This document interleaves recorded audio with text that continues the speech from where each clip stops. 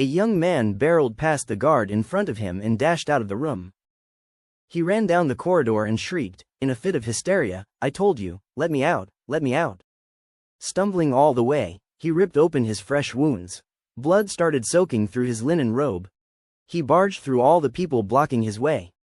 However, as he passed by Fang Hao, his pupils dilated abruptly and he staggered, falling to the ground. Fang Hao tried to step forward to help, but was blocked by Angia, who shielded him behind her. The young man, drained of energy, looked at Fang Hao and said, "They are coming after us, those maniacs, get out of here, hide quickly." "Who are they you're talking about?" Fang Hao asked. "Them, get moving, they're all madmen, they kill, they kill." The man's speech was incoherent. When Fang Hao asked who they were, his eyes were full of fear. "Who are they? What did they ask when they captured you?" The man was still gripped by panic, his gaze was vacillating, looking around surreptitiously. He kept repeating words like escape, "They are devils, they are lunatics." At this moment, the guards from behind caught up. They helped the man up and took him back to the room he was in before. Under the guards' orders, the gathering crowd quickly dispersed. The corridor grew quiet again. Only Fang Hao, Angia, and the old, crone-like priest were left. "What happened to that man just now?" Fang Hao asked the old woman. The old woman eyed Fang Hao and said slowly, "He's a patient sent from the city lord. It seems he's involved in some violent incidents, but I'm not sure of the details. We in the temple only look after their treatment." "So, he's not in a lethal condition?" Fang Hao followed the old woman, walking ahead. "His life is not in danger, he's just been shocked and needs some time for recovery," the old woman replied. Fang Hao nodded slightly, deciding not to ask further. Last night he saw 5 bodies, perhaps he knows more than the old woman does. This was not a simple case of violence. But someone was capturing transmigrators to interrogate and murder them. The old woman assigned some assistant priests. She took Fang Hao for a tour around the temple. Soon, the temple staff's number and uniform style were also delivered. Temple uniforms always have specific religious symbols, but they do not fall within the category of equipment blueprints. They cannot be mass-produced and need tailors for processing. By the time they left the temple, it was already 3 o'clock in the afternoon.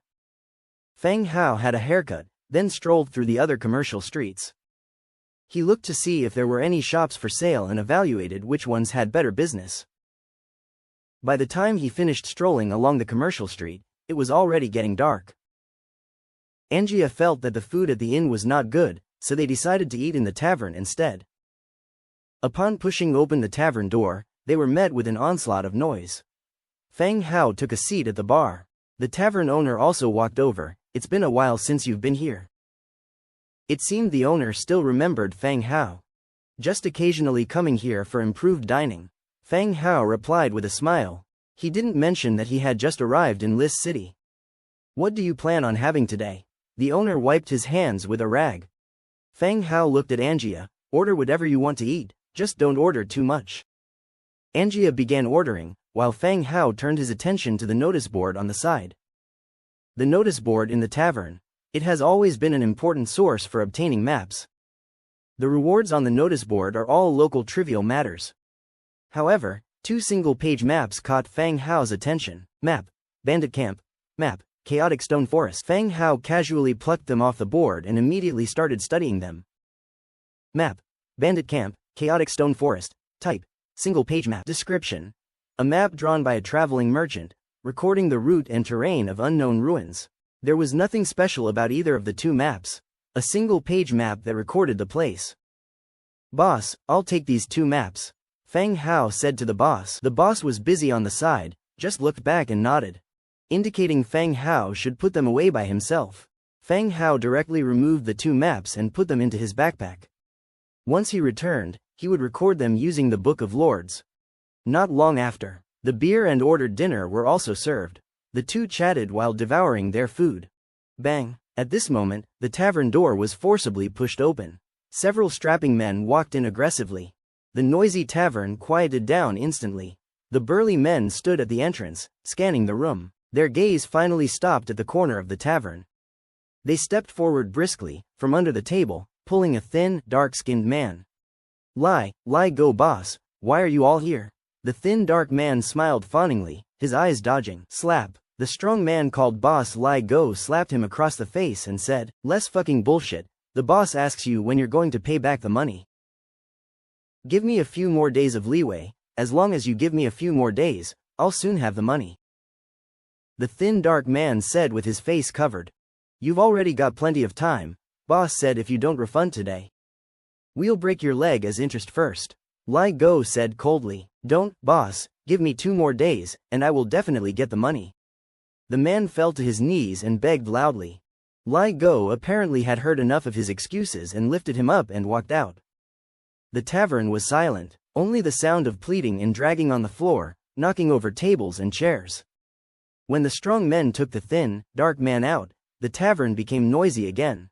Everyone acted as if nothing had happened, the drinkers drank, and the braggers bragged.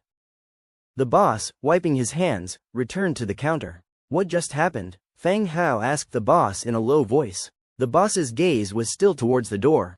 "This guy likes to gamble, but he's very lucky. Every time he leaves the city, he can pick up a not-so-small gemstone, sell it to the jewelry shop, and take the money to gamble." Pick up gems? Where did he pick them up?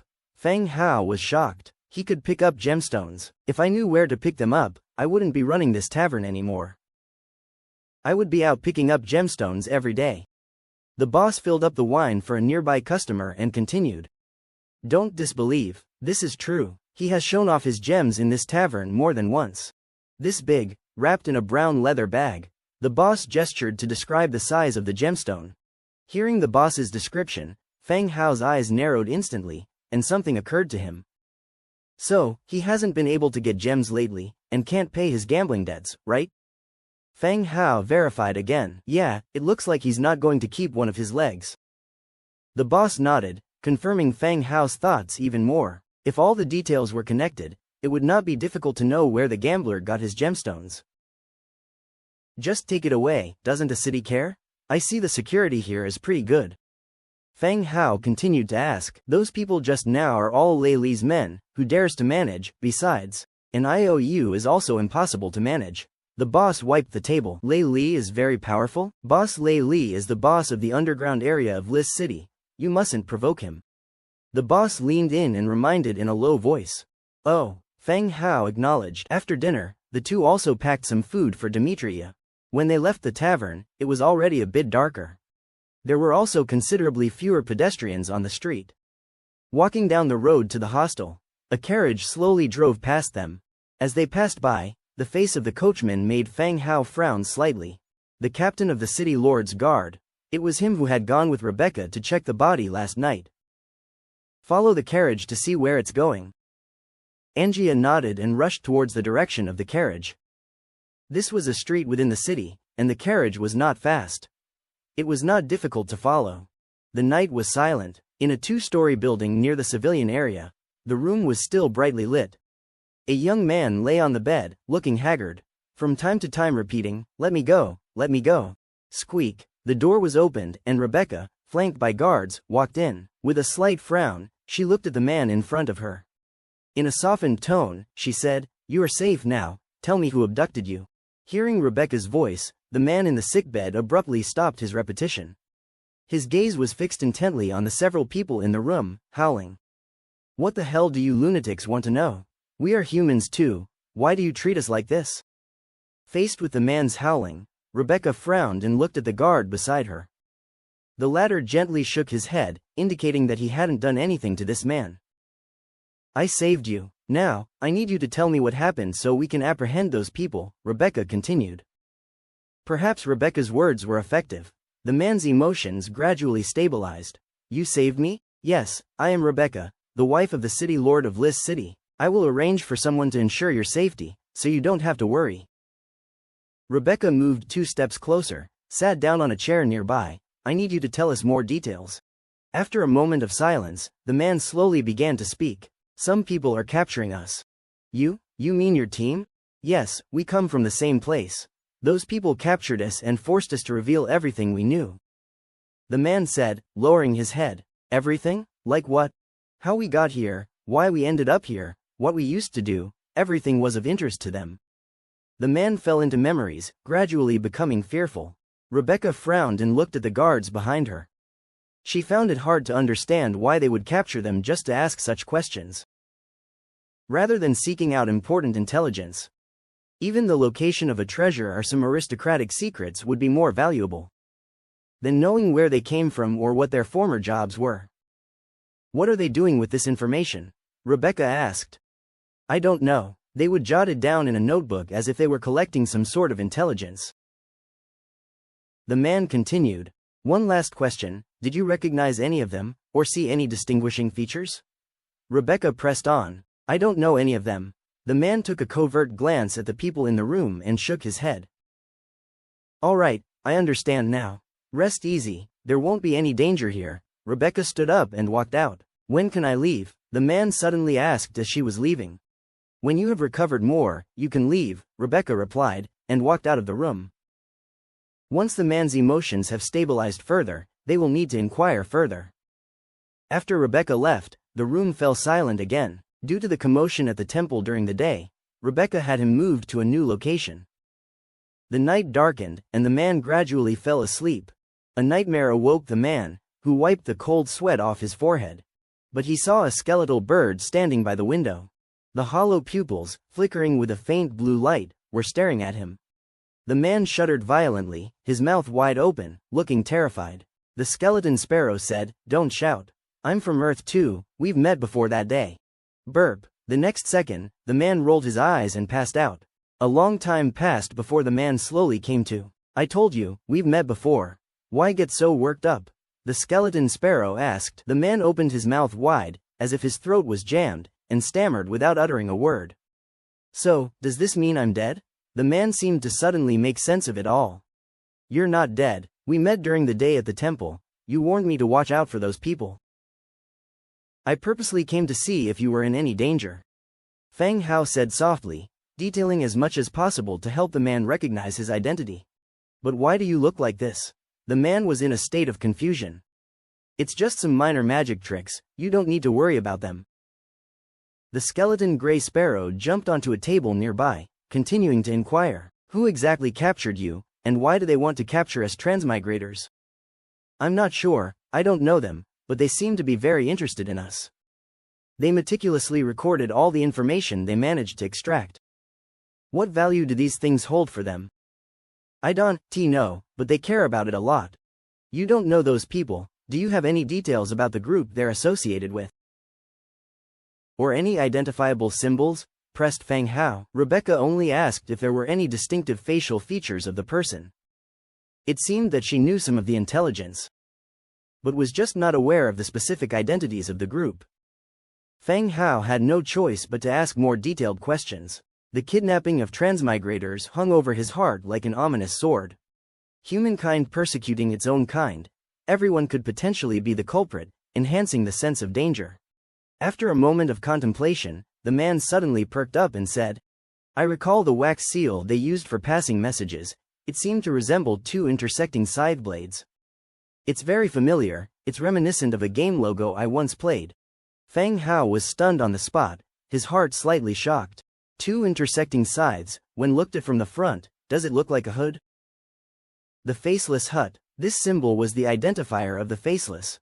That said, there were two possible interpretations. Someone may have posted a task through the faceless hut, with the intention to collect information about transmigrators. Alternatively, the faceless themselves might be thinking that transmigrators have information worth mining. Hence they're gathering it. Yes, indeed, do you know them? Are you familiar with them? The man appeared somewhat thrilled. I don't know them personally, but I've heard of them. Fang Hao paced back and forth. Isn't there any way to track them down? I previously used the Book of Lords to seek help from my friend. Passing two photographs which might hold some clues, the man suddenly remembered. Where is your Book of Lords? It was taken by them long ago, but I've sent it to my friend. His name is Gao Lin, the man mentioned. Okay, and you were saying, you are? Ren Jun. Just as Fang Hao was about to ask further, noises from outside the room interrupted him. Who are you talking to? Fang Hao immediately flew back to the windowsill, instructed. You can relax now, Rebecca will ensure your safety. After you get out, do not go back to your territory. Head to the enjoyable hotpot restaurant. I will arrange for someone to rendezvous with you there. Following his words, the skeleton gray sparrow flew off out the window, disappearing into the night sky. Click. The door was slightly ajar. 2 guards popped their heads in to take a peek. Who were you talking to? The guards entered the room, igniting the candle that was off to one side. The man was sitting on his bed, staring blankly out the window in silence. I didn't say anything. How did you hear me talking? Was I talking in my sleep? Once the guards had completed a full scan of the room without discovering any sign of others. One of them muttered to himself, haunted by what had just happened. They then shut the door behind them and left. The room was once again engulfed in darkness. The man was gazing at the window, in the direction where the skeleton gray sparrow had flown off to. From the regional channel, only one person could open a hotpot restaurant. The next morning arrived. Feng Hao and his associates woke up early. They opened the city gates and rode a swift purple-scaled horse to leave Lis City. They switched to the Bone Dragon at Grey Bear's stronghold. By 5 p.m., the trio returned to their territory. As they arrived at the Lord's mansion, they saw a skeletal hero waiting for them. Seated upright in silence on a long bench, Black Sword, it's an honor to meet you, Lord. The skeletal hero kneeled on one knee and spoke.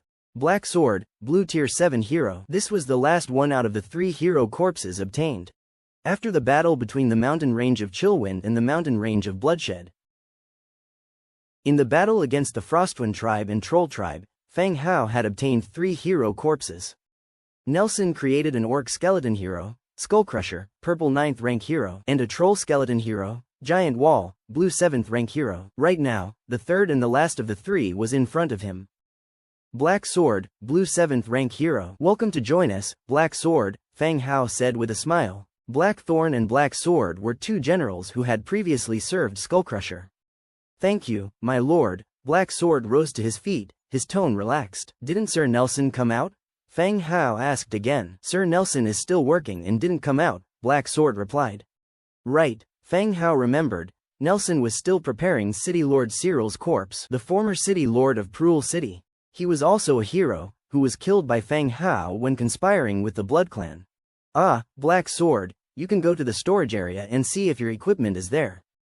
If not, pick some useful ones, said Feng Hao. These heroes had their equipment when they were alive. Much of it would be left undisturbed in storage. But who knows, if they were severely damaged. The blacksmith might have melted them directly into iron blocks. Yes, my lord, Black Sword agreed and turned to walk towards the storage area. Feng Hao opened the hero attributes to check. Black Sword, blue 7th rank hero. Faction: Undead. Template: blue. Race traits: Undead, Hollow Skeleton, Weakness to Light. Legion talents: Insensitivity to Pain, Infantry Commander, Sword and Shield Instructor. Skills: Pain Slash, Toughness, Slamming, Furious Slash. Innate skills: Advanced Tactical Mastery, Advanced Shield Mastery, Advanced Command Mastery, Advanced One-Handed Weapon Mastery. Insensitivity to Pain: for every 15% reduction in health, the morale of the troops led by this unit will increase by plus 50%, and attack power plus 5%. Infantry Commander: attack power of infantry troops increases by 8%. Sword and Shield Instructor: all attributes of sword and shield units increase by 5%. Pain Slash: active, strike the target heavily, causing severe bleeding injury. The wound ignores any healing effects for a certain period, including but not limited to healing magic, bandaging, and healing potions. Toughness: passive, when the unit's health goes below 35%, the skill cost is reduced by 50%. Slamming: active, bash the enemy with the shield, causing 50% damage, with a chance to stun. Furious Slash: active, swing the sword in a furious slash, causing 75% additional damage. Description: a product of the immortal corpse which, not recognized by the god of Undead, this hero cannot level up or advance. A modest infantry template. It has no particularly outstanding features, but no major weaknesses either. Among the Legion skills, insensitivity to pain is relatively good. For every 15% reduction in the health of the troops under his command, their morale would increase by 50%, and attack power by 5%. While it wouldn't be too significant for a single battle, it could very well mean the difference between victory and defeat. An increase in morale by 50% signifies that this troop will never collapse and run away due to morale, as long as they participate in combat. But most of the soldiers in his territory were undead creatures who had no concept of morale. It's a useful skill, but not greatly useful in his case. The remaining skills were all damage-boosting skills, nothing special. Before long, Black Sword returned. He was wearing a suit of metal armor, and in his hand was a black sword and shield. Fang Hao instructed him to find Giant Wall first, and planned to assign him tasks later. Entering the Lord's mansion, Era was preparing dinner. Fang Hao sat down, and a maid brought fruit wine. After resting for a while, he directly opened the Book of Lords and typed Gao Ellen in the name search bar. Survivor Ren Jun secretly took photos using the Book of Lords and sent them to his friend, named Gao Lin. Confirm the search. The next moment, more than 100 people named Gao Lin appeared. This left Fang Hao stumped. He had overlooked the problem of people having the same name. It wasn't a good idea to question each person individually. And he also had a limited number of times he could use the chat function.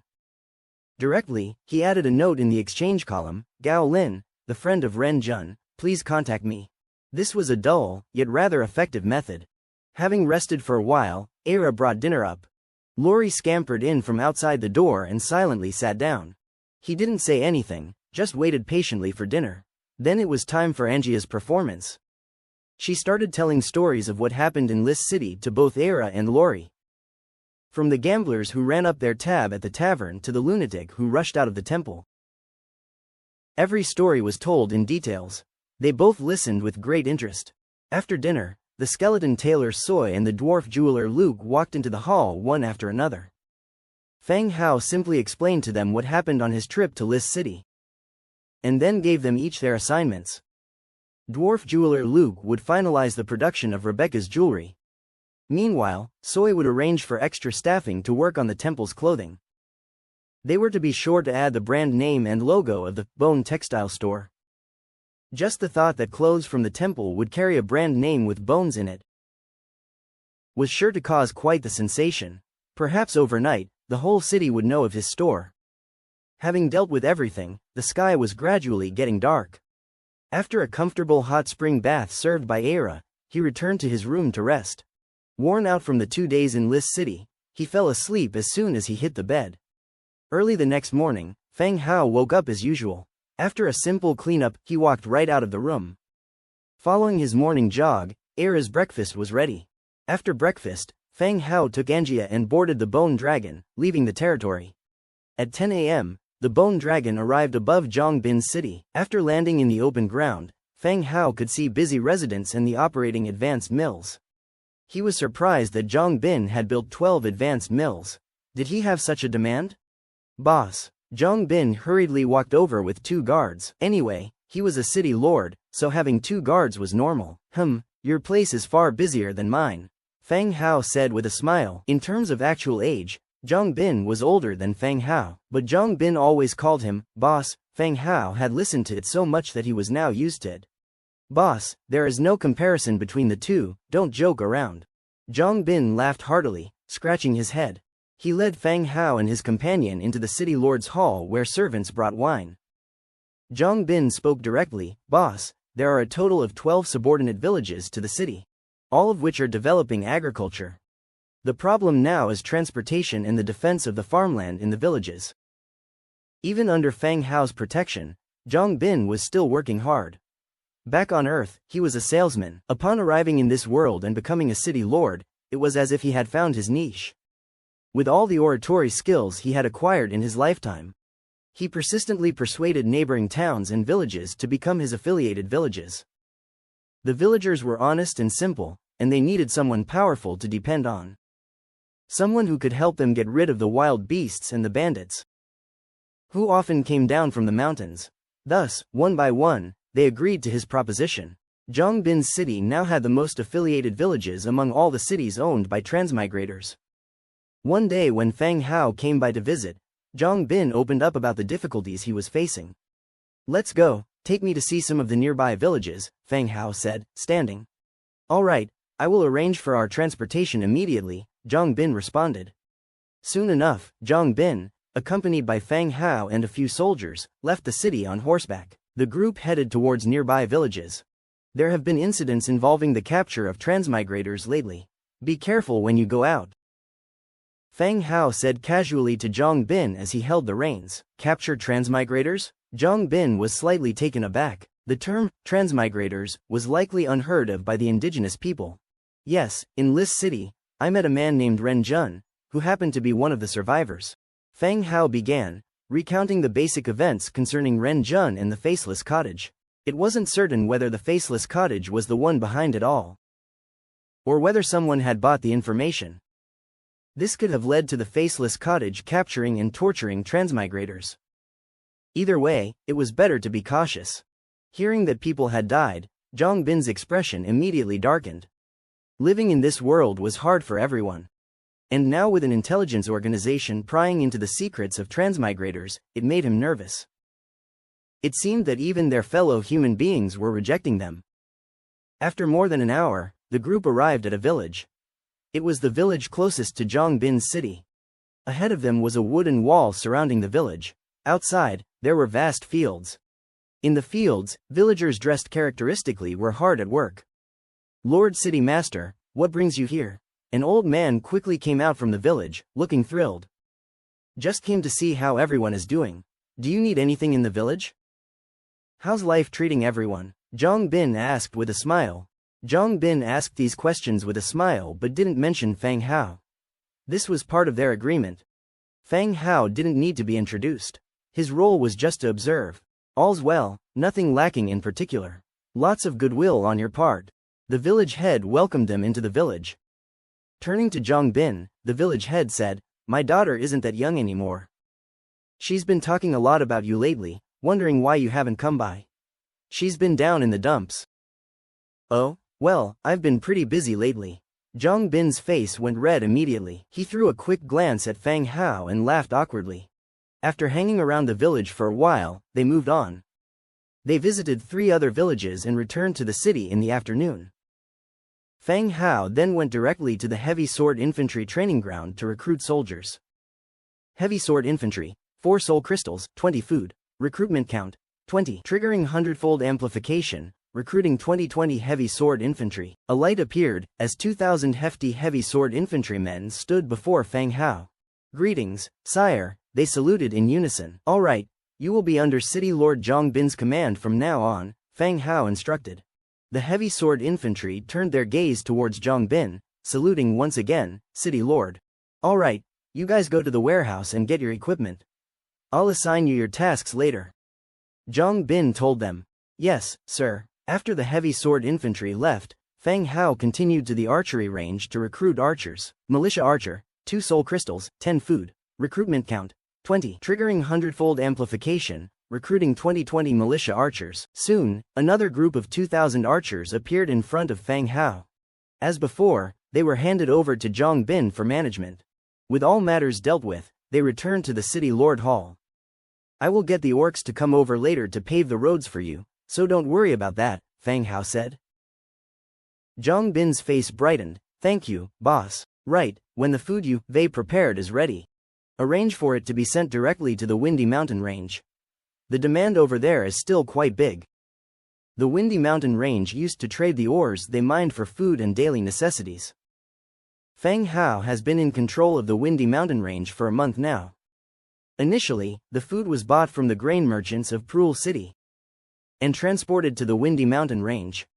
Now that Zhang Bin's production has stabilized, and Tavik has become the city lord of Prul City, gradually, their own production began to meet the food needs of the Windy Mountain Range. But the cooperation with the grain merchant continues. "Got it, boss," Zhang Bin confirmed confidently. "Also, come up with a way to make the villagers accept the undead. They can help with development." "Oh, all right, I'll think of something." After chatting with Zhang Bin for a while and handling all the matters, Fang Hao returned to his territory on the Bone Dragon with Angia. After dinner, as night fell, Aira assisted him into the hot springs, and he enjoyed the enveloping warmth.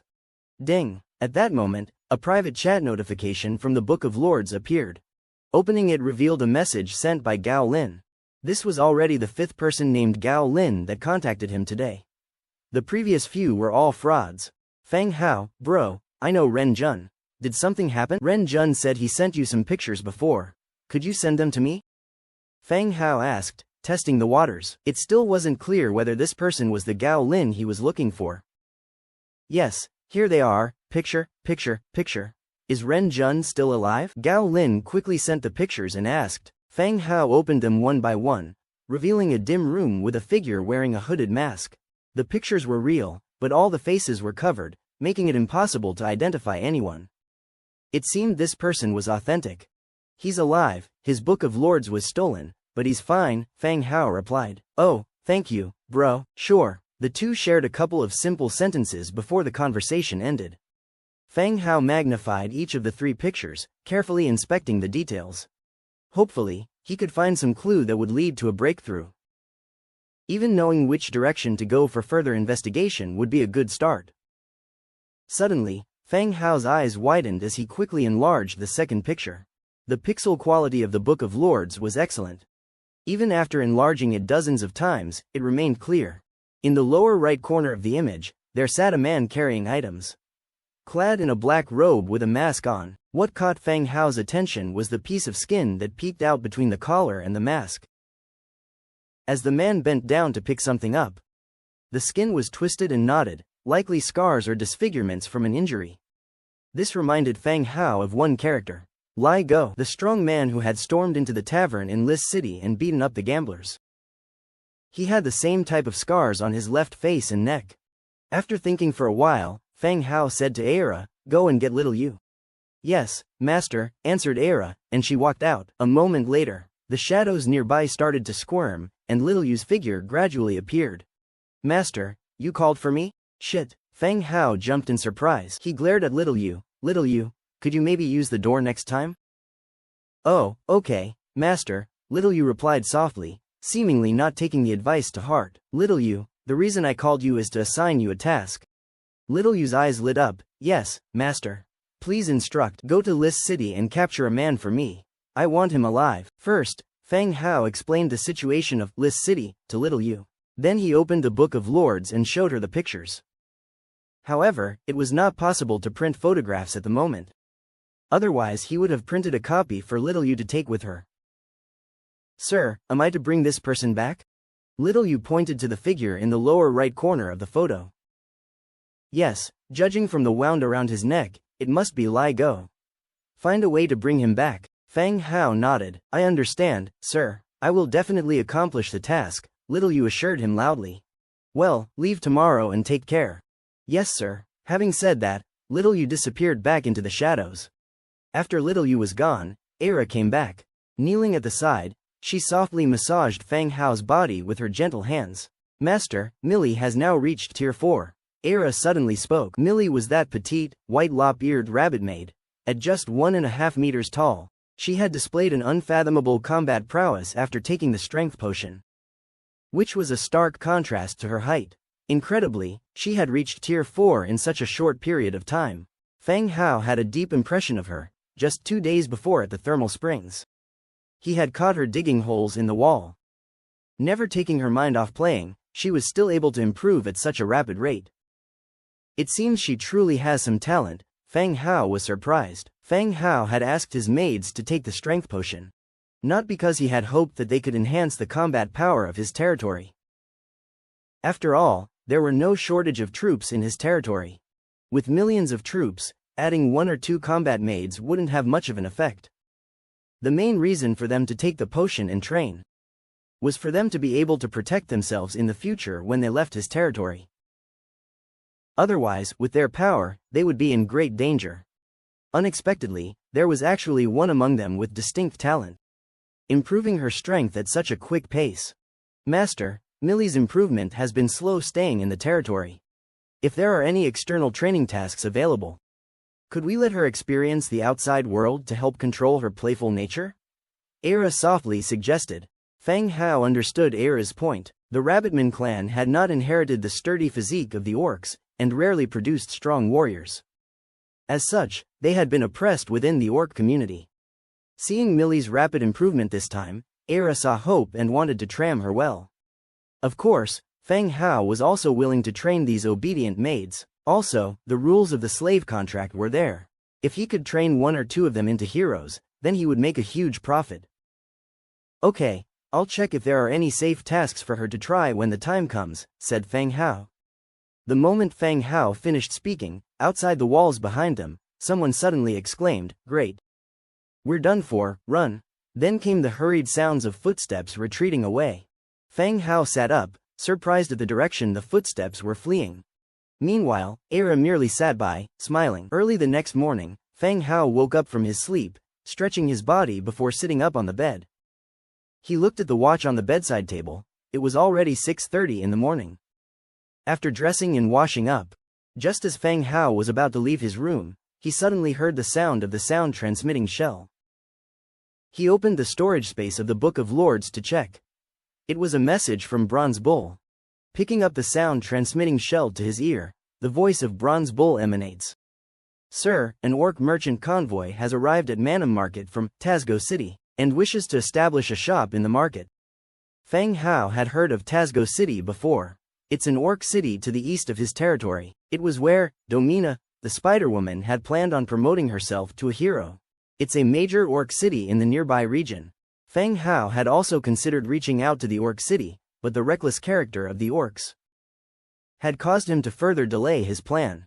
Unbeknownst to him, the other party's merchant team had already arrived at Manam Market and started doing business on his territory.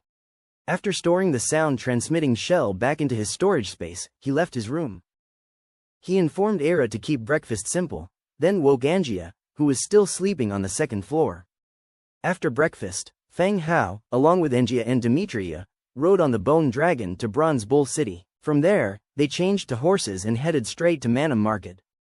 Upon arrival at the chieftain's hall, one could see a large carriage parked outside, pulled not by horses, but by two rhinoceros of elephantine size. The giant rhinos were quite docile and stood peacefully, while a Tauren guard was preparing fodder for them.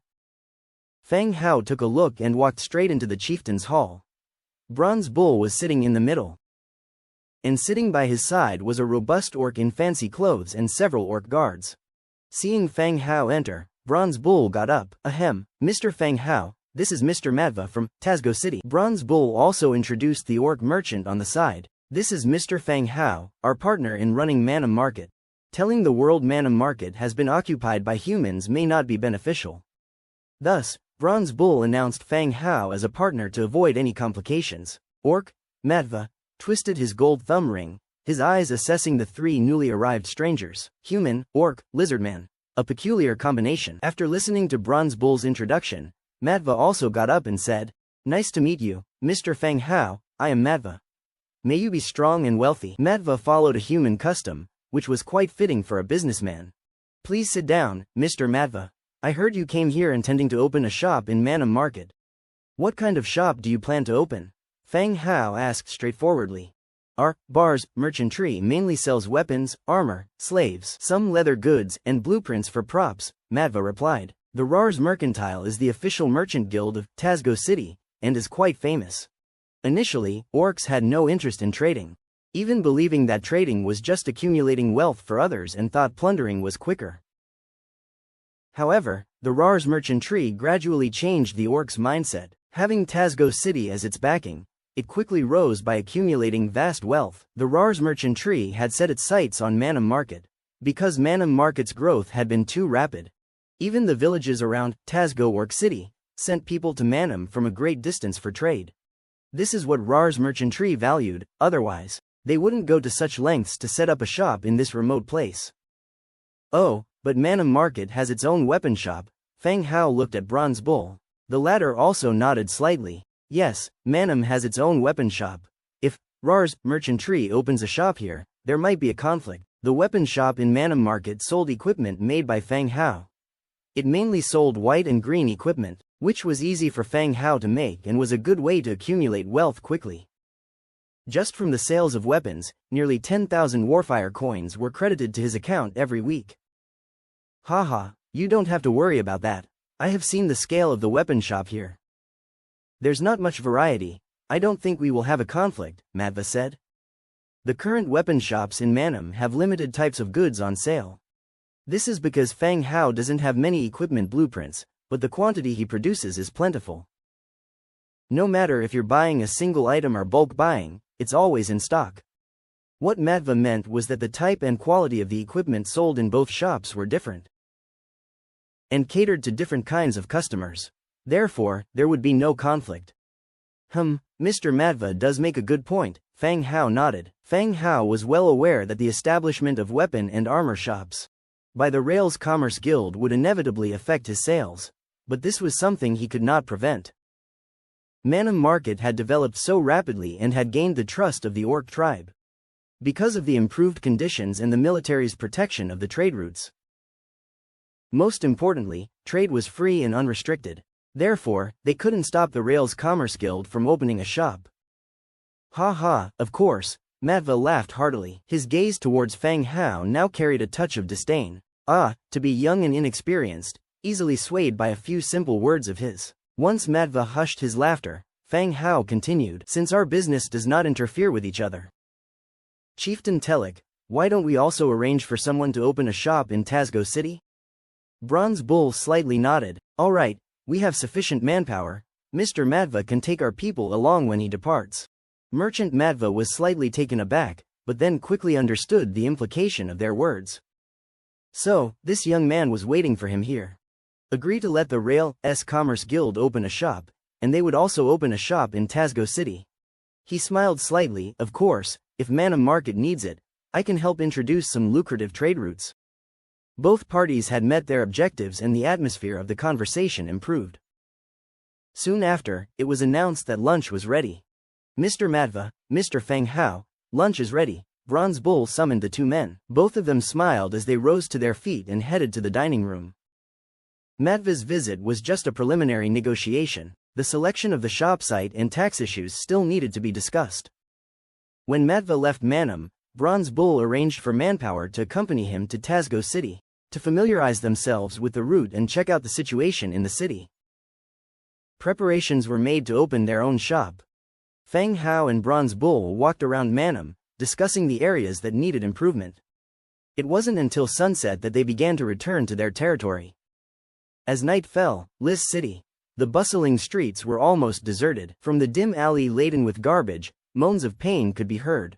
In a damp corner, a slender man leaned against the wall. Aside from the bruises on his face, his left leg was twisted out of shape, apparently broken.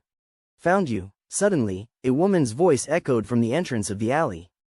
Just from her voice, one could tell that this woman was beautiful. Even more so than the women selling their company at the street corners. The woman slowly approached, squatting down in front of the man. Seems like you're not dead yet. The man weakly lifted his head, but due to the dimness, he couldn't see the woman's face, only her attractive silhouette. He did not pay any attention to the woman, who was possibly some young miss from a noble family, coming to mock him for her amusement. I need your help with something. If you do well, this will be yours. One to get you healed at the temple, the other 99 can keep you fed and watered for quite some time. The woman drew out a purse, shaking it in her hand. The sound of gold coins clinking together was sharp and melodious. The man's eyes flew open, staring intently at the purse in the woman's hand. A woman coming here with so much money, not a smart decision, the man rasped. His previously weak body surged forward, pouncing on her like a wild beast. Thump! With a thud, the man was sent flying backward, crashing into the pile of garbage again. The pain from his injured left leg made him howl in agony. Swoosh! The next instant, the woman had a sharp rapier pressed against his mouth, silencing his screams. Well, do you want to earn this money or not? Wait another 3 days, and your leg will be useless forever. The woman continued. The man's pupils dilated, and he nodded slightly. The woman put away her rapier, and the man slid slowly down the wall, collapsing on the ground. What do you want me to do? The man asked hoarsely. I need you to help me get someone out of the city. Who? The man continued, guessing if it was a play of an affair between the nobles, where the husband kidnaps his lover. An old friend of yours, Lai Go. At these words, the man's body shuddered violently. His leg had been broken by Lai Go just 2 days ago, and he did not dare to provoke that death god again. Besides, he still owed him money, with interest upon interest. He could not afford to pay it back. What, are you scared? The woman asked. Are you crazy? That's Lai Go. Why provoke him? The man shouted. Just lure him out, and you don't have to worry about the rest. With this money, you can live a good life in a village. The woman pulled out a dozen warfire coins and dangled them in front of the man. The man fell silent, his heart wavering. The debt he owed, he could never repay in a lifetime. If he could get this money, leaving here might be a good idea. After a moment of silence, the man lifted his head. Where should I lead him? It can't be too far. The woman smiled, of course. The next day, after a simple morning run, Fang Hao sat on the stone steps and opened the Book of Lords. He looked at the 2 maps he obtained from the tavern 2 days ago. Map: Bandit Camp. Map: Chaotic Stone Forest. Both maps are south of Prul City. Compared to the nearer Grey Bear's stronghold, Fang Hao returned to his room, directly used God's presence. The next moment, he appeared right on the skeleton Grey Sparrow, in Grey Bear's stronghold. The view was clear, still Grey Bear's bedroom.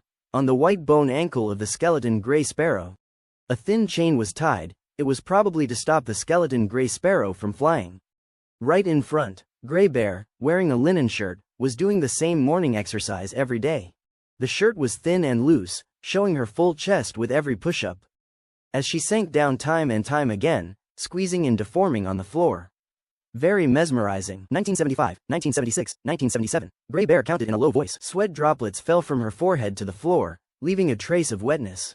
If only Millie could be half as hardworking as Grey Bear. Grey Bear, Fang Hao called out. The gaze of Grey Bear hardened, and she looked up towards the skeleton Grey Sparrow on the bedside. Lord Fang Hao, is it you? Grey Bear sat up. Skeleton Grey Sparrow nodded, and continued to say, get ready, I will bring some soldiers over later. Is there a mission? Grey Bear inquired. To the southeast of your stronghold, there is a chaotic stone forest and a bandit camp. Do you know these 2 places? Fang Hao asked. Grey Bear frowned in thought for a moment, then shook her head. Lord, it is very chaotic around here. The original camps were eradicated by the List City army. I'm not sure who owns the new ones, and I have never heard of the chaotic stone forest before. I can arrange for someone to investigate right away. No need for that, just get ready, I'll bring people over later. Fang Hao instructed before the soul fire in skeleton Grey Sparrow's pupils extinguished. Grey Bear stood up, wiping the sweat oozing from her wheat-colored skin. Taking off her loose shirt, she used a strip of cloth to bind her breasts tightly. The corner of her mouth couldn't help but form a smile. Someone's about to be unlucky. She didn't know which group the bandit camp belonged to. But if Fang Hao had his sights on it, they were in for a bad time. After dressing and putting on her armor, she walked out of the room. 10 o'clock in the morning. 10 bone dragons, loaded with skeleton soldiers, landed in the territory of the Grey Bear. The Grey Bear led the backbone of the camp to welcome them. Curiously peering at the back of the bone dragon, Fang Hao and the lizard men did not appear. Instead, on the dragon's back, were Angia and a skeleton hero holding a black sword and shield. Miss Angia, are you leading the team this time? The Grey Bear said respectfully. Angia supported herself with one hand and jumped down from the back of the bone dragon. Fang Hao is in command, he just didn't come. Oh, the Grey Bear responded subconsciously. How can someone who didn't come command us? Immediately after, Angia opened her backpack. A skeleton sparrow engulfed in blue soul fire flew to Angia's shoulder. It looked at the Grey Bear. How are the preparations? The skeleton sparrow spoke up. The Grey Bear immediately understood what she meant by command. He immediately replied, Sir, everything is ready, we can set off at any time. Outside the stronghold, torches, ropes, and handcarts were ready, along with close to 100 of his men. Ready to set off at any time. Fang Hao nodded. Grey Bear, a former bandit, was efficient in his actions. He informed the Grey Bear of the location of the chaotic stone forest. And the 2 groups began to act separately. Grey Bear led his men to go first, while Fang Hao and his team would organize all the handcarts and tools they brought to be carried by the bone dragons. After the tasks were assigned, the Grey Bear and his men set off from the stronghold in full strength. They pushed straight through the dense forest towards the target location. Boss, did you ever go to the territory of the Lord? I heard it's awesome. Several times better than even Prul City. A small fry kept walking, talking. The Grey Bear gave him a look. Who told you that? I heard it when Miss Winnie was talking to the bartender. She said the living conditions are good, the environment is good. There are even hot springs that can whiten skin, everything over there just sounds perfect. The small fry replied. A few days ago, the Grey Bear and his men escorted Winnie and others to List City. Single quote. Although they traveled together, there was virtually no interaction between them. Gray Bear and Winnie, apart from work needs, basically stayed with their own teams. I haven't been there, but the place is full of undead. How could the environment possibly be good? Gray Bear stated his speculation. The boss has a point, it's full of undead. How could the environment be good? Another one chimed in. What's wrong with undead? It's not like you have to sleep with them. What does it have to do with the environment? How could the environment where the undead live be the same as where humans live? Who told you that the Lord lives with the undead? Humans can live in the city while undead live in caves, right? The two pushed forward, their words getting increasingly heated. It seemed like they were on the verge of coming to blows. Whoosh! Suddenly, an arrow precisely hit the ground at the Gray Bear's feet. The arrow impacted the ground, its shaft trembling. Everyone instantly stopped, scattered around, and hid behind the massive trees. I don't know who's ahead, but I'm Gray Bear passing by. Please let us pass. Gray Bear leaned against the large tree and said loudly. At the same time, he peeked from behind the tree towards what lay ahead. He could see 3 archers in the trees. There were also some people in the bushes below. So it's Gray Bear. Look at this. It seems like family doesn't recognize family. A boisterous laughter sounded as a man, clad in iron armor and leather boots, stepped out. From the looks of his attire, he was similar to a bandit or a robber, wearing a hodgepodge of equipment. A few more fully equipped men followed the man. Who are you? Gray Bear didn't come out, but asked vigilantly. I am Momu. Our stronghold has been destroyed, and I have formed a group with some of the brothers who were left without a place to go, said Momu loudly, thumping his chest as he spoke. That's the way with bandits. If they're wiped out, they regroup. If one boss falls today, a new one will spring up tomorrow. As long as they can recruit a dozen or so followers, they dare to declare themselves boss.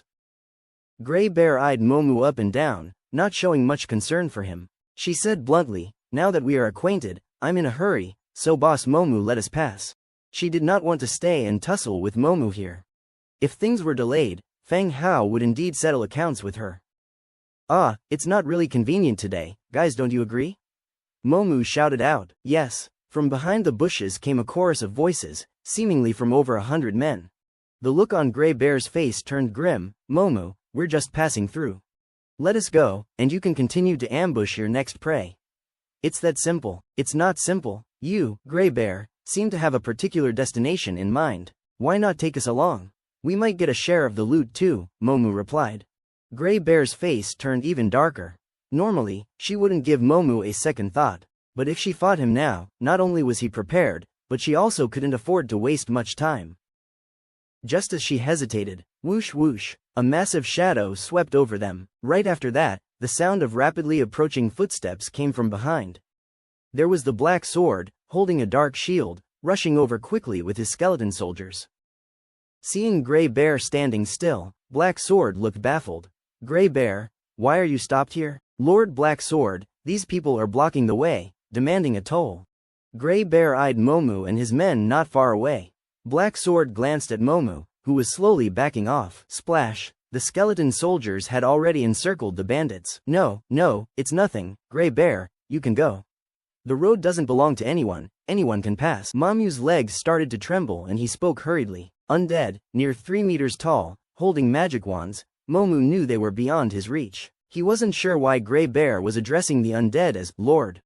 But he did know that his recently regrouped group was no match for these creatures.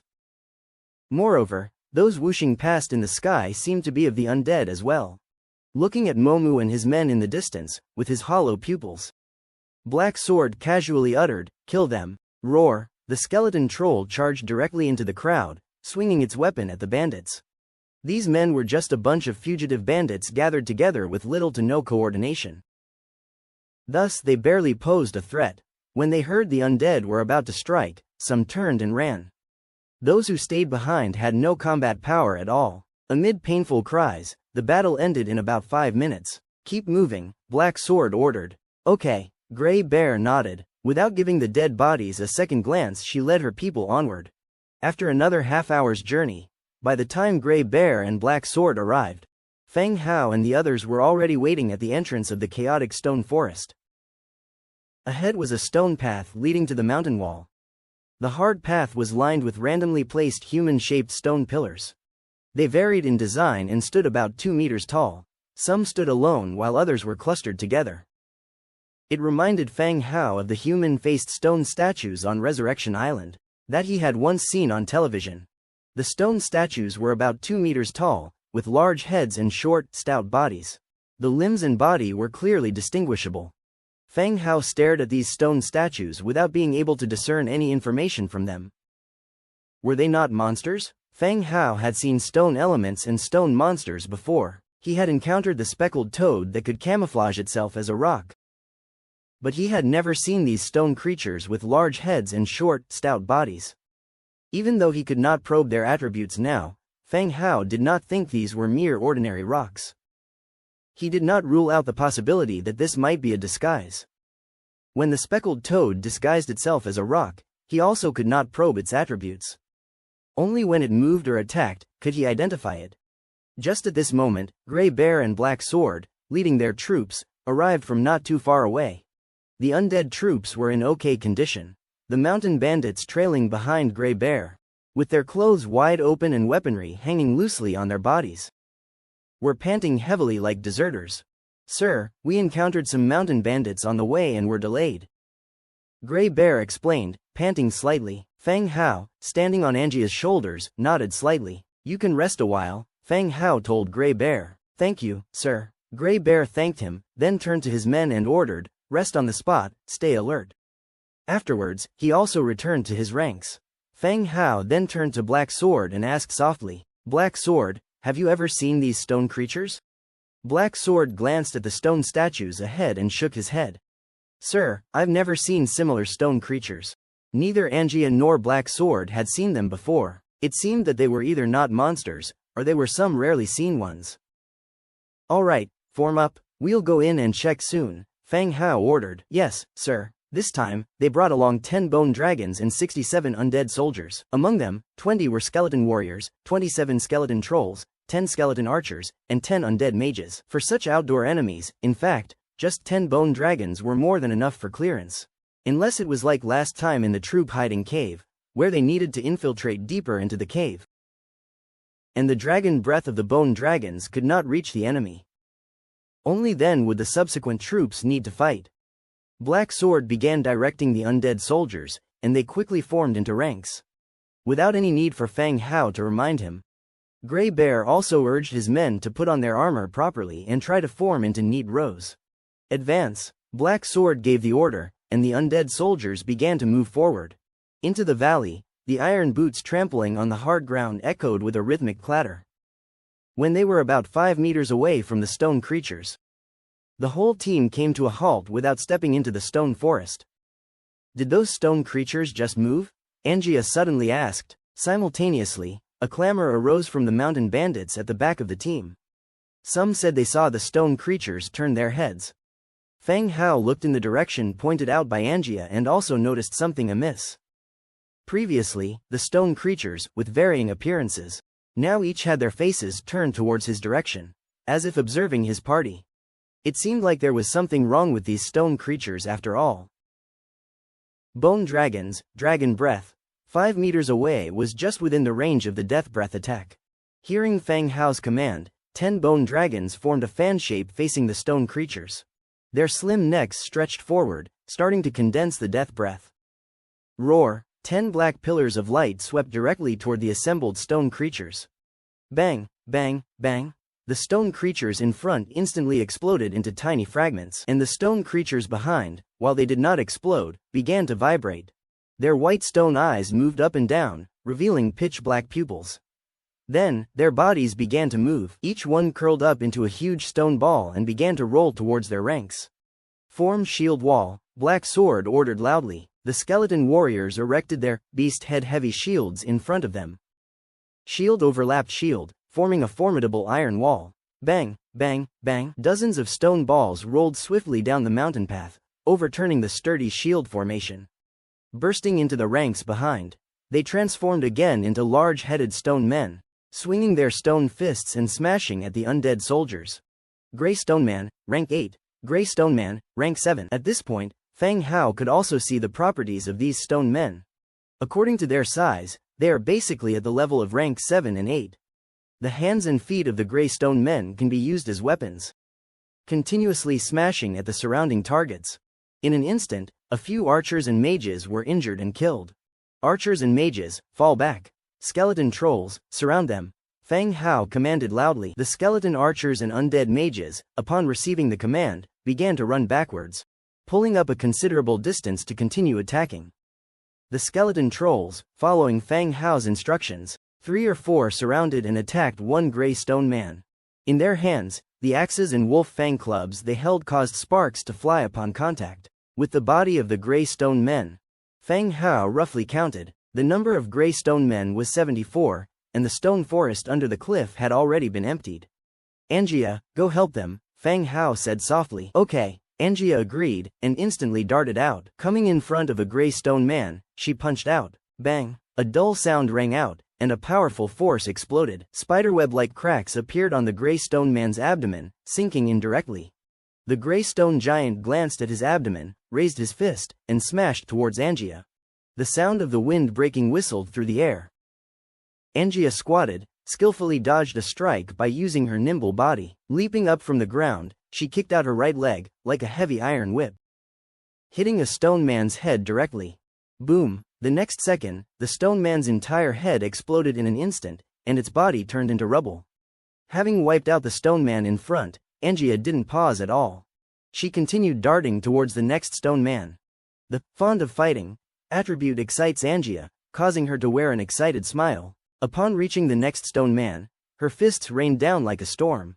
Bang, bang, bang. The stone man's body quickly exploded, forming pits. A sweeping kick severed the stone man's legs, causing the body to lean forward and fall. Angia seized the opportunity, quickly turning her body around with an elbow strike, shattering the stone man's head once again.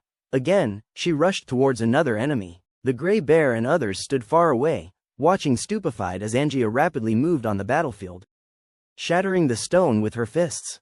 They could not help but swallow. In their opinion, among the guards by Feng Hao, this orc girl should be the weakest.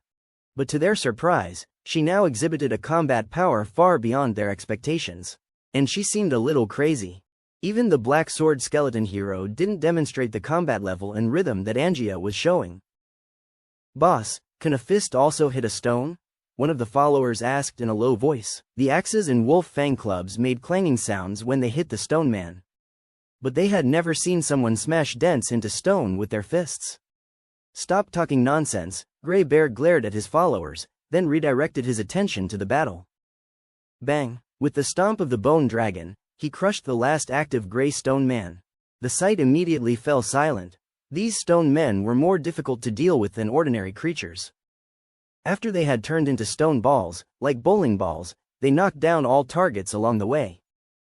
If these stone balls could be recruited, that would be a good way to break through the enemy formations. Clean up the battlefield, Black Sword ordered, and the undead soldiers began to act. They collected the items dropped by the gray stone men and the equipment of their fallen comrades. My lord, these are the items dropped by the stone people. Black Sword respectfully brought them over. Trace of the Earth 22, Trace of Combat 15, Essence of Destruction 5, Abyss Essence 3. The gray stone man and the stone element are similar. After death, they drop some rare materials. The value of these materials is much higher than ordinary equipment.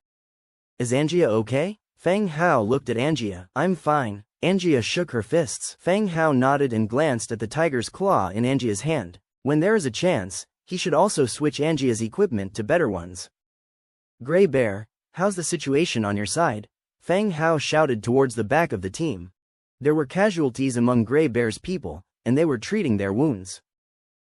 My lord, it's not a big problem, a few people are injured. Grey Bear said loudly. The main combat was done by the undead troops and Angia, so these bandits only assisted.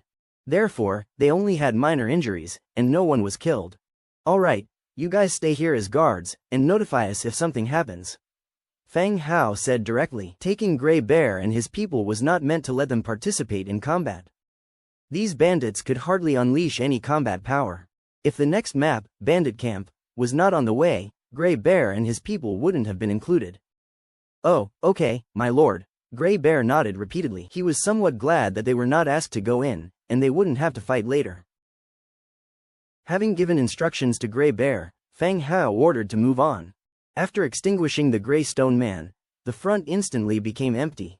They crossed the area where the Grey Stone Man was. The large team trampled the ground and continued forward. Upon reaching the mountain wall, they could see strange symbols, or rather, characters, carved on it. As a transmigrator, Fang Hao should be able to understand most of the characters of various races in this world, but he couldn't recognize any characters on the wall. It might be just some special symbols, or these characters may not belong here. Walking along the mountain wall, the symbols gradually transformed into bas-reliefs, depicting some kind of ceremony, even if some places had been worn out and even become indistinguishable. From what was preserved, it was still recognizable that living creatures were offering tributes and conducting some grand ceremony. The last scene of the bas-relief was that the ceremony was successful. A god with large wings was summoned. The bas-relief was a bit rough, only a humanoid figure with large wings could be identified. Fang Hao, if those stone people turned into stone balls and rolled down here, wouldn't they knock us all over? Angia looked at the narrowing path and imagined. Whose side are you on? Fang Hao said unhappily. This was regretting that the stone people hadn't utilized their potential, right? Hee, those stone people are a bit dumb, but they're quite cute. You fought the hardest against them, but you still say they're cute. Fang Hao and Angia chatted quietly. The team continued to move forward. At the end of the bas-relief, there was no more path to go forward. Instead, a square hole neatly chiseled appeared. It looked like a door frame, or the entrance to a tomb passage. You wait outside, and I'll take 2 people in to check, Fang Hao said directly. He chose a few skeleton warriors and was about to enter the cave. As soon as one foot stepped in, a shout came from behind. Fang Hao, something happened behind. Everyone turned around and saw Grey Bear was walking over quickly. He said to the black sword next to him. Fang Hao, more of those stone people have appeared behind, you go and check. Hearing Grey Bear's words, everyone was stunned. Grey Bear, are you talking to me? Black Sword asked in confusion. On the contrary, Fang Hao ordered directly. Kill her. Crash. The first to act were the skeleton warriors around. They lifted their swords and slashed at Grey Bear. Grey Bear quickly dodged with wide eyes, looking at a skeleton bird that can talk, startled. Swipe. Black Sword also acted instantly, drawing a slender cut on Grey Bear's chest with his black longsword. Instead of blood, a thick black sludge flowed from the wound. Seeing that blood didn't flow from the wound, everyone was even more certain that the person in front of them was not Grey Bear. Kill her, quickly, Fang Hao urged again. The skeletons surrounded Grey Bear and started attacking. The shape-shifting enemy, it seemed, did not have high attack power, and its combat power was only at the level of level 7 or 8 troops. Being surrounded by undead skeletons, the enemy was quickly killed. It transformed into a black human-like corpse without facial features. And then the corpse slowly melted and disappeared. Shape-shifter monster, level 3. Before death, Fang Hao saw its name. It was called the shape-shifter monster. The biggest feature should be changing into the appearance of the enemy to confound them. But its rank was not high, and its combat power was also average. It didn't last long under the siege of the undead skeletons and died directly. What kind of monster was that? Angia came back and asked softly. It's called a shape-shifter monster, it can mimic people. Fang Hao replied softly. When it transformed into Grey Bear, the attributes that Fang Hao saw were also Grey Bear's. This can be said to be very powerful. Whoever has this ability will not fear being recognized when stealing things in the future. Black Sword, bring Grey Bear and his people here. It seems we've encountered enemies good at disguising. Fang Hao ordered. Yes, my lord. Black Sword left with a few skeleton soldiers. Fortunately, there was only one such shape-shifting enemy. And just now, the flaw was very apparent. It actually mistook Black Sword for Fang Hao, and Grey Bear himself never called Fang Hao by his real name. After a while, Grey Bear and his underlings were brought over. My lord, what happened? Grey Bear asked curiously. Nothing, we found an enemy that's good at changing into others, be careful. Fang Hao said. Oh, okay, my lord.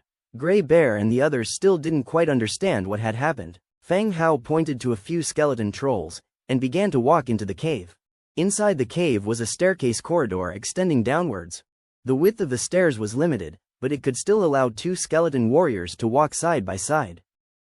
The corridor had been reinforced, the walls along the way were also engraved with similar bas-reliefs. Along the way, there was a carved-out room in front. The scene in the room caused the soul fire in Fang Hao to tremble. The rectangular room of about 20 square meters was surrounded by walls made of skulls. A demonic room. This was identical to the room under the well in the village. Equally gloomy and terrifying, it was just like stepping into purgatory.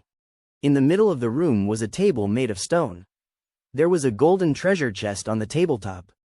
Go check if there's danger, Fang Hao said. A skeleton warrior walked into the room and circled it, then brought the golden treasure chest out directly. The skeleton warrior swaggered out. No danger or surprises occurred. If the guardian of the demon room in the well last time was a mud monster, then the guardian of this room should be the shape-shifter monster we just met. It could be said that the characteristics of the shape-shifter monster are even more dangerous than the mud monster. It can take on the appearance of a companion, disrupting your thinking. Just imagine your trusted partner being your enemy. What a terrifying thing that would be. That shape-shifter monster just now must have heard someone shouting Fang Hao's name and mistaken the black sword for Fang Hao. It was thus easily exposed by everyone, seeing the skeleton warrior come out smoothly with the treasure chest. Without triggering any danger or mechanisms, Fang Hao flapped his wings and flew into the room. Last time, he obtained pages from the Book of Demons in the demon's room. He wondered if he would find any this time. He carefully searched all the objects in the room.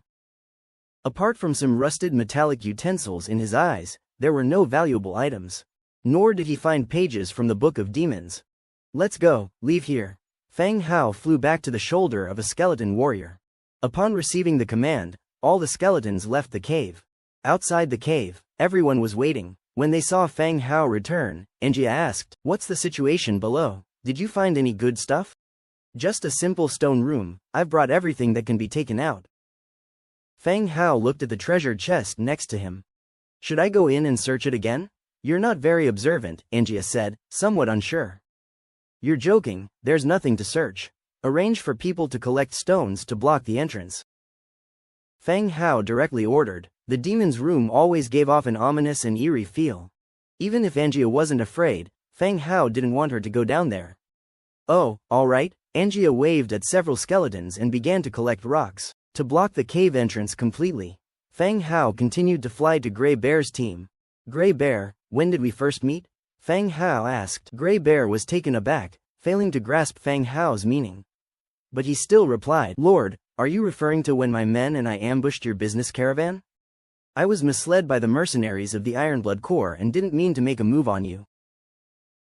"Indeed, Grey Bear, gather your men, interrogate them one by one with Black Sword, to prevent any remaining shape-shifter monster."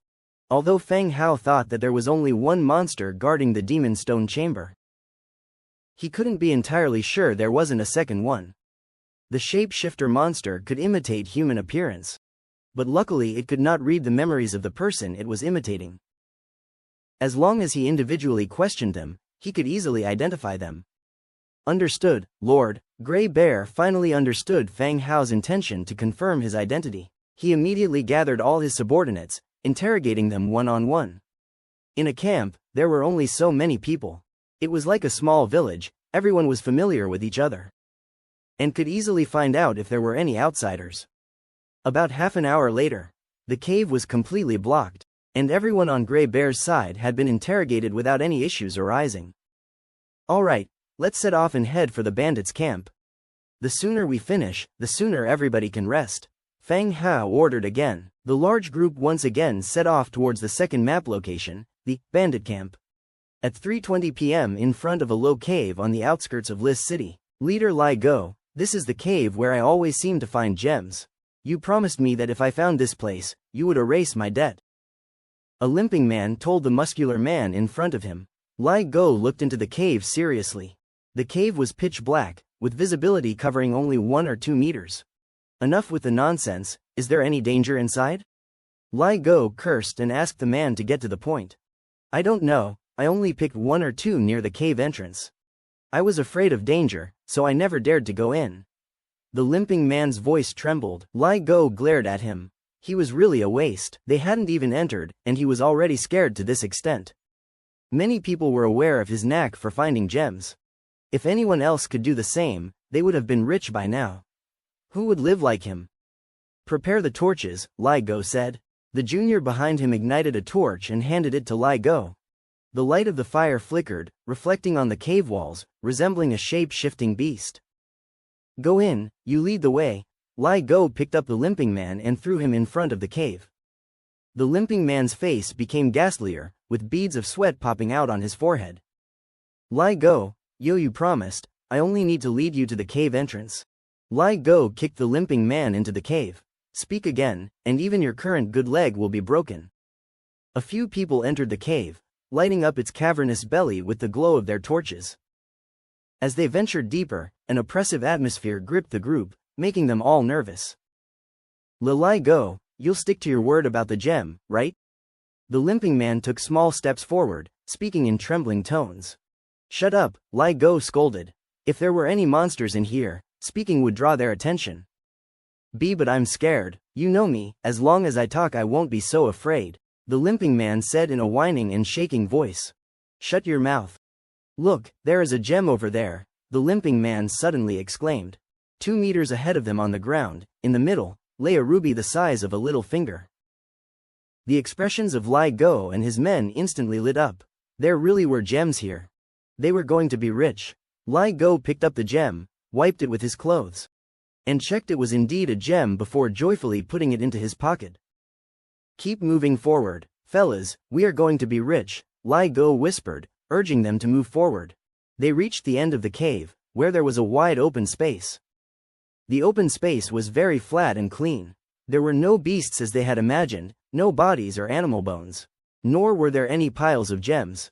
There was nothing, just a normal cave. What happened? Where are the gems? Li Go turned around and found that the limping man was standing far away, trying to extinguish the torch in his hand.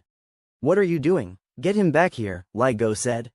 Seeing Li Go's men walking towards him, the limping man hurriedly extinguished the torch. Yelling anxiously, I led them here. You can come out now. Please, come out. Hearing the limping man's cry, Li Go and his men instantly got nervous. At this time, they also realized that they had fallen into a trap and been deliberately led here. They pulled out the weapons at their waists and prepared for battle. But the open space was just so big, where could any other people be hiding? A few breaths later, nothing had happened yet. Li Go chuckled, it seems that your partner isn't following the plan, huh? Whoosh. He had barely finished speaking when a sound came from behind him, the sound of a sharp blade piercing flesh. He quickly turned around and saw that the man holding the torch in their team had been slashed across the neck. He slowly fell onto the ground. At this moment, everyone saw the enemy, a woman with a slim figure. A shapely woman appeared behind the group unnoticed. The men had no idea when she had arrived. Her slender waist and feminine aura helped diffuse the tense atmosphere significantly. So you brought a bitch to deal with us? Sneered Li Go, tossing his cleaver nonchalantly. It was clear that the woman had come prepared, blocking the only exit. However, could one woman possibly be a threat to his side? Are you Li Go? She asked calmly. Why, looking for me? Li Go passed his torch to his henchman, rubbing his pockmarked scar. Know me from somewhere? Speak up, at least I'd know who you are. While Li Go and the woman were talking, one of his henchmen, unseen by the woman due to Li Go's shielding body, was slowly stretching his crossbow and loading the arrow. Duck, the henchman shouted. Li Go instantly bent down. Wham! The crossbow string twanged, and the released bolt flew towards the woman with a whistling sound. All this happened so suddenly, but the woman's figure seemed to dissolve like scattered ink and disappeared. The bolt passed through where she had just stood, shooting through the tunnel and beyond. What the hell? Where did she go? Li Go and his men blanched, realizing they were up against a formidable opponent. As they panicked, shadows began to stir. A blade flashed out from the darkness, skewering a henchman through his chest. There you are. The men lunged at the shadow, only leaving traces of their swords on the cave walls. The henchman impaled on the sword slowly fell, already lifeless.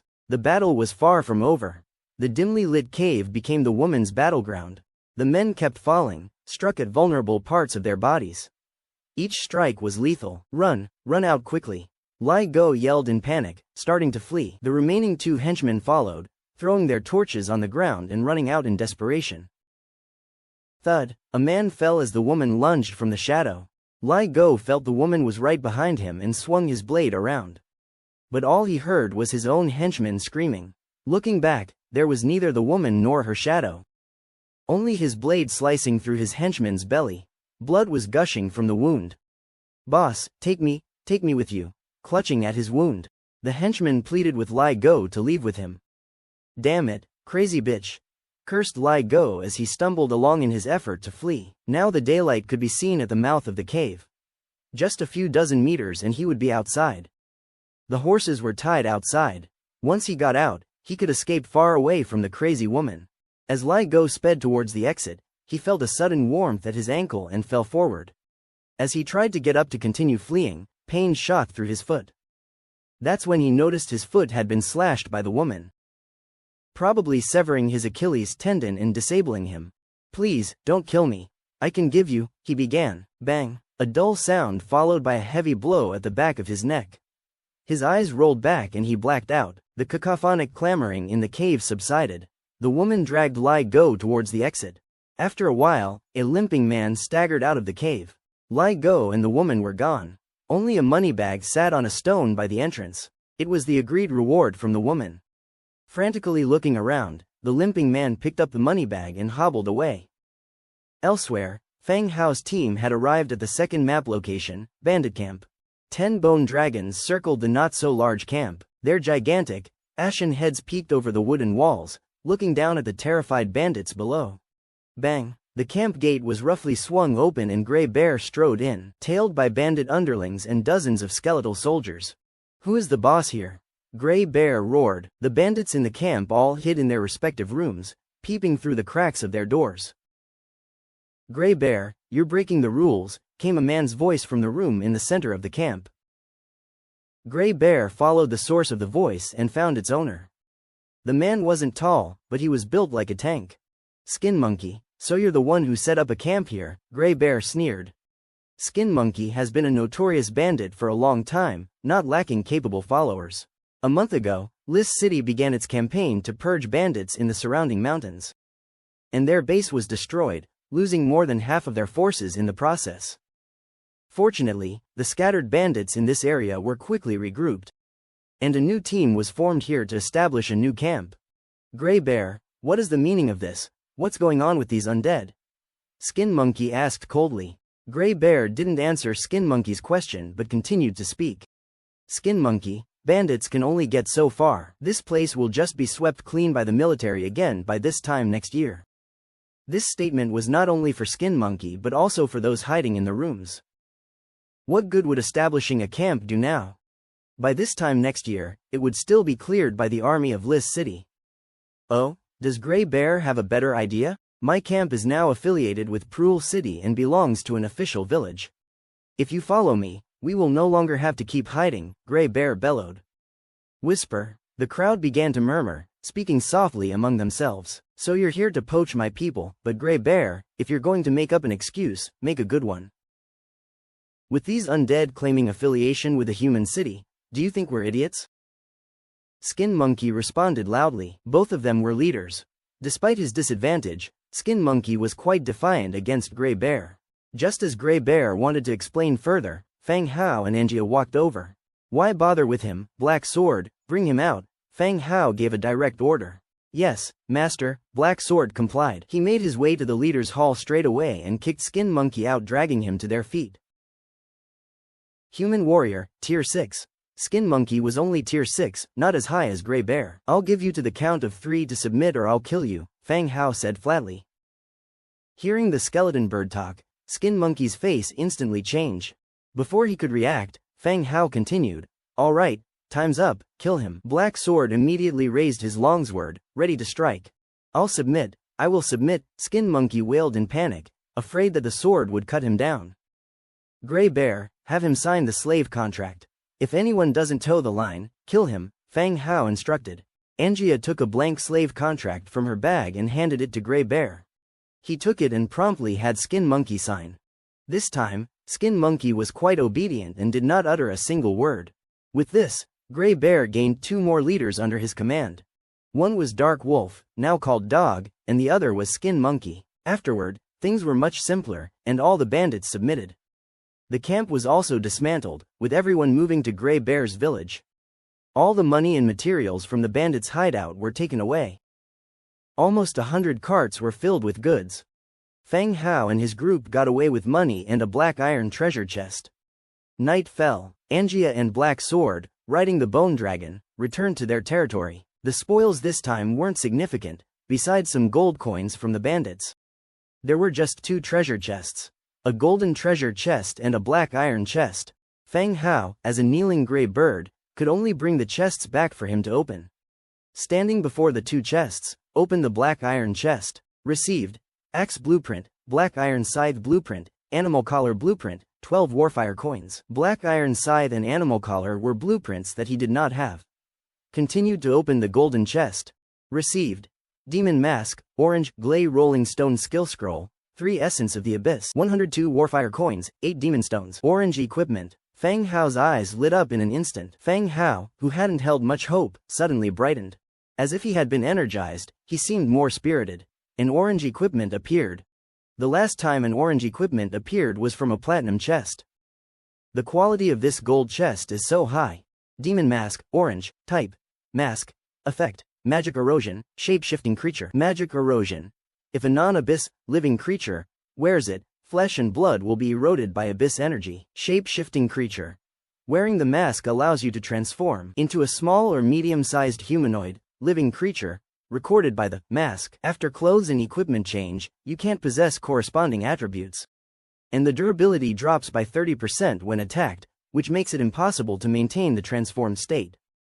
Description: the rulers of the abyss, often appearing in different images in various dimensions. They offer enticing prices, reaping corrupted souls. Looking at the properties of the mask, Feng Hao frowned again. A mask that can transform into the target image. This should be similar to the shape-shifting monster he encountered during the day. No wonder the shape-shifter monster turned into a gray bear instead of a member of his undead army. It only works on living creatures, transforming into a skeleton with an empty chest cavity still poses some difficulty. If it were in the modern world, having this mask to make face payments would allow him to buy anything he wanted. Feng Hao was looking at the eerie black mask in his hand. Then he noticed an option in the ability.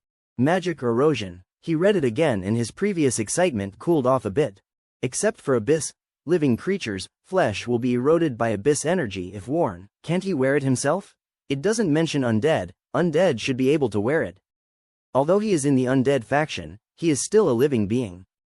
Undead are not afraid of toxins, diseases, or blindness, but he is. It appears that this mask has excluded him, at least before his transformation ceremony. He can't wear this mask. Putting away the demon mask, Feng Hao continued to check the rewards below. Black Iron Scythe, Wood 2, Iron 1, Cast Iron Block 1. Description: short handle scythe, can accelerate crop harvesting efficiency. Can also be used for mowing and other purposes. No introduction needed for the scythe. Feng Hao has been encouraging village expansion of farmland cultivation. He can make these for them later. Animal Collar. Leather 1, Metal Parts 1, Spun Yarn 2. Description: it can be used for animal pets. He got a leather collar from the chest before, but Feng Hao didn't use it. Now he has another animal collar. Feng Hao glanced at the bunny girls carefully. They're not considered animals, right?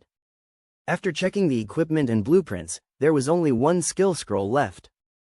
Glay Rolling Stone. Type: Earth Elemental Magic. Level 3. Capabilities: summon a 2-meter diameter Glay Stone Ball to launch a Rolling Stone Charge at enemies, rolling directly up to 20 meters causing damage. Glay Rolling Stone cannot become Glay Stone Man. It will dissipate after Rolling Stone Charge. Description: be careful of that rolling stone, it will crush your bones. A skill scroll. It's been a long time since a skill scroll appeared. So much so, Feng Hao had almost forgotten that he was a mage, not a logistics assistant. He had seen the effect of Glay Rolling Stone. The power of a 2-meter diameter stone ball was tremendous when rolling downhill. The shield wall defense of the skeleton warriors was like paper, knocked flying everywhere. It rushed into the back of the formation and attacked the rear.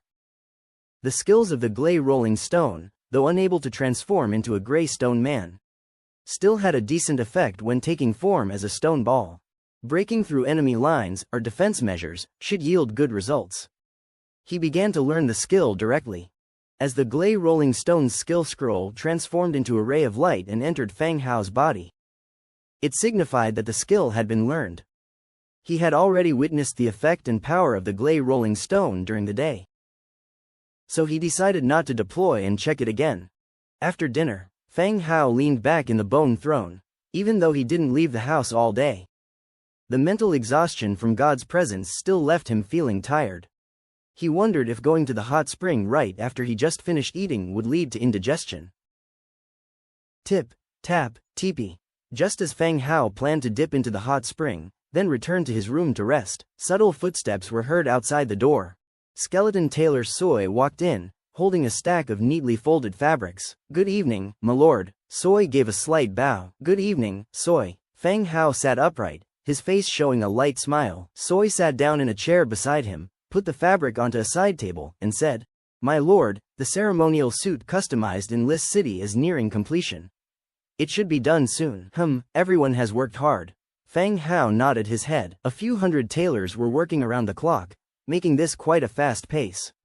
Once this ceremonial suit was completed, Feng Hao planned to promote Cheongsam and several other dress styles to Rebecca. Finally, he found a wealthy woman who could also advertise his soon-to-open cloth shop.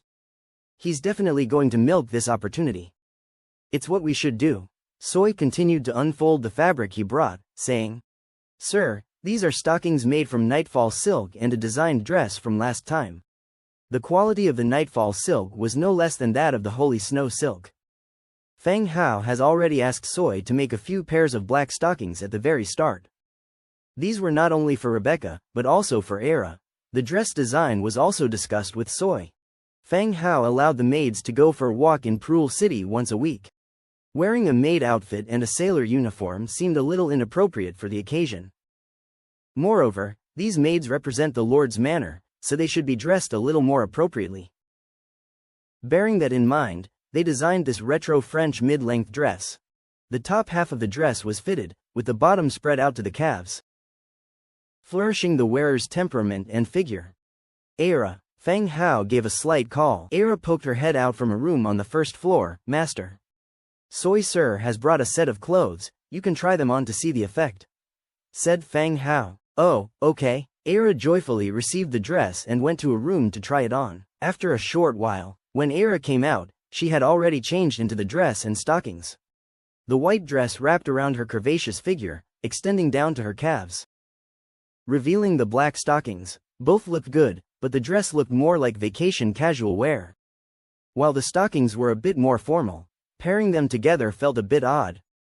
"Not bad, looks good," Feng Hao praised. Era's cheeks turned slightly crimson, turning to look at her own dress. "My lord, should I make the same style for the other maids?" Soy asked. "You can." "Okay, I won't disturb you anymore, my lord." Soy gave another slight bow and headed for the exit. Just as he reached the door, whoosh, a large bat wing appeared in everyone's line of sight. In the beauty of the lonely night, Lorana strode in. As they brushed past each other, Soy halted and gave a slight bow. Lorana nodded. She walked straight into the living room, sat down on a chair and asked, "You've taken my sky canopy treasure box?" Rolana's first words revealed the purpose of her visit. The Sky Vault, a purple sand table artifact, could enshroud a certain area of territory with perpetual mist. The mist that had engulfed Crescent Heights, the Blood Clan's territory, was the effect of the Sky Vault. Seeing its effect firsthand, Feng Hao had directly taken it. He didn't expect Rolana to ask for it. "I do have it. With the commotion at the Blood Castle, I just decided to take it," said Feng Hao. After speaking, he took out the Sky Vault from his storage space and tossed it to Rolana. The Sky Vault was indeed a rare treasure, but after taking it back to his place, Feng Hao hadn't found a use for it, so it had been sitting around like a collector's item. Even if he acquired an intricate sand table in the future, it wasn't certain he would utilize the box to shroud the city in perpetual darkness using the mist. At the very least, he wasn't fond of living in darkness for years at a time. Rolana could make better use of it. Rolana caught the box and directly pocketed it without saying much. Her expression was still cold. "Have you taken care of your business?" Feng Hao asked curiously. At the same time, he glanced outside. He didn't see the Red Duke's corpse with her. It's taken care of, said Rolana matter-of-factly. So what about the Red Duke? Fang Hao continued. She wouldn't still feel sentimental about him and let him go, right? If she could let him go after all this, that would mean her intelligence was simply lacking. He'd have to arrange for someone to kill the Red Duke. At the mention of the Red Duke, a murderous crimson aura instantly spread from Rolana, causing the temperature in the room to drop dramatically. After hesitating, she replied coldly, dead. Oh, Fang Hao nodded. He certainly preferred the Red Duke was dead. Otherwise, given the Duke's cunning nature, he could become a problem. Thinking about it, Fang Hao asked in a probing manner, where did the Red Duke die? Rolana raised her eyebrows. Does it matter? Considering the Blood Clan's impact on the human clan, I'll arrange for someone to handle it. Fang Hao made up a quick excuse. Rolana seemed to have forgotten his order to bring back the Red Duke's corpse to create a skeleton hero. Or, perhaps, she hadn't even taken it to heart to begin with. Rolana snorted in response. After a moment's silence, she said, he is in a cave located in a valley on the east side of Crescent Heights. He's deader than dead, that much you can be sure of. Do you know the valley's name? Fang Hao continued to ask. No. How far away? Rolana's brow subtly furrowed. Not far, about a kilometer away. Oh, Fang Hao stroked his chin, keeping these details in mind. Once Rolana left, he would send someone to check the valley on the eastern side, to see if they could find the Red Duke's corpse. This, after all, was an orange hero. Once turned into a skeleton hero, the overall strength of his territory would increase substantially. He hoped that Rolana hadn't destroyed the Red Duke completely. Fang Hao gave a noncommittal reply and the room fell quiet again. Rolana still sat there, showing no signs of leaving. Ahem, Rolana, have you eaten yet? You could have something here if you want. Fang Hao tried starting a conversation. Maybe there was a chance to grow closer to his dark gold hero, a chance to increase her loyalty. Give me some human beings. I need to rebuild the Blood Castle, Rolana suddenly interjected. This statement startled Fang Hao. She was demanding humans from him? He knew a bit about the human situation at Crescent Heights. Under Red Duke's rule, the humans were essentially food storage for the Blood Clan.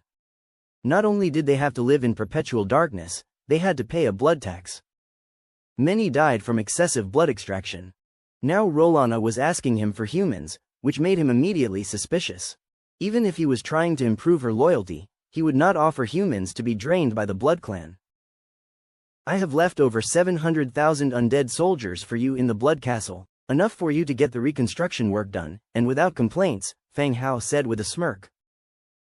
Reconstructing the Blood Castle, 700,000 skeletons, you have ample to erect a new castle. What else could you ask for in the name of population?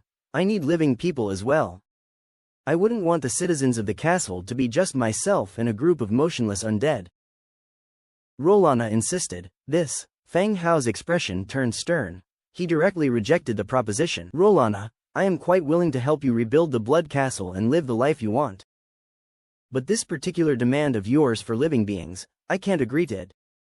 Oh, why not? Rolana didn't get angry. Instead, she was curious. Because of the Red Duke's reign, the human beings living in Crescent Heights became reserve food. I won't agree to send humanity back to Crescent Heights and hand them to you to manage. Having said that, Fang Hao decided not to hold back anymore. You think I would suck their blood? Rolana frowned slightly stunned. Then, a faint smile appeared on her cold face. Before Fang Hao could ponder the reason for her smile, Rolana suddenly disappeared from her place and the next second she was right in front of him. Her glossy lips aiming for Fang Hao's neck. The nighttime made Rolana's attributes even stronger. Everything happened too fast. Fang Hao was startled, blocked with his left arm, and in a blink of an eye, pulled out the light feather short sword from his waist, aiming directly at Rolana's lower ribs. If he could land a hit, the length of the light feather short sword would be enough to pierce her heart. But although Fang Hao was ready, Rolana's reaction speed was just as quick, and she caught the incoming short sword, and the next moment, she bit Fang Hao directly on his forearm. The pain of the bite made Fang Hao's face even more gloomy. Fang Hao kicked towards Rolana's chest and pale blue elemental energy began to converge. Frost armor protected his body.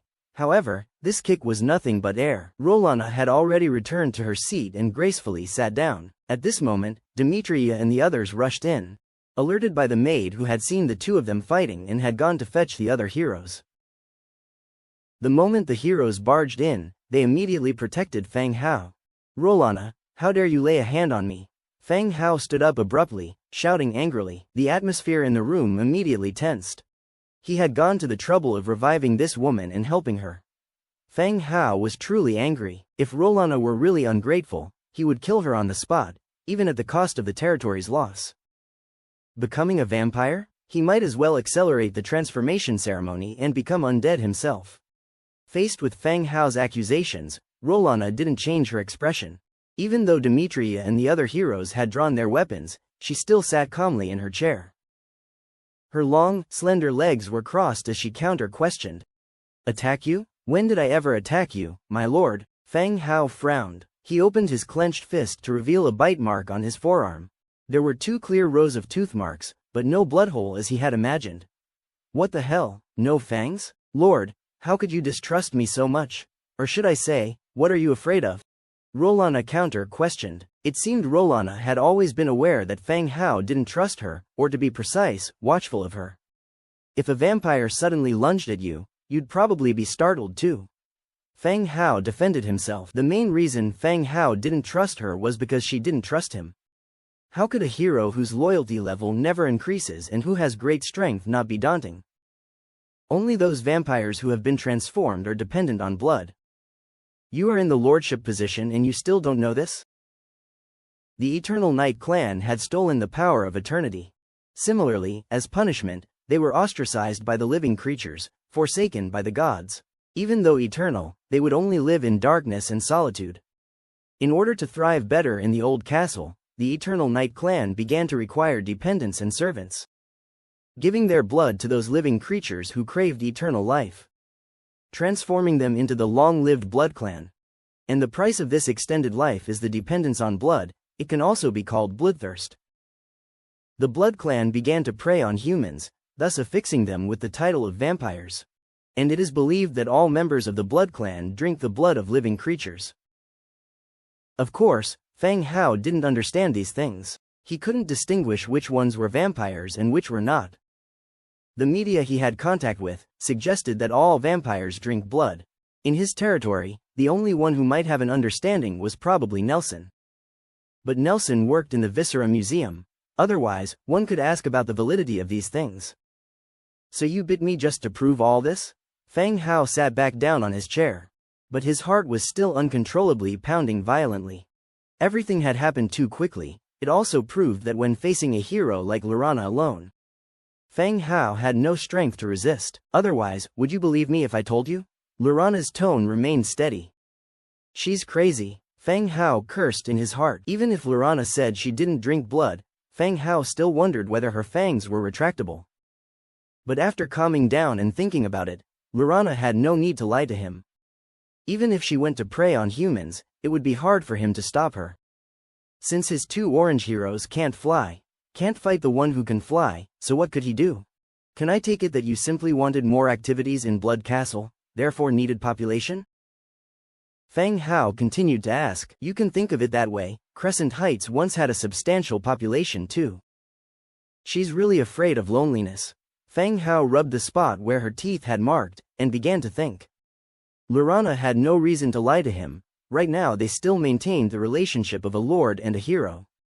If Lorana didn't have the idea to use humans as a food reserve, then he could develop Crescent Heights. Otherwise, this vast expanse of land, with only Blood Castle and Kongyong's small village, was actually a waste of land. What's more, he needed the land for cultivation to increase the grain production. "The heavens curtain, what's your plan?" "Humans need sunlight, the thick fog would shorten their lifespan."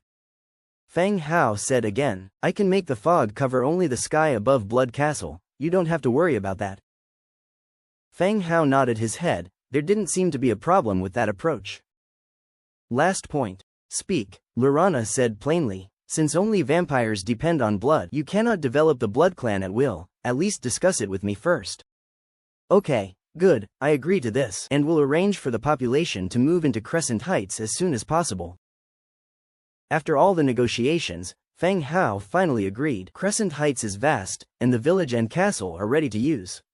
When the time comes, he could move the population there. And the existing buildings can be put into use directly.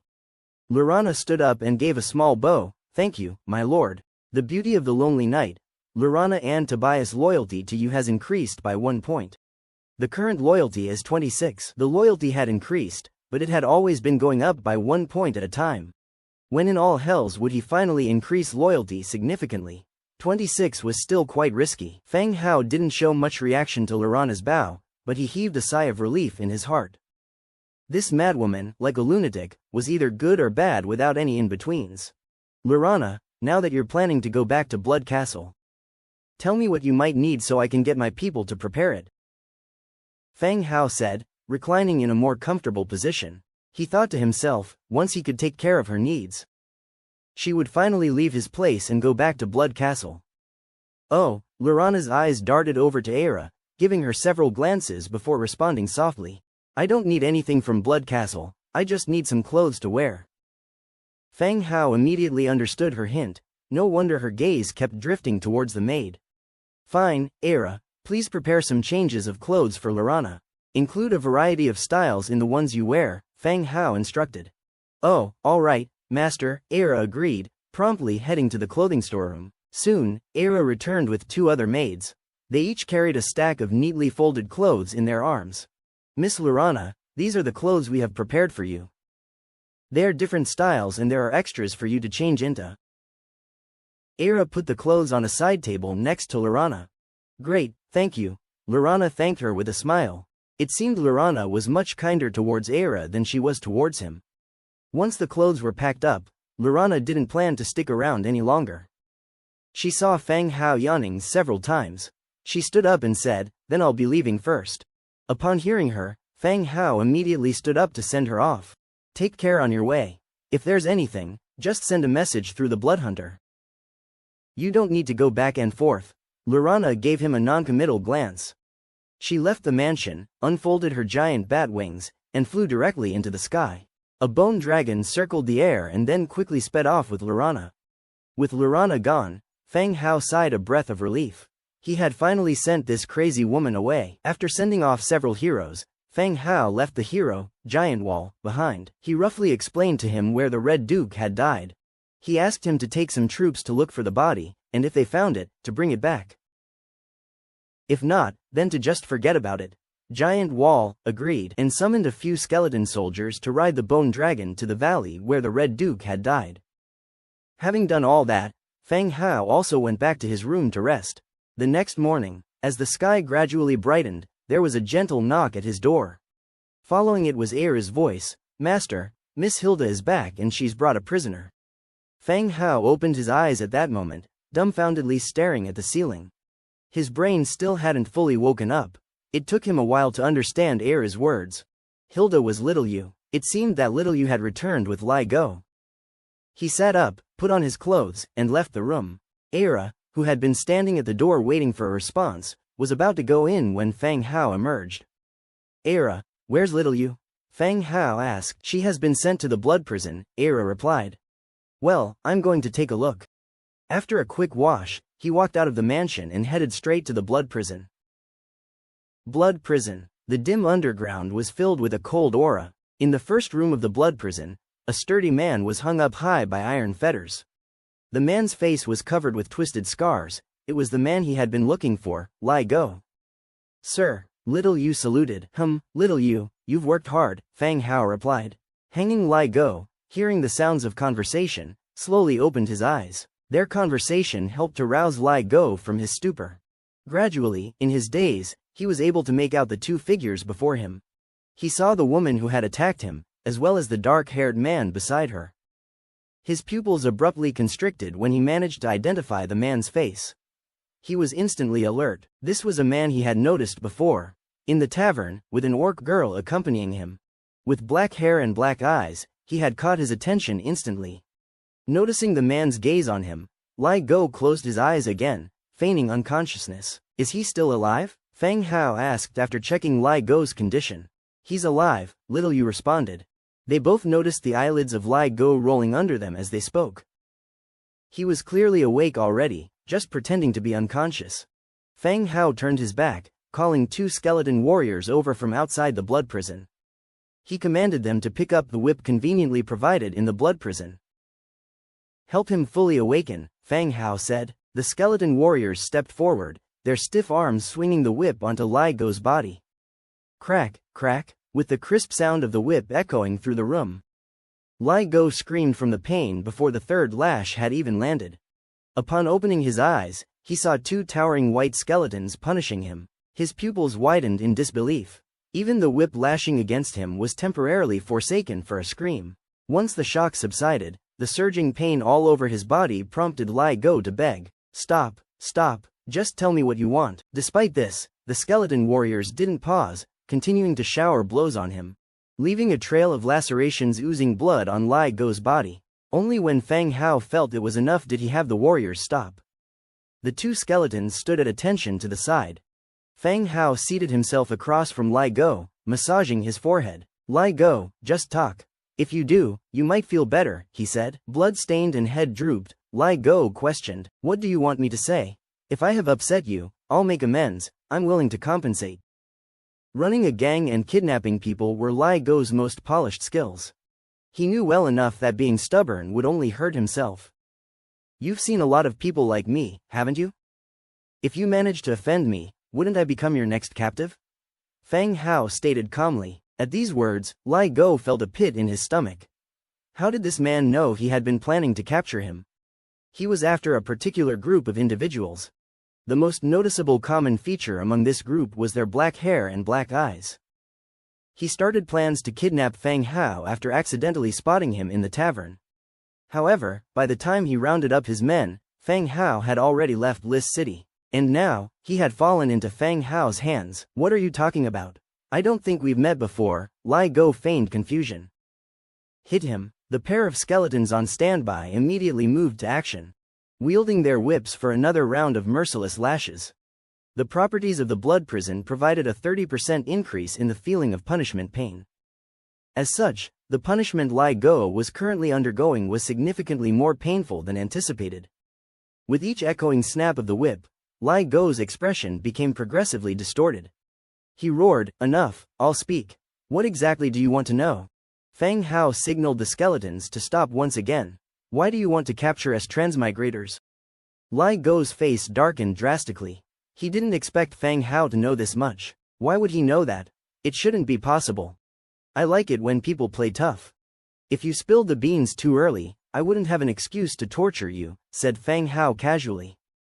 He then turned to the skeletons again, "Hytham."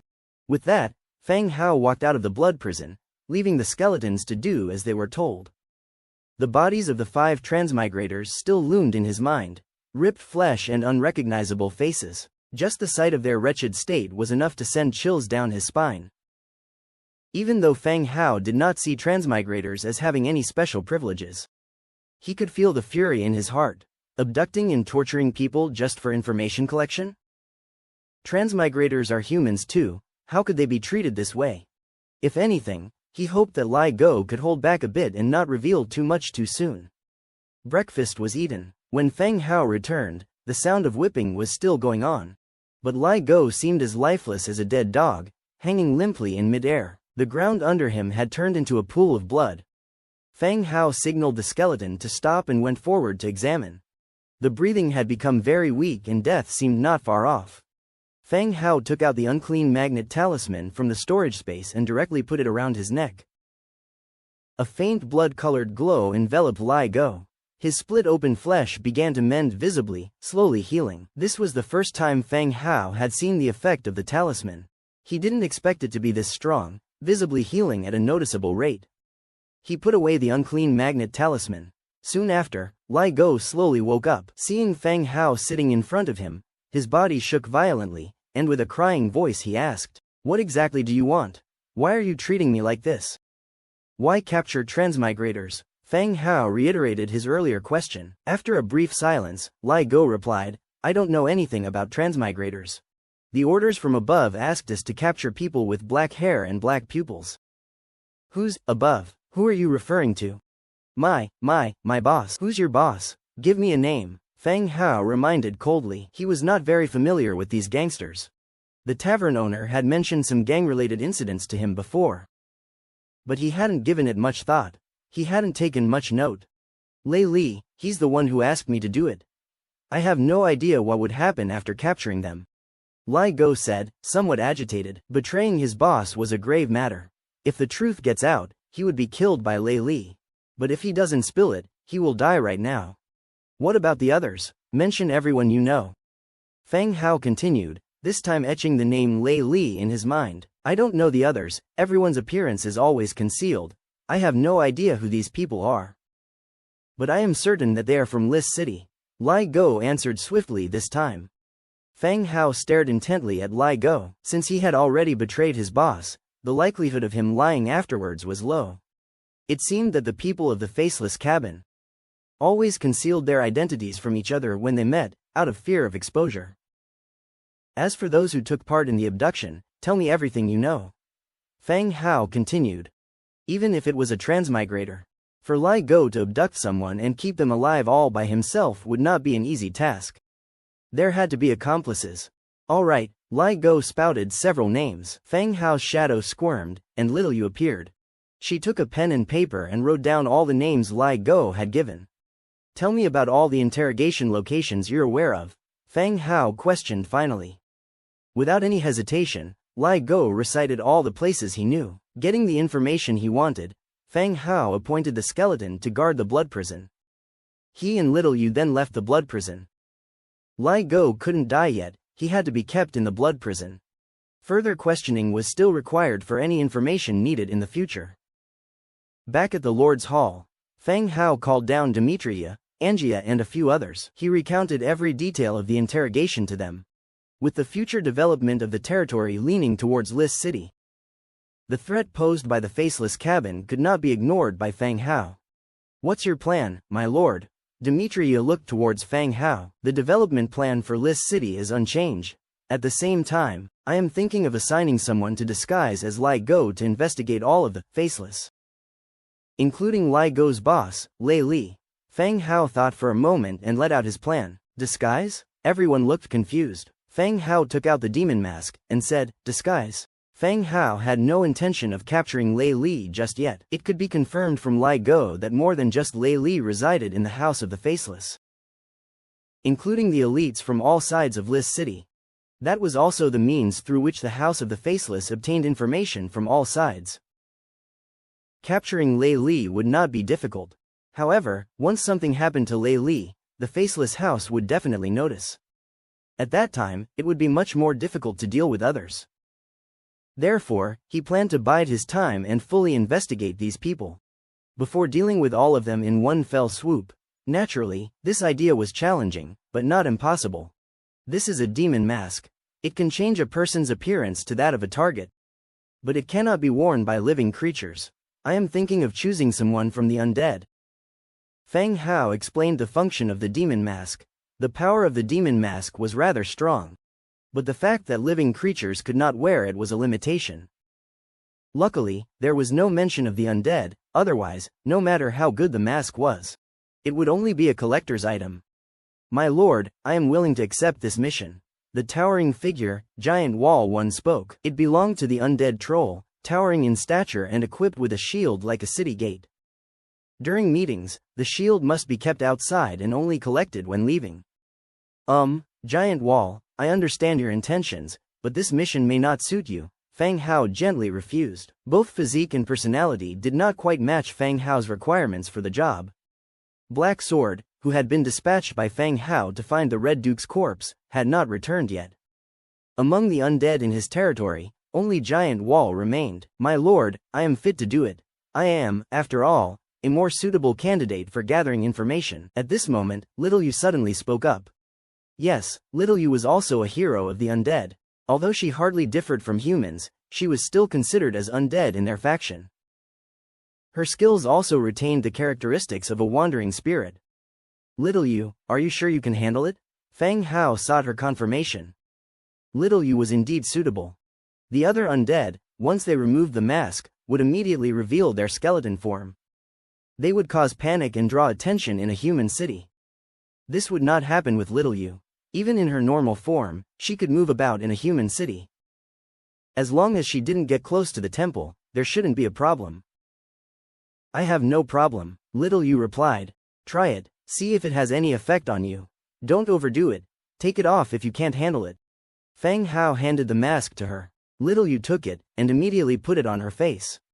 The next second, the mask transformed into mud-like substance, enveloping little Yu's entire body. Gradually, she appeared exactly like Fang Hao. The dressing style, even the short sword at the waist, became identical. Seeing this, everyone, including Fang Hao, was shocked. They were all very familiar with Fang Hao. The current little Yu looked just like Fang Hao. And the one sitting on the white bone throne was also Fang Hao. The people looked back and forth between the two Fang Haos for a long while, but couldn't spot any differences. My lord, like this? Little Yu looked down at her own body, but her voice still sounded like a woman. Do you feel anything? Fang Hao stood up and walked down from the throne. Even Fang Hao could not see little Yu's information now. Not only could this mask change appearances, but it could also deceive transmigrators. I feel like I'm wrapped up. It's a bit uncomfortable, little Yu answered. However, this time her reply was in Fang Hao's voice, not the feminine voice from before. Are there any negative effects? No, little Yu answered. It seems that this mask is genuinely suitable for little Yu. That's good, then, I will leave this mission to you. Don't rush to Lis City, get to know Lai Go's habits and the people around him better first. So you are prepared, Fang Hao thought for a while and then instructed. In addition to looking like him, she also needed to understand Lai Go's past habits. She mustn't let Lei Li or those around him notice anything. Otherwise, no matter how identical the appearance, they would get exposed. Understood, my lord, I will take care of it, little Yu said, bowing slightly. While the two stood side by side, the crowd could only distinguish who was Fang Hao and who was little Yu through their conversation. Well, it's all up to you now, be careful.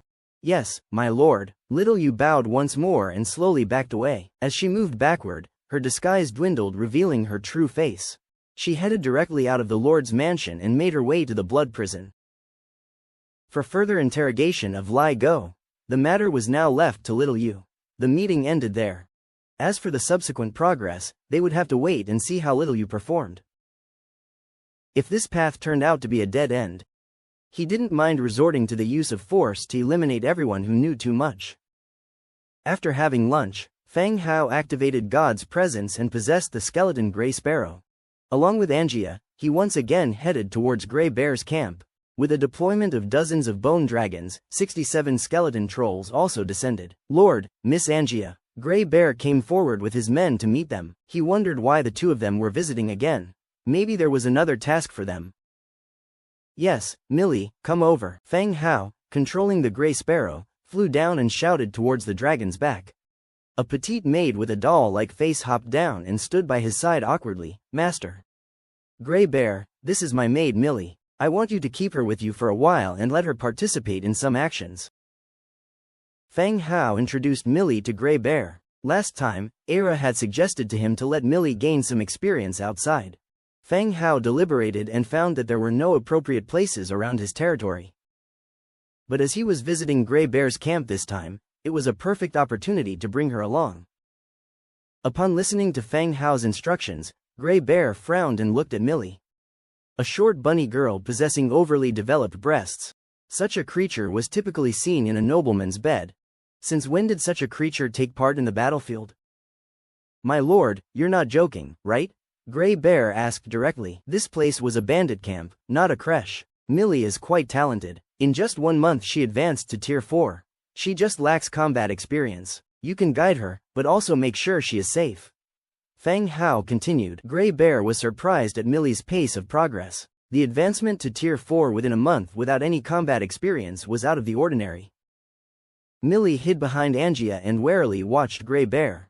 The people here didn't seem very friendly to her. All right, my lord, Grey Bear agreed and said to Millie, stick with me from now on and get adjusted to the environment here.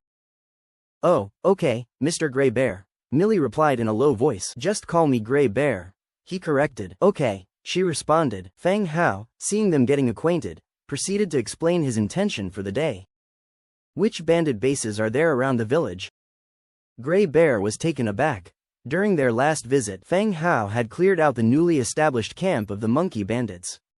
Was there a need to clean up again this time?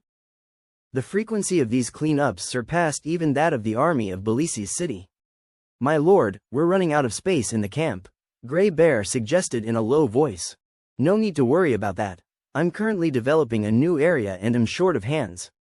Any prisoners will be taken back by me.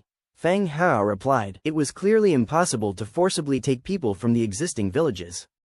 However, these wandering bandits were indeed good candidates. Understanding Feng Hao's intention, Gray Bear nodded. There were indeed quite a few bandits in the vicinity, and the camp had spotted some scouts nearby. This implied that these bandits were planning an attack. It was indeed a good opportunity to use Feng Hao's help to eliminate these bandits. Yes, my lord, Gray Bear responded. One of his subordinates brought over a map of the nearby area, and Gray Bear marked the positions of several bandit bases for Feng Hao. 3 days later, in Lis City, on the commercial street, the tavern that had been closed by the guards has reopened today. But this time, not only has the owner changed, even the name of the shop is somewhat strange.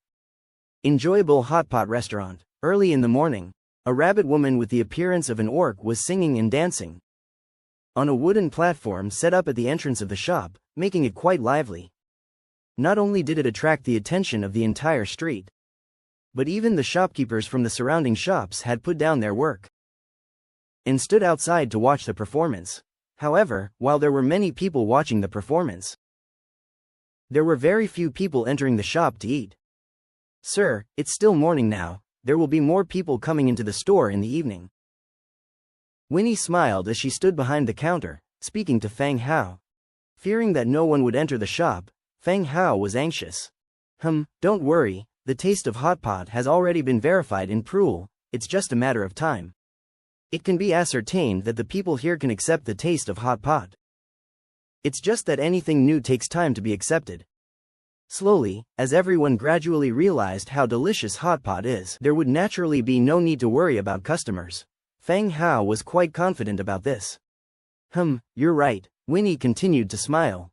Ever since she stopped running the tavern, Winnie's complexion had improved a lot compared to before. Today, she also wore some light makeup, coupled with her voluptuous and enchanting figure. She attracted the eyes of men like a ripe peach. Alright, I'll leave this to you, I need to attend to other matters. Feng Hao instructed. As the hot pot restaurant opened, staying here wouldn't help much. It would be better for him to attend to his own affairs. Understood, sir. Leaving the hot pot restaurant, Feng Hao went straight to the City Lord's mansion. Lis City, City Lord's mansion. After stating his purpose to the guards, a maid led Feng Hao into the City Lord's mansion, through the long corridor to the door of Rebecca's office. Just as she was about to knock on the door, she heard the sound of a man and woman arguing inside the room. It seemed that they were arguing inside. Feng Hao glanced at the maid, who awkwardly smiled and motioned for him to wait a moment. After a while, the door opened, and a tall, skinny man dressed in a green nobleman's robe walked out. His face was pale, and his eyes were deeply sunken and dark. He looked as if he was about to embrace the god of the undead. City Lord, sir. The maid slightly curtsied. HMPH. The man snorted coldly and left directly. Feng Hao was slightly taken aback as he stood in place. Was this the City Lord? Rebecca's husband? He didn't seem very promising. As the man left, the maid knocked on the door again. Madam, Mr. Feng Hao has arrived. Let him in. The maid pushed open the door, and Feng Hao entered the room. The room was still decorated as a study. What brings you here this time? Rebecca sat behind her desk, rubbing her forehead gently. It seemed that she had encountered some troublesome matter, but that had nothing to do with Feng Hao. Madam Rebecca, the dress you're going to wear to the conference has been completed, I came to deliver it. Feng Hao began. Rebecca looked up. So soon? It doesn't seem like much time has passed since the last fitting. Craftsman, we have to speed up efficiency in order to eat. Feng Hao replied with a smile. Rebecca stood up and came over. Show me. Feng Hao took out the prepared dress and handed it to Rebecca. As she stroked the smooth fabric and admired the exquisite craftsmanship, her stern face gradually relaxed. Rebecca was a mature and charming woman, with the identity of the City Lord's wife, combined with her temperament and appearance. Describing this woman as deeply elegant and luxurious was by no means an exaggeration. The maid came in, helping Rebecca take off her clothes, exposing her full, fair body. She slipped into the blue dress. At that very moment, Rebecca was like a radiant blue diamond, shining brilliantly. Rebecca and the maid stared stunned at the image in the mirror, surprised at the impact the dress had. Feng Hao stood quietly to the side, openly admiring the body of the most beautiful woman in Lis City and observing Rebecca's expressions. Seeing the smile creeping onto the corners of her mouth, Feng Hao was certain that she was satisfied. This dress was a success. After studying herself in the mirror for quite some time, Rebecca couldn't find a single flaw. Be it the style or the craftsmanship, everything was impeccable. The skeleton craftsmen, having honed their skills over endless years, were incomparable to mere craftsmen of several decades. Not bad. Rebecca had no intention of changing out of the dress and continued to stand by the mirror. For her to deem something as not bad was a rare compliment in itself. As long as the madam is satisfied. Feng Hao showed a small smile. When will the rest of the accessories be completed? There was still a month till the federal conference, so they didn't need to worry about the progress on Feng Hao's side. However, she wanted to see the effect of the full set on her as soon as possible. The accessories will take some time. I will deliver them to you as soon as they are ready. Feng Hao didn't know when Luke the goldsmith would be done with the accessories, as he didn't inform him. Being just a salesman, he was unable to estimate such details. By the way, I brought along a new pair of stockings this time. Feng Hao suddenly remembered the nightfall silk stockings and took them out. The black silk shimmered with tiny, twinkling stars. The stockings alone were very attention-grabbing. Rebecca reached out her slender legs to slip on the stockings, and continued to examine herself in the mirror. "Why did you come during the day this time?" Rebecca casually asked.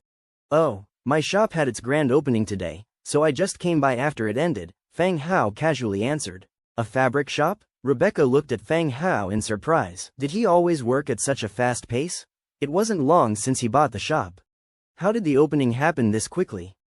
"No, a hot pot restaurant," Feng Hao answered. "Oh, it's the restaurant you mentioned." Rebecca realized. "Yes, it's very delicious. It's a specialty from my hometown, you should try it when you have the time."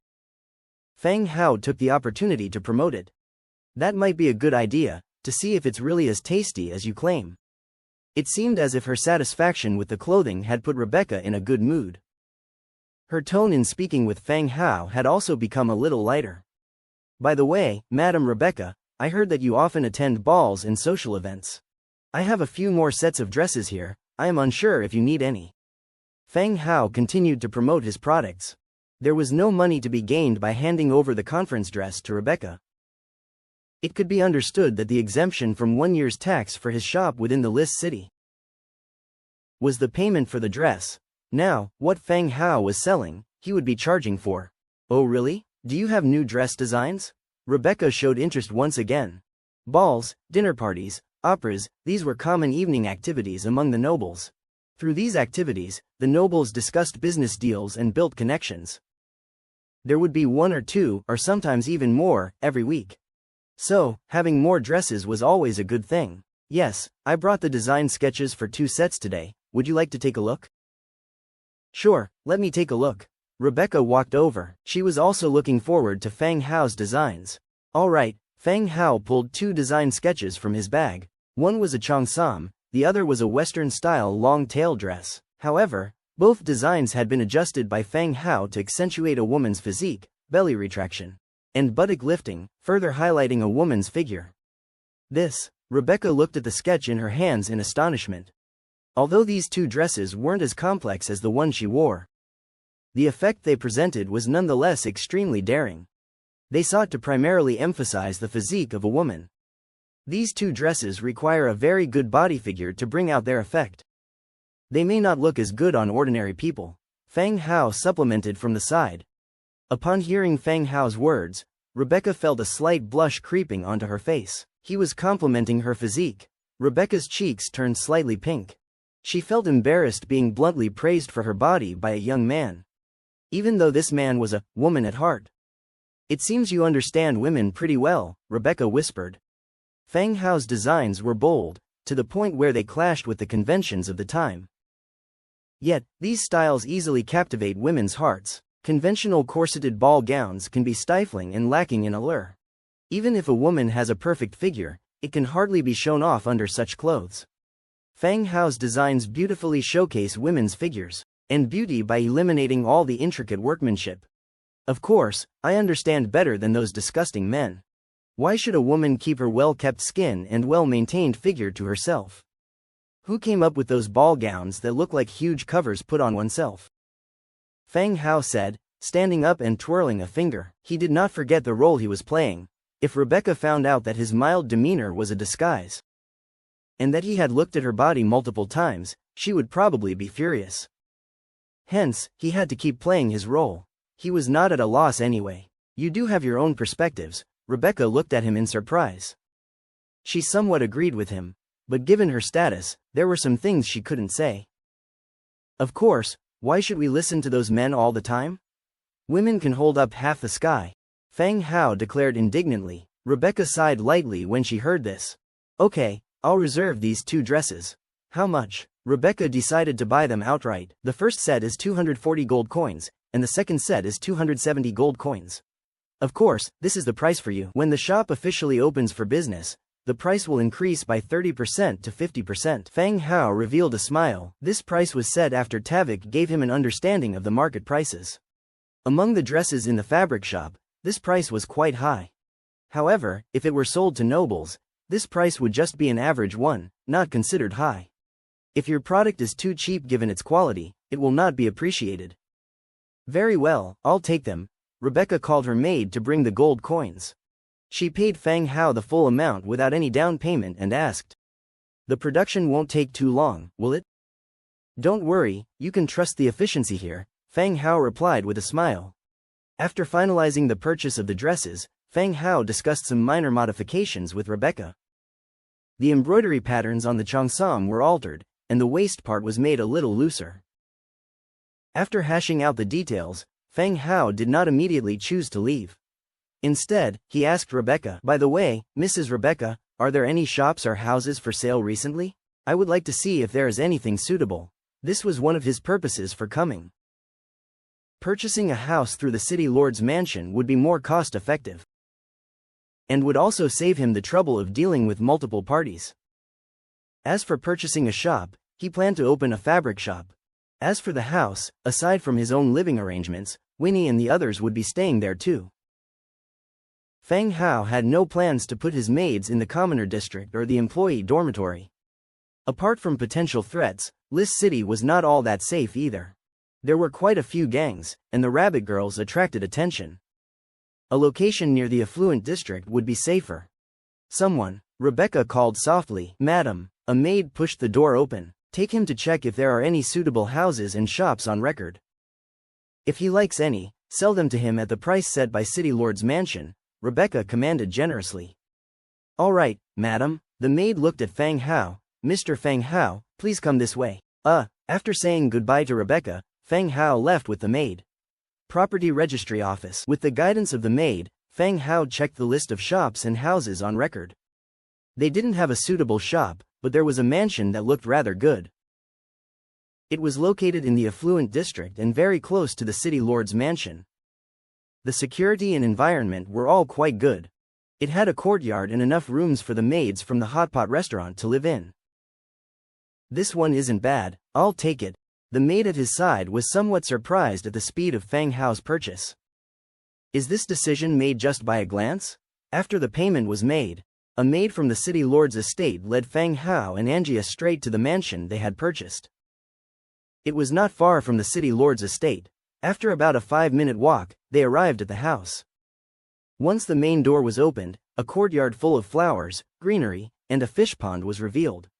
Fang Hao led Angia inside, directly passing through the courtyard into a 3-story building. The rooms were somewhat messy, traces of a quick search and a hurried tidy-up were apparent. But the furniture was still in place and wall decorations were intact. "Has there been a burglary here?" Fang Hao asked. The maid from the city lord's estate, who was standing at the door and had not entered, smiled and replied upon hearing his question. "This is likely the result of a guard's search. Sir, there is no need to worry about this.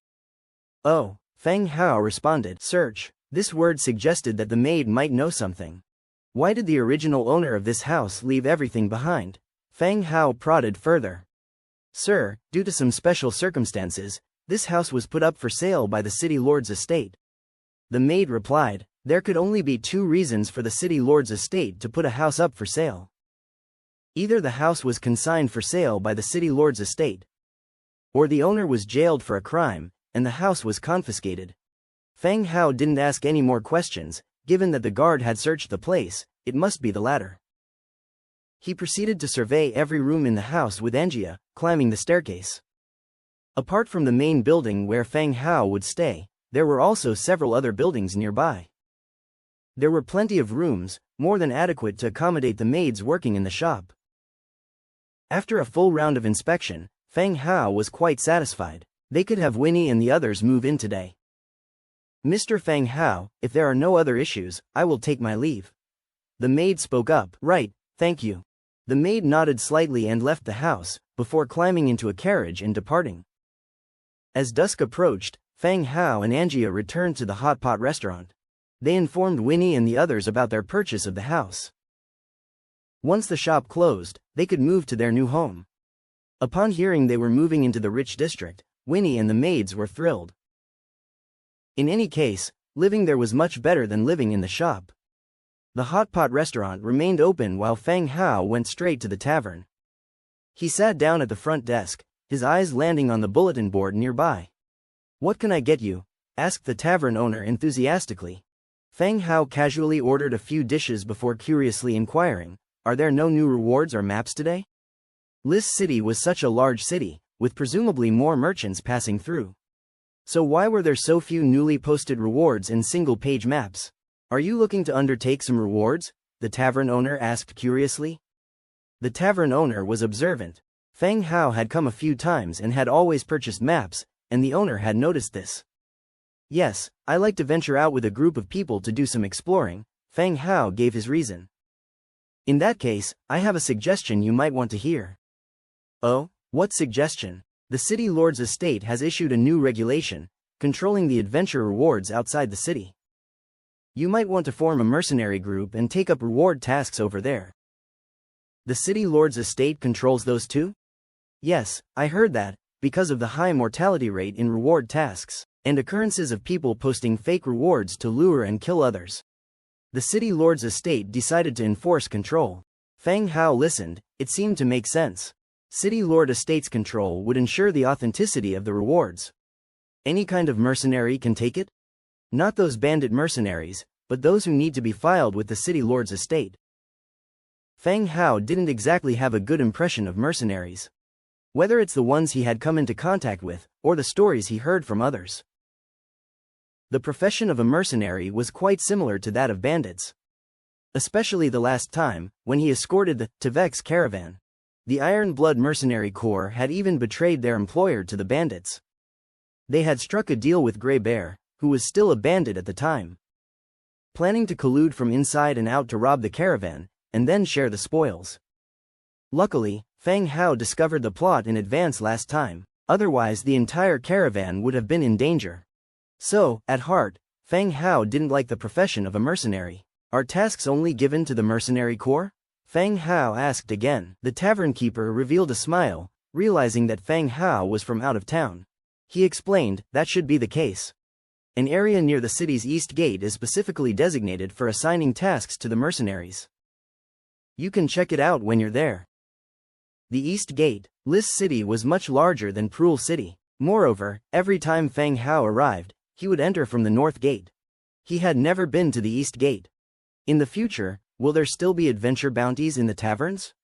Feng Hao continued his inquiries. I'm not quite sure about that. That will depend on what the city lord's mansion says. I don't know the specifics either, since all I got was hearsay from the customers. The innkeeper replied with an awkward smile. All right, thank you, innkeeper, Feng Hao thanked with a smile. Being an innkeeper, he was always quite hospitable to the patrons. To attract regular customers, he would occasionally share some inside news. However, incessant talkers like Winnie were a minority. Soon, the food and drinks were served. The two of them stopped talking and started eating. The sky became increasingly darker. At that time, the tavern door was pushed open, and a staggering figure walked in. Feng Hao recognized him. It was old Hodge, who had bragged about his encounter with the vampire. However, his left eye still had a blue bruise on it. It seemed like he had been involved in a fight. Old Hodge glanced around the tavern, his gaze finally resting on Feng Hao and the beast-eared girl. He hiccuped due to the alcohol, and staggered over. "Young man, how about buying me a drink?" He was direct, without any formalities. Although old Hodge's stories were rather exaggerated, the blueprint he gave Feng Hao as proof made it clear that he did indeed have a fight with a vampire. However, Feng Hao suspected that old Hodge was probably a part of the logistic team or a blacksmith, rather than a frontline fighter. This could explain why the location of his wounds constantly changed with each telling of the story. It was likely that the wounds he talked about were actually suffered by the frontline members, and he was borrowing them to show off. Regardless, the blueprint from old Hodge did prove to be somewhat useful in the Battle of Crescent Heights. Therefore, Feng Hao didn't mind expressing his gratitude to this drunkard. "Of course, how many drinks are you planning to have?" asked Feng Hao, with a slight smile. Old Hodge's eyes brightened up. He hadn't expected that Feng Hao would ask how many drinks he wanted. 10 drinks, what do you say?" Old Hodge looked at Feng Hao anxiously, fearing that he might have been too greedy and scare his benefactor away. "All right, bring him 10 drinks. And some more appetizers," Feng Hao agreed readily. Old Hodge was thrilled. He grinned, revealing his 2 missing yellow teeth, and praised Feng Hao for his potential. The tavern keeper shook his head, resignedly preparing the beer for old Hodge. Being targeted by old Hodge wasn't exactly a pleasant thing. "Did you get into a fight with someone? How did your eye get a bruise?" Feng asked casually. "What, a fight? I just tripped and fell a couple of days ago when I was drunk. I am not afraid of the Blood Clan, so why would I be afraid of that woman?" Old Hodge defended himself. "A woman?" Feng Hao looked puzzled. Was he beaten up by a woman? No, I tripped over a woman and fell down," old Hodge quickly explained. "Oh, then you should drink less. That's quite a fall that you had." Feng Hao did not expose him. Of course, he also suspected that the bruise was probably given to him by Grey Bear, although Grey Bear had claimed that he got the blueprint in exchange for treating old Hodge to 20 glasses of alcohol. However, pounding him and snatching the blueprint was more consistent with Grey Bear's character. "So, young man, what story would you like to hear from me today? I have a wealth of experience, which you young people couldn't possibly attain," old Hodge loudly boasted. He treated Feng Hao like his admirer. "Anything, any story will do," said Feng Hao. Bang! Old Hodge slammed his cup on the table, stood up, and began to recount his story of dealing with the Blood Clan. His emotions were high, and his words were impassioned. He even portrayed himself as brave and fearless. As he walked out of the tavern, the night was deep and dark. Feng Hao looked at his watch. It was already 9 p.m. Old Hodge still had 3 glasses of beer left and was still in the tavern, gesticulating wildly as he recounted his encounter with the Blood Clan. He walked straight back to his place. The house was brightly lit, and Winnie had already arranged for the maids to clean up the rooms for Feng Hao and Angia. The original bedding had been replaced with new ones. Feng Hao left a few words with Angia, and then went straight to his room. 10 o'clock at night, Feng Hao opened his backpack and took out the skeleton sparrow inside. He cast God's presence and transferred his consciousness into the skeleton sparrow. He flew out the open window and headed towards the outskirts of the city. From Lai Go, Feng Hao learned the locations of the 3 faceless men. The first location was a manor on the outskirts of the city to the west. According to Lai Go's description, the owner of this manor was one of the faceless men. And inside the manor, there was a secret passage that led to the hiding place for the faceless men, and a place for interrogating the victims. The manor wasn't too big, but it was elegantly constructed. He could faintly see people on guard, and lookouts hiding in the shadows.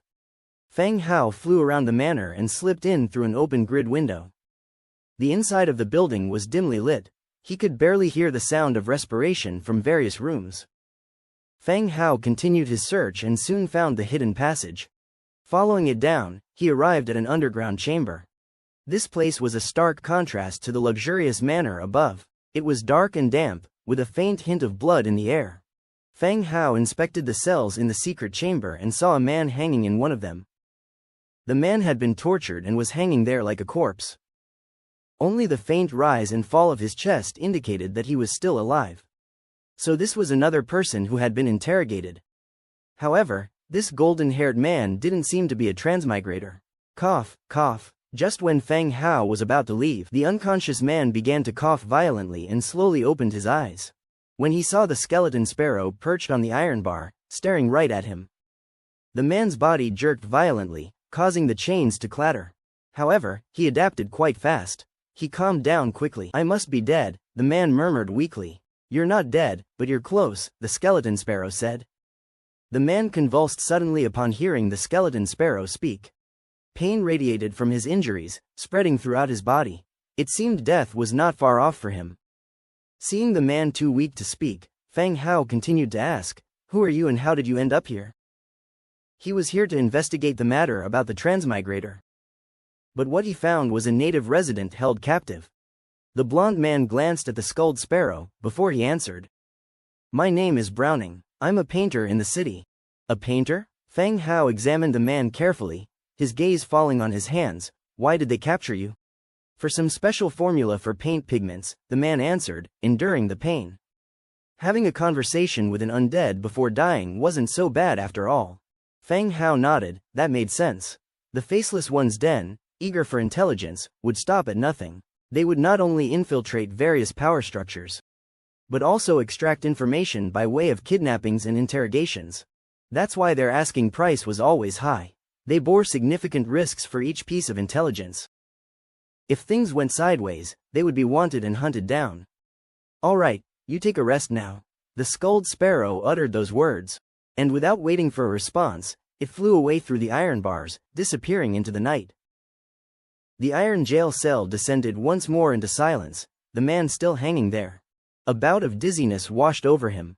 The man suddenly couldn't tell if he had truly talked to a skeleton sparrow, or if it was a hallucination before his death. Fang Hao directly flew out of the estate. He checked out the second location that Lai Go had mentioned, a general store in the commoners' district. And the third location, an abandoned warehouse. These two locations could also be confirmed as interrogation sites of the Faceless Ones, but they were empty. Fang Hao made a round and took his leave.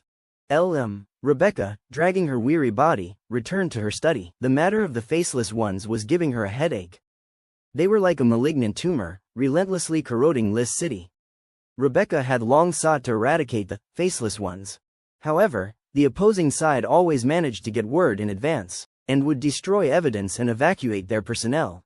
Several attempts later, there hadn't been much progress.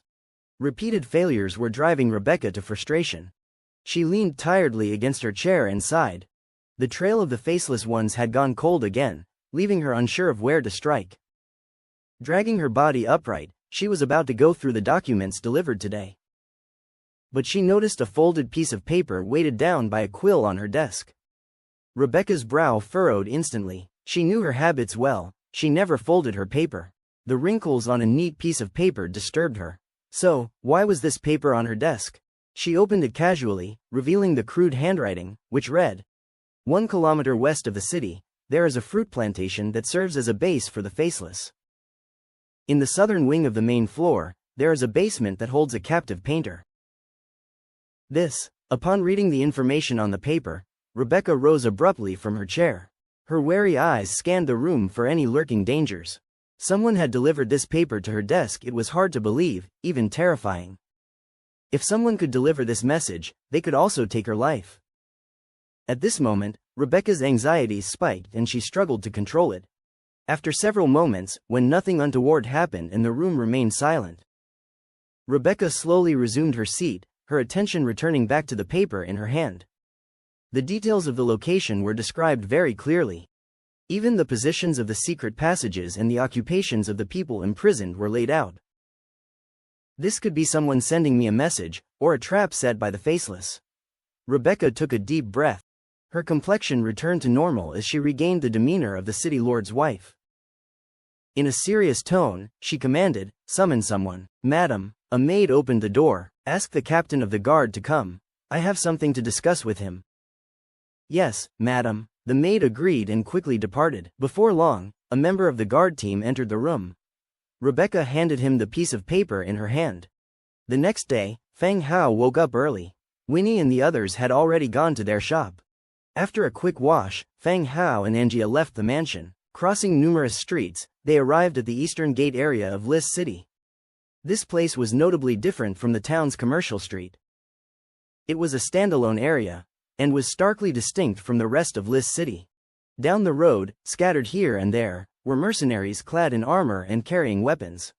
Some had simply laid out a cloth on the ground, selling some spoils of battle they had obtained. This sight reminded Feng Hao of the Manam market at the Bronze Bull. The atmosphere was similar. Feng Hao, I want to eat that. Angia pointed at a stall not too far away. Feng Hao looked in its direction. A man dressed like a mercenary was selling a food item that looked like a grilled lizard. Smoked dragon meat, very delicious smoked dragon meat. Only 2 portions left. The man selling the food was shouting loudly. Despite his hawking, no one stopped to buy.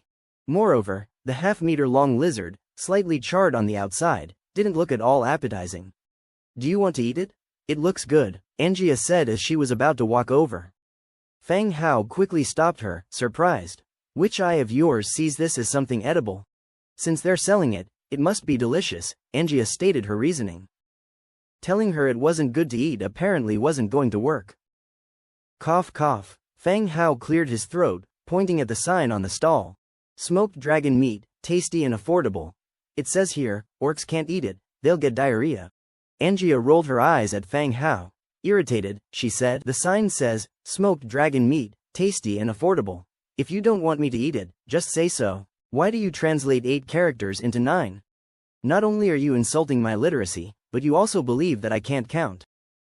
Just joking with you, let's not eat this. I'll buy you something else delicious. Feng Hao gave an awkward smile. Angia snorted but didn't continue on the topic. They moved on and arrived at the mission hall. It was a 3-story building renovated from an inn.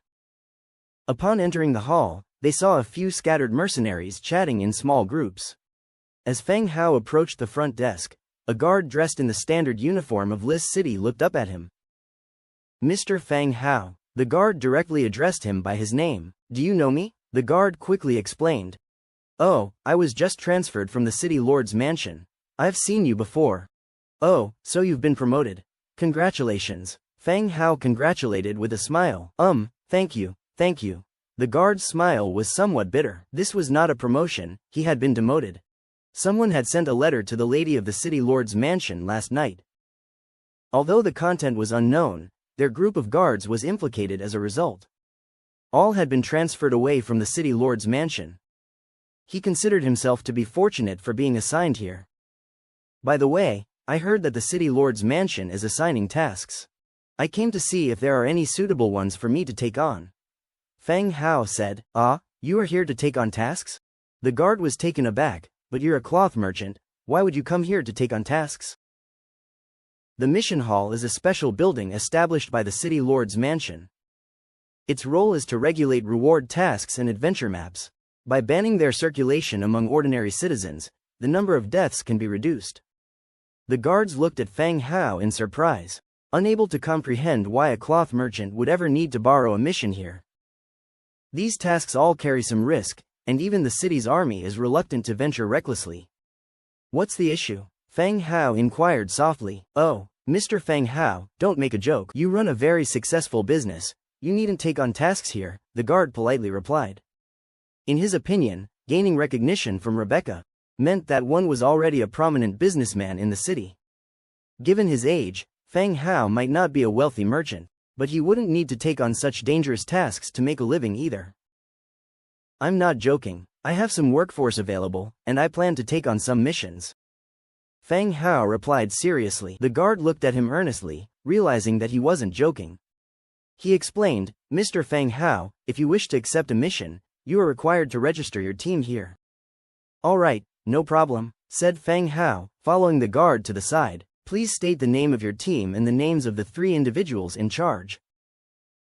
From now on, every mission will be reported to the city lord's mansion. Of course, in case of any issues, these individuals will be held responsible, explained the guard while pulling out a registration form. In Feng Hao's view, this method was much better than the tasks handled in the pub area. As the tavern owner had mentioned, the reliability of rewards in single-page maps wasn't high. And the level of danger was also impossible to measure. It was easy to come across false information, leading to casualties. Name the team as Bone Knights, and the people in charge are Feng Hao, Angia, and Demetria. Feng Hao responded as required. The team name was just a codename. It could be a mercenary group, a knight group, or any other kind of team. As long as the name didn't coincide with the official forces of the city. The guard took note of everything, and registered the 3 individuals in charge in detail. If this team were to face any issues in the future, the responsibility would fall on these 3 individuals. Wait a moment, Mr. Feng Hao. It will be ready shortly, said the guard before walking towards the counter with the registration form. In a short while, the guard returned. Sir, your registration is complete. Here are the current tasks, you may choose up to 3. Said the guard as he pulled out a pile of single-page maps from beneath the counter. List City had about 7 or 8 taverns at least. Usually, single-page maps were sporadically distributed among them. And each tavern would only have 1 or 2 maps at most. But now that the maps were centralized in the city lord's mansion, their quantity was significant. Thank you. Feng Hao took the maps and began examining them one by one. Most of the maps near List City contained information about roaming bandits and their hideouts.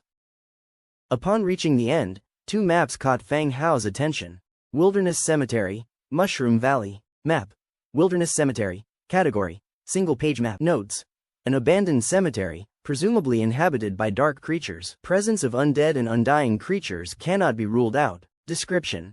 A map drawn by a traveling merchant, outlining the route and terrain of the Wilderness Cemetery. Map. Mushroom Valley, Category, Single-page map. Notes. The valley is filled with unusual fungal plants. Exact details are yet to be identified. Description. A map drawn by a traveling merchant, outlining the route and terrain of Mushroom Valley. Both maps came with notes. It appeared that the city lord's mansion had already dispatched individuals to perform preliminary investigations. They confirmed the information and then issued the tasks. This aspect was admirable, at least it allowed one to have preliminary knowledge of the type of enemies or information when taking on tasks, instead of taking troops over and exploring on their own.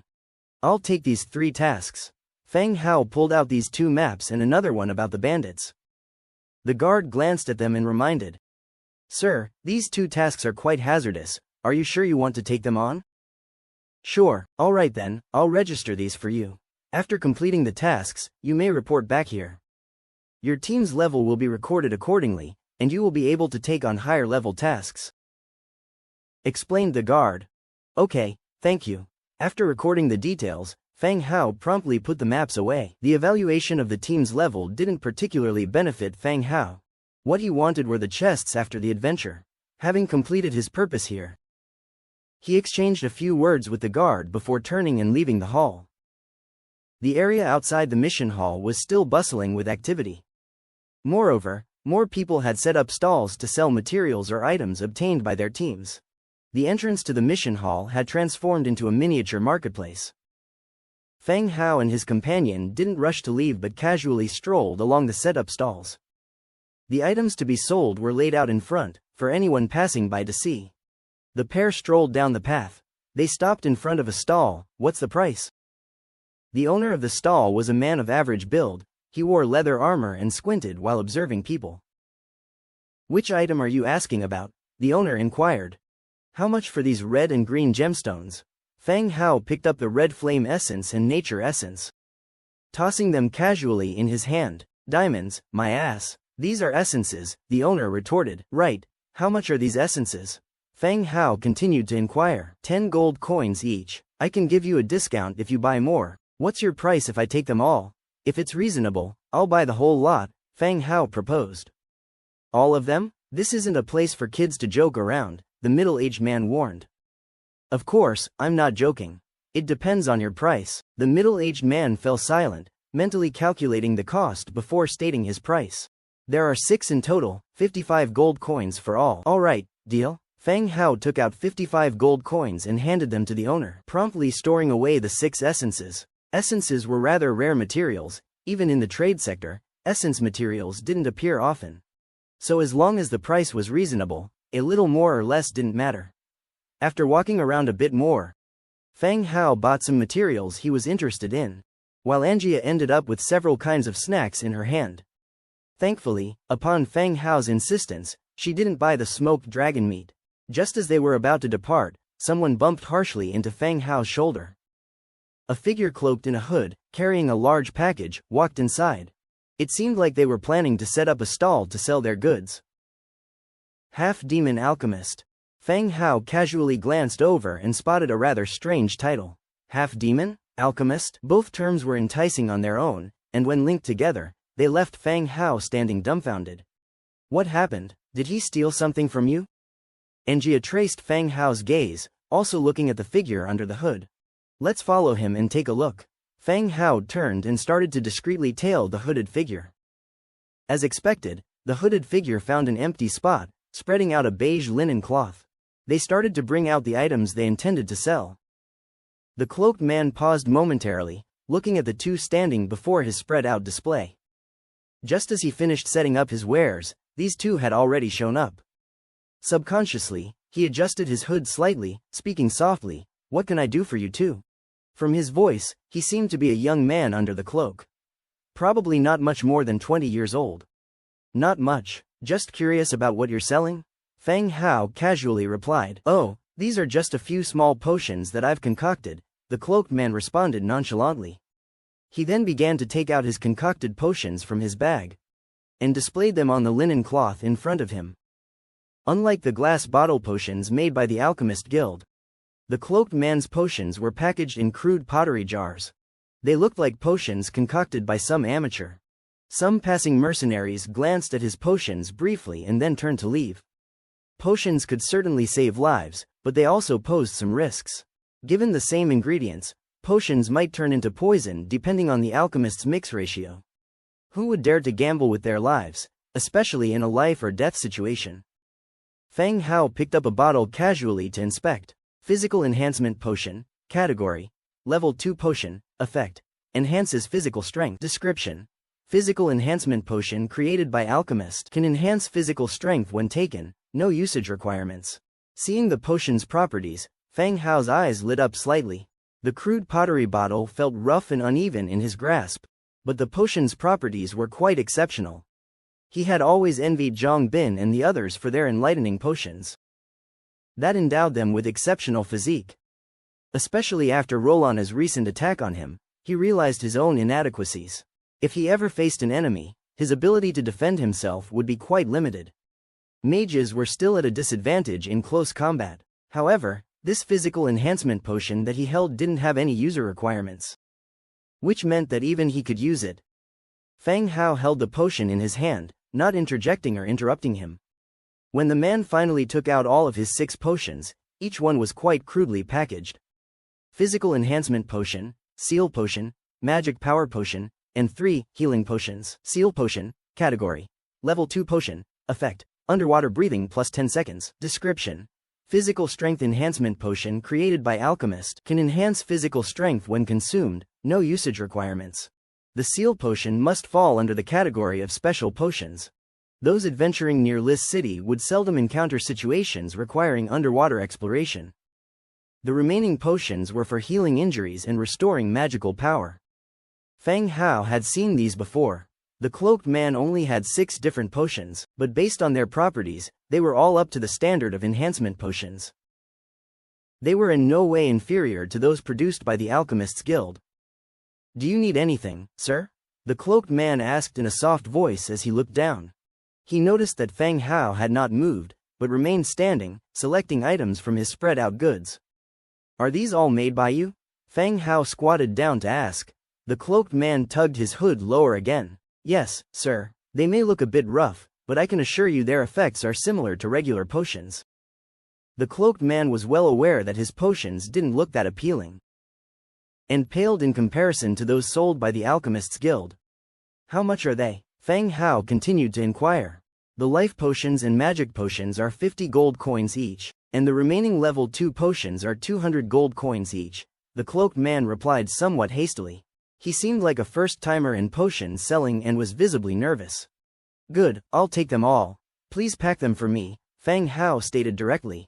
You're taking them all? The cloaked man looked up in surprise, meeting Fang Hao's gaze, before quickly lowering his head again.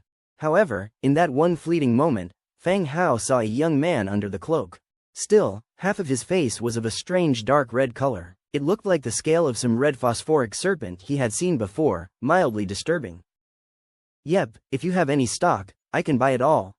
Fang Hao stood up, shaking his slightly numb legs. Given the price of alchemy potions, this one was unbelievably cheap. Without the ability to check attributes, Fang Hao would never have dared to buy such a cheap, simply packaged potion. Even if its praises were sung, he wouldn't dare to drink it. But as a transmigrator, he could check its attributes and, as such, relieve this concern. The effects were all labeled, there was no chance of buying poison. Oh, okay, thank you very much for your generosity. The cloaked man hurriedly turned around, pulled out a linen bag and put all 6 potions inside. Fang Hao took out 600 gold coins and handed them over when he received the bag. By the way, if you still sell potions in the future, I'd like to continue dealing with you. Fang Hao did not leave right away. The cloaked man froze. With his head slightly lowered, he seemed to hesitate. Sir, while I can make potions, the materials are difficult to come by. It may take some time before I can produce new potions. Fang Hao thought for a moment, then said, in that case, there is an enjoyable hotpot restaurant in the city, which I own.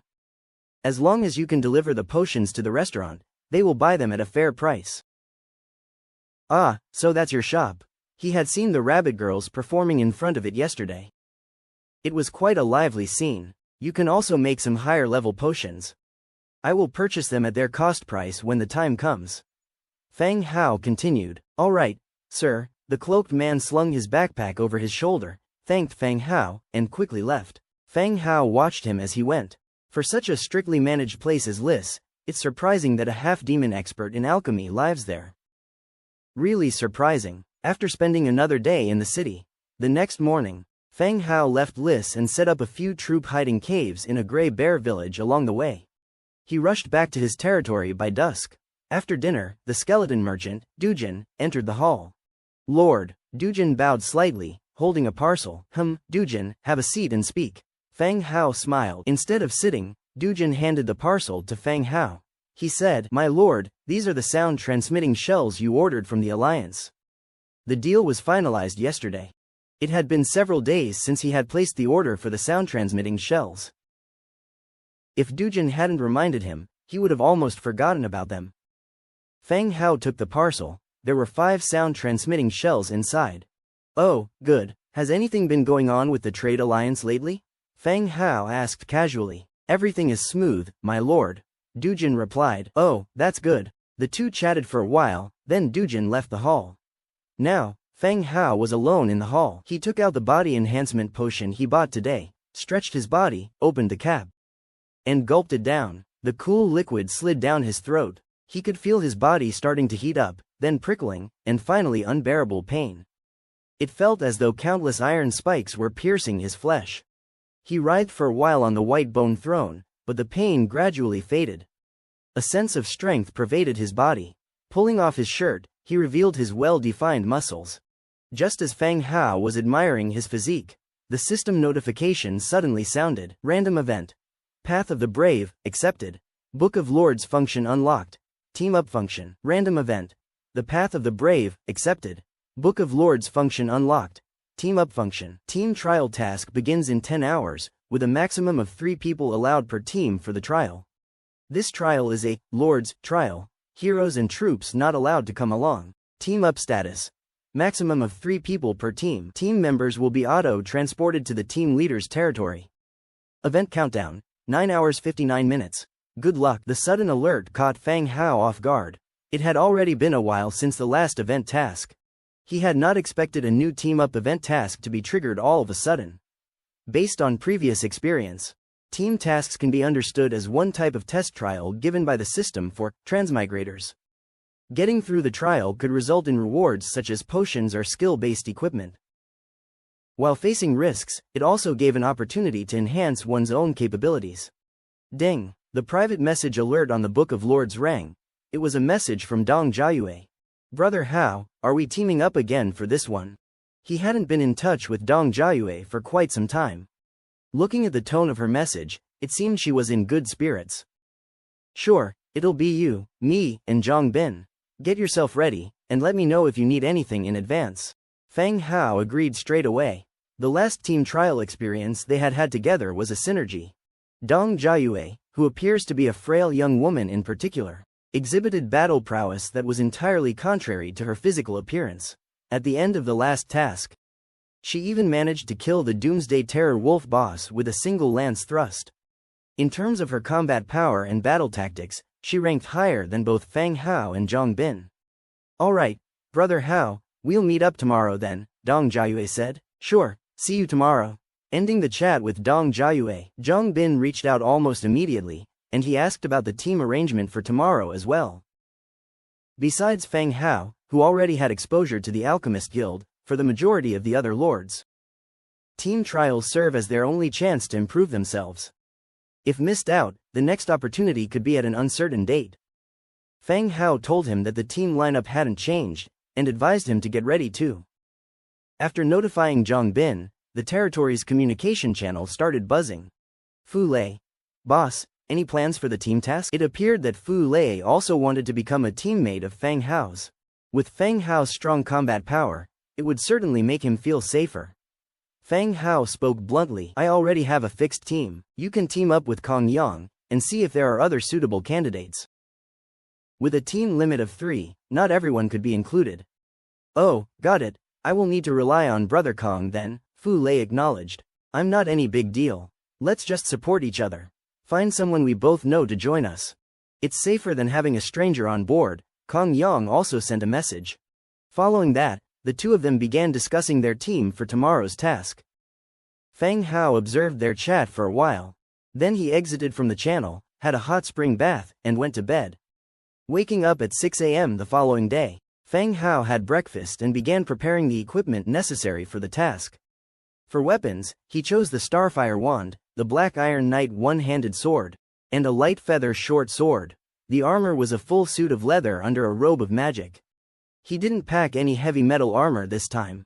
In the storage space of the Book of Lords, besides several life-saving potions, there were also several sets of alternative equipment, just in case of any special circumstances. Having ensured everything was in order, Fang Hao called Demetria and Angia. He informed them about his absence to prevent them from panicking because of his sudden disappearance. At sharp 7 a.m., Fang Hao used the Book of Lords to send a message to Zhang Bin. It's getting late, let's form the team. Sure, boss, Zhang Bin responded instantly. Following that, a system prompt appeared before his eyes. Zhang Bin has sent you an invitation to his team. Do you accept? Accept. Fang Hao was enveloped in a soft glow. When he opened his eyes next, he found himself in the city manned by Zhang Bin. All the roads in the city had been converted to stone pavement. They had also constructed flower beds on either side of the roads. It had improved significantly since the last time Fang Hao visited. Boss, Zhang Bin came forward with a smile on his face. Great, send Jia Yu the invitation now, Fang Hao ordered. Okay, boss. Zhang Bin then opened the Book of Lords and sent a team invitation to Dong Jiayue. In a short while, a ray of light appeared before them. Once the light faded, Dong Jiayue appeared before them. Dong Jiayue was wearing full metal armor, one hand holding a helmet while the other was carrying a war spear. She had a dagger on her waist and the box of steel fire muskets she had received from Fang Hao on her back. It appeared she had also made ample preparations for this task. Brother Hao, Brother Bin, you both seem to be doing well. Dong Jiayue greeted them with a smile as she stood before them. She then noticed the changes in Zhang Bin's city. She exclaimed, Brother Bin, your place has changed so much. You even have paved roads, and what are those tall buildings?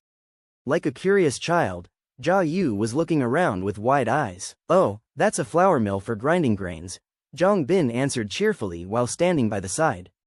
The feeling of being looked up to was not bad at all. Wow, you're amazing, Dong Jiayue exclaimed. On her side, she had received support from Fang Hao's skeleton trolls, and also had 2 subsidiary territories. Her development could be said to be smooth.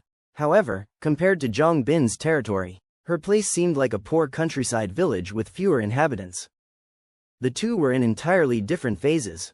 After listening to Zhang Bin, Jia Yu shifted her gaze to Fang Hao. She was aware that Zhang Bin's territory was a subsidiary city of Fang Hao's. If a subsidiary city could be developed to this extent, wouldn't the main city be even more impressive?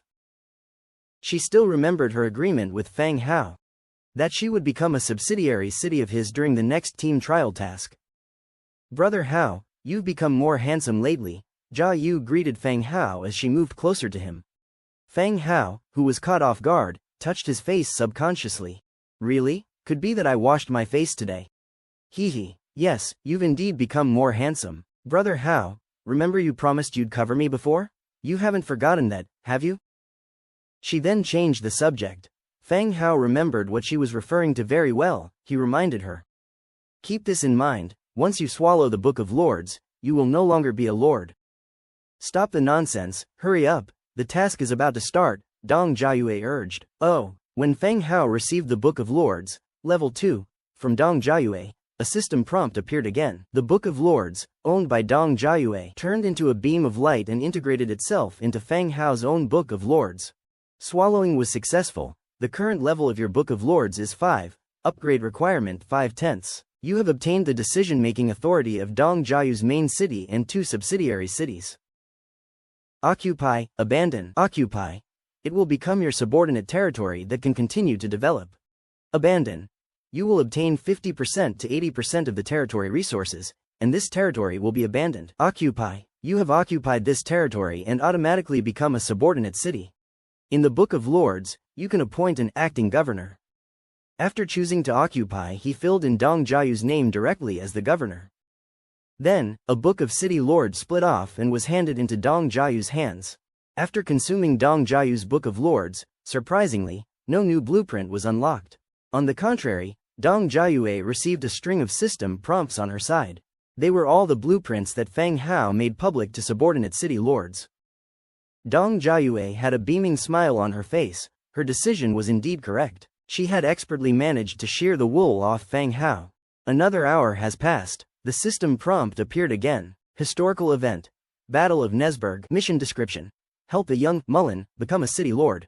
Trial task transport countdown. 3, 2, 1. The light enveloped the three of them, and the next second, they appeared in a tent. Outside the tent were a rowdy set of voices engaging in conversation.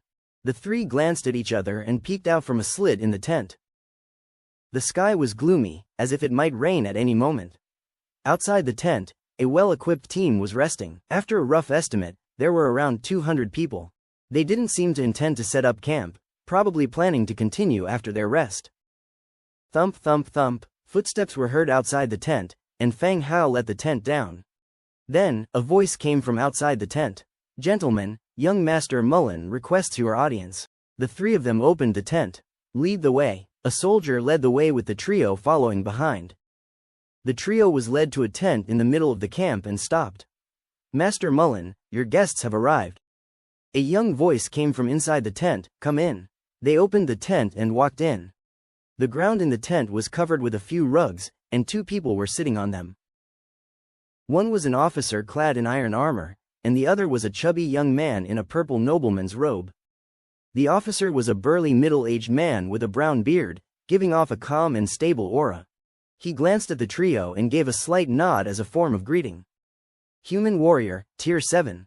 The officer had the strength of Tier 7. The chubby young man was naturally the young Master Mullen the soldier had spoken of. His robe was tight around his chubby figure, forming ring after ring of folds. It was quite comical to look at. Young Master Mullen, having been chosen as the team leader, Zhang Bin is tasked to trigger some missions. Ah, come sit, my name's Mullen, and this is Commander Hoyle. What may I call the three of you? Thanks to you all this morning, our troops avoided the mountain bandits' ambush. Mullen's overly familiar manner invited the three to sit. So, the middle-aged man was Hoyle. My name is Zhang Bin, these are Fang Hao and Dong Jiayue. Zhang Bin also introduced himself. From what Mullen just said, they could infer the scenario before their arrival. They had helped the troop avoid the mountain bandits' ambush and had been moving together since then. It's obvious that the three of you are very skilled, much more so than my guards. This time, I'm here to take on the position of the city lord of Nesburg. I'll definitely make sure to express my gratitude to you all," said Mullen, thumping his chest and thus causing his flesh to wobble. "I'm grateful to you, Lord Mullen," Zhang Bin thanked him. Their mission this time was to help Mullen become the city lord, so they would naturally follow Mullen all the way. Leaving the team midway, or the death of Mullen, would both result in mission failure.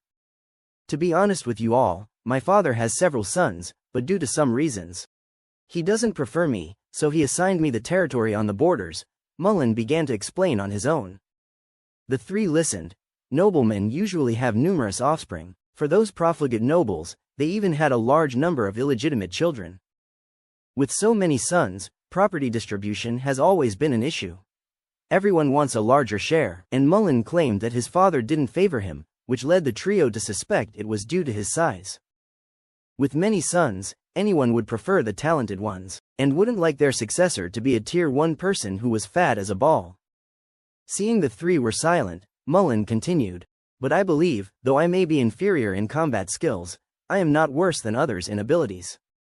I will become an excellent city lord someday. My city will be more prosperous, with more residents leading a better life than those of those foul-mouthed scoundrels. Then they will see who is the real pig." The three didn't think that the chubby boy in front of them would say such words. But it also made some sense. Not everyone possessed the talent for martial arts. Like those rabbit women who had taken the enlightening potion, some leveled up quickly, while others did not show significant effects.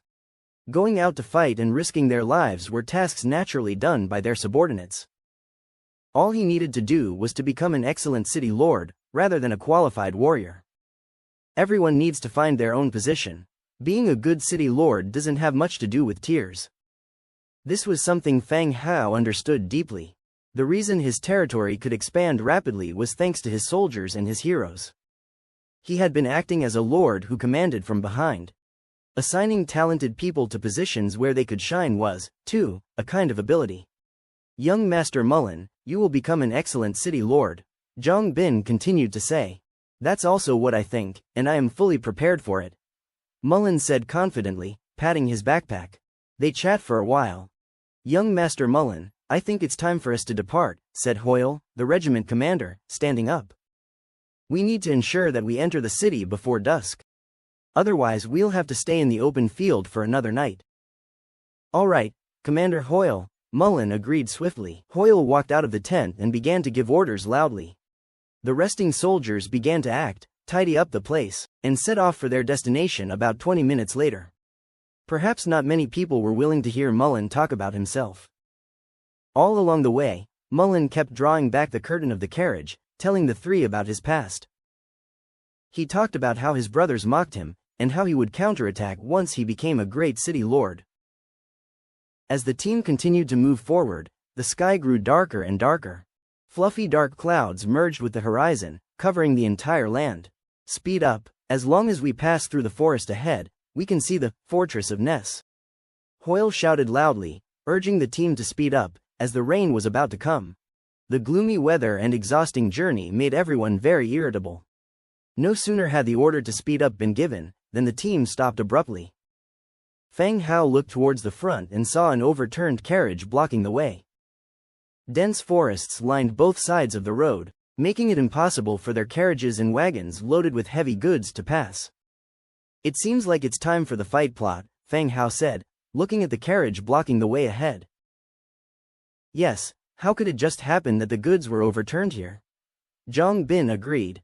"Go, tell Hoyle that it might be an ambush," Fang Hao ordered. Zhang Bin nodded and headed towards the front of the team. Fang Hao and Dong Jiayue quickly joined Mullen by his carriage. Zhang Bin and Hoyle whispered to each other. Hoyle's face darkened progressively, and he ordered the team to turn around, intending to leave the forest. Swish! Just as the team moved, an arrow shot out from the dense forest and hit the carriage with a metallic clang. The next second, swish, swish, swish, arrows rained down on them one after another. The sudden shower of arrows startled everyone. Just as Fang Hao and his comrades had guessed, they were ambushed. Arrow after arrow shot out from the woods. "Defend, overturn the carts, block the arrows," Hoyle commanded loudly. The guards raised their shields while also toppling the carts laden with supplies, blocking the barrage of arrows. Whoosh, whoosh. Before they could set up defenses, another hail of arrows shot out from the dense forest on the other side. A large number of guards were hit by the arrows, howling in pain as they fell into pools of blood. The rest quickly took cover in the center of the carts. Feng Hao and his two companions were even more prepared than the others. The moment the arrows were fired, they quickly found cover, avoiding the incoming arrows. "Boss, this mission ain't going well," said Zhang Bin, leaning against their cover with a serious look. Feng Hao nodded. Considering the intensity of the enemy's arrow fire, the number of enemies definitely exceeded their own. Another group of guards had just fallen. They were clearly at a disadvantage. Wait, where's Mullen? Feng Hao suddenly realized that the main character of the mission was missing. The three immediately looked towards the noble carriage 5 meters away. The originally luxurious carriage was now full of arrows, looking like a giant porcupine. Simultaneously, Mullen's heart-wrenching screams could be heard from the carriage. "Commander Hoyle, save me, I've been shot in the thigh, it hurts. Damn, this fat man didn't get down." Mullen's cry for help lured enemies from the forests on both sides. Yet another barrage of arrows rained down on the noble carriage. Even the sturdy carriage began to collapse and fall apart under the onslaught. Boom, boom, boom. Ah, ah, Mullen screamed loudly in fright. Upon hearing Mullen's cries, Hoyle cut off the rope connecting the horses with a single slash of his sword called 2 guards, and lifted a flipped cart for cover, advancing to the front of the carriage. The 2 carriages formed a low wall, each blocking incoming attacks from one side. Bang! Kicking open the carriage door, he dragged out the flailing and wailing Mullen from the carriage. Then he continued to use the cart for cover, returning to the group with Mullen. Commander Hoyle demonstrated his extraordinary determination, rescuing Mullen quickly and without hesitation. After putting Mullen to one side, he immediately instructed the group to set up defensive positions. After the shower of arrows would come close combat. "How are you? Do you have any healing potions?" Dong Jiayue approached with her bandages ready. There was an arrow in Mullen's thigh and another in his arm. Perhaps because he was fat and had a massive amount of blood, he was now completely dyed red with his own blood. It was a rather scary sight. He was the mission target and he could not die here. "Yes, I only have 2 bottles, I was worried about facing danger on the road." "So shut up and drink the potion," Dong Jiayue sternly interrupted, bandaging Mullen's wounds. Meanwhile, Feng Hao, hidden behind the cart, had summoned his frost armor, cloaked in a pale blue aura. His second spell, Swirling Mist, was also ready. As the magic wand radiated light, a thick mist spread around them, blocking the enemy's vision. The incoming arrows instantly decreased by a large extent, greatly relieving the pressure on everyone. Some warriors even took advantage of the mist to drag over their wounded companions. Hoyle, the commander, looked at Feng Hao in surprise and merely gave a slight nod without saying anything more. "Boss, let's hit them with a meteor smashing into earth," Zhang Bin said softly, noticing the effect was good. He was referring to the innate skill, Starfire, of the Starfire wand. It could summon a meteor to attack a specific region, causing an explosion. Starfire was indeed powerful, but it had clear drawbacks: slow formation and high consumption. Feng Hao also wanted to hit them hard and send them packing right then and there, a one-way ticket to the afterlife. He was just about to open up the magic potion, drink it and release Starfire. Suddenly, Hoyle said, "Prepare for hand-to-hand combat, they're about to make their move." All the soldiers drew their longswords from their waists, waiting, their faces serious. At this time, Feng Hao and the others also noticed that the arrows from both sides had stopped. Without needing confirmation, they could hear rustling from the bushes around them, and footsteps steadily closing in. Feng Hao immediately switched the spell he was consolidating from Starfire, and summoned wood element spirits instead. With a flash of light, 3 wood spirits appeared before them. The footsteps were getting louder, close enough to reach them. Feng Hao pulled out the knight's sword from his waist and tightly gripped the wand in his other hand. Zhang Bin and Dong Jiayue also took out their weapons, preparing to face the impending attack. Kill. With the first enemy getting past the wagon barricade, the battle cry rang out. "Release, entanglement," Feng Hao commanded. The 3 wood spirits released the skill, entanglement, in 3 different directions. Vines grew from the ground, binding the enemy's feet, stopping them from advancing. This presented the guards with an opportunity to counterattack. Going past the wagon, they attacked the immobilized enemy. Bang! Fang Hao's fire arrow formed and immediately hit an enemy who was pouncing towards them. The enemy flew backward, knocking over his companions behind him. His other hand, gripping the knight's sword, relentlessly slew enemies, reaping their lives. The three stood back to back, killing the charging enemies. The combined effects of the wood spirit's entanglement and the swirling mist gave their side a significant advantage. After a fierce fight, the size of the enemy forces significantly dwindled. When the last enemy was slain, the battle was declared over. The mist had considerably dissipated. Mournful groans from the wounded could be heard all around. Treat the wounded. All enemy wounded are to be executed, Hoyle commanded coldly. All the soldiers, weary as they were, sprung back into action. Those enemies who were still alive were executed, one by one. Lord Mullen, are you okay? Fang Hao squatted down and asked Mullen. I'm fine. Are all those men dead? Bandits again? Mullen sat on the ground, still dazed, but managed to ask. Fang Hao shook his head. Judging by their attire, they don't seem like bandits. They look more like the city guard from a nearby city. Upon hearing this, Mullen's expression quickly became anxious. The city guard from a nearby city had ambushed them, waiting for their movement. The identity of this group would not be too hard to guess. Why is everyone opposing me becoming city lord, not giving me even one chance? There was a sense of defeat in Mullen's voice. Every successful person in the past had to go through trials. This might be your trial. Now that we've come this far, you must become the city lord. Otherwise, it would not honor the soldiers who died escorting you. Fang Hao leaned over and encouraged him, fearing that he may give up his chance at becoming city lord. Mullen lifted his head, looking at the severely wounded and decimated troop of soldiers. Out of 200 men, only dozens were left. Is all of this worth it? That depends on whether you can become an excellent city lord. Fang Hao responded, grabbing a magic potion and drinking it. Mullen looked at the rough clay bottle in Fang Hao's hand, opened his backpack, and took out a glass bottle with an elixir. Drink this, Mullen said. Fang Hao wasn't seriously injured, but he had consumed a considerable amount of magical power. After examining the healing potion in Mullen's hand, he shook his head and gave a signal to Hoyle. Hoyle was the leader of this team, and in the future, Mullen would rely more on Hoyle's protection. He was not far away, dressing wounds while commanding the soldiers to take action. The cost of producing the healing potion was pretty high, so it was difficult for ordinary soldiers or leaders to own such a potion. Mullen immediately understood Fang Hao's intention, and quietly said, "Thank you, Commander Hoyle, for saving me just now."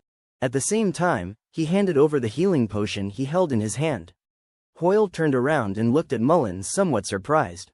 He didn't expect Mullen to express gratitude. When he saw Fang Hao sitting next to Mullen, it seemed that he understood something. "Thank you, young Master Mullen."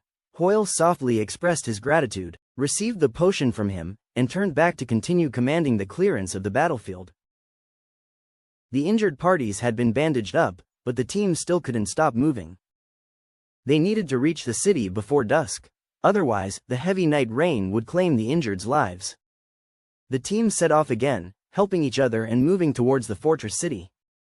The horses and carts had been damaged in the recent battle, so Mullen could only follow them with his injuries. Fortunately, after taking the healing potion, his injuries had significantly improved. "Mr. Fang Hao, I didn't expect you to be a mage."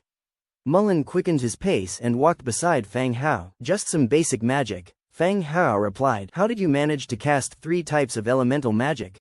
Mullen seemed to have recovered from the recent danger, and started to make conversation again. "I didn't have a formal magic teacher, so I had to learn various basic magic pieces. I got to where I am because of this incidental learning." Fang Hao expressed this in a way that was easy to understand. He naturally didn't have a magic teacher. The skills he had learned had all been from the scrolls he randomly got and studied by himself. He seldom used magic in his daily life, and he didn't consider himself proficient. But in Mullen's eyes, he was close to being a genius.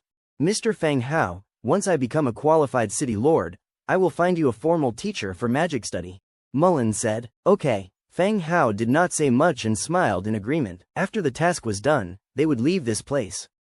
They wouldn't wait for Mullen to become a city lord or for him to find a magic teacher for Fang Hao. The team continued moving forward.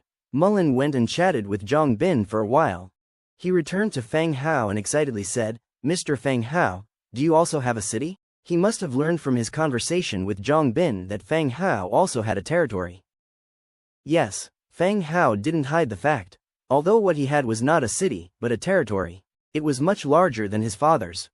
After getting confirmation from Fang Hao, Mullen began rummaging through his backpack. He took out a notebook with a brown leather cover from inside and handed it to Fang Hao. "This is for you. It will be helpful for your future city management." Fang Hao was surprised and took it instinctively. Mullen's City Lord Summary, Category, Special Item, Effect, City Law and Order Governance plus 5%, Population Fertility plus 5%, Food, Industrial Production plus 5, Military plus 2%. Description: learning and reflecting on the previous generation's efforts will bring you closer to your set goals. An item? Fang Hao casually flipped through the notebook. The densely packed words on the pages recorded decisions and feats of successful lords and city lords. It was filled from cover to cover. "Did you write all this?" Fang Hao asked in astonishment. This notebook unexpectedly had many properties. If it were to be rated, it would probably be a purple-level treasure. "I copied it from books. After reading many books, I recorded what I felt was useful."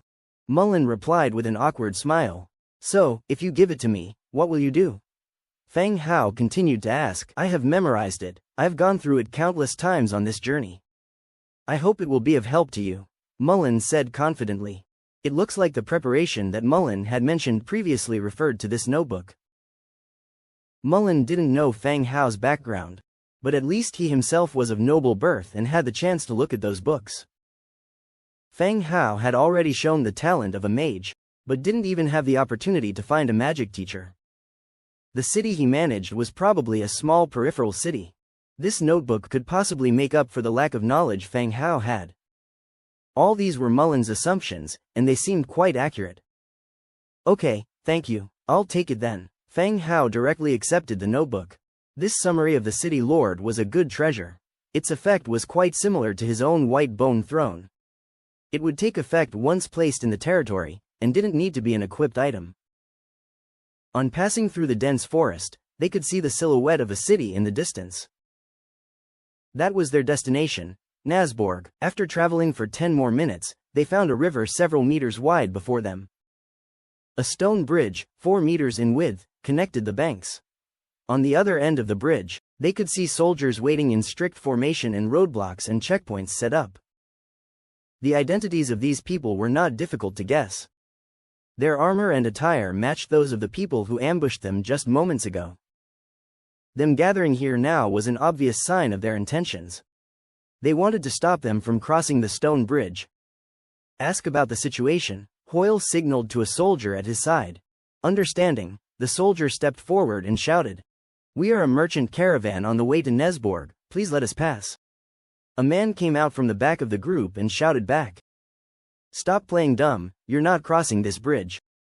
Hoyle stopped the soldier from continuing the conversation. He came to Mullen and said, "Young Master Mullen, it seems the nobles of Nazborg are not very welcoming towards us. There will be a battle on the bridge. Be careful." Mullen's gaze held more resolve than before. "Commander Hoyle, I'll be careful," he replied. Just like Fang Hao said, they had already come this far. There was no turning back for him. Either he entered Nazborg and became its city lord, or he died here. Hoyle nodded. "Line up." The soldiers began to organize, preparing to attack the stone bridge. The fighters raised their shields, forming an impenetrable wall of steel. Both sides lacked long-range attacks, but the enemy still had the upper hand in numbers. One mistake could lead to their defeat in battle.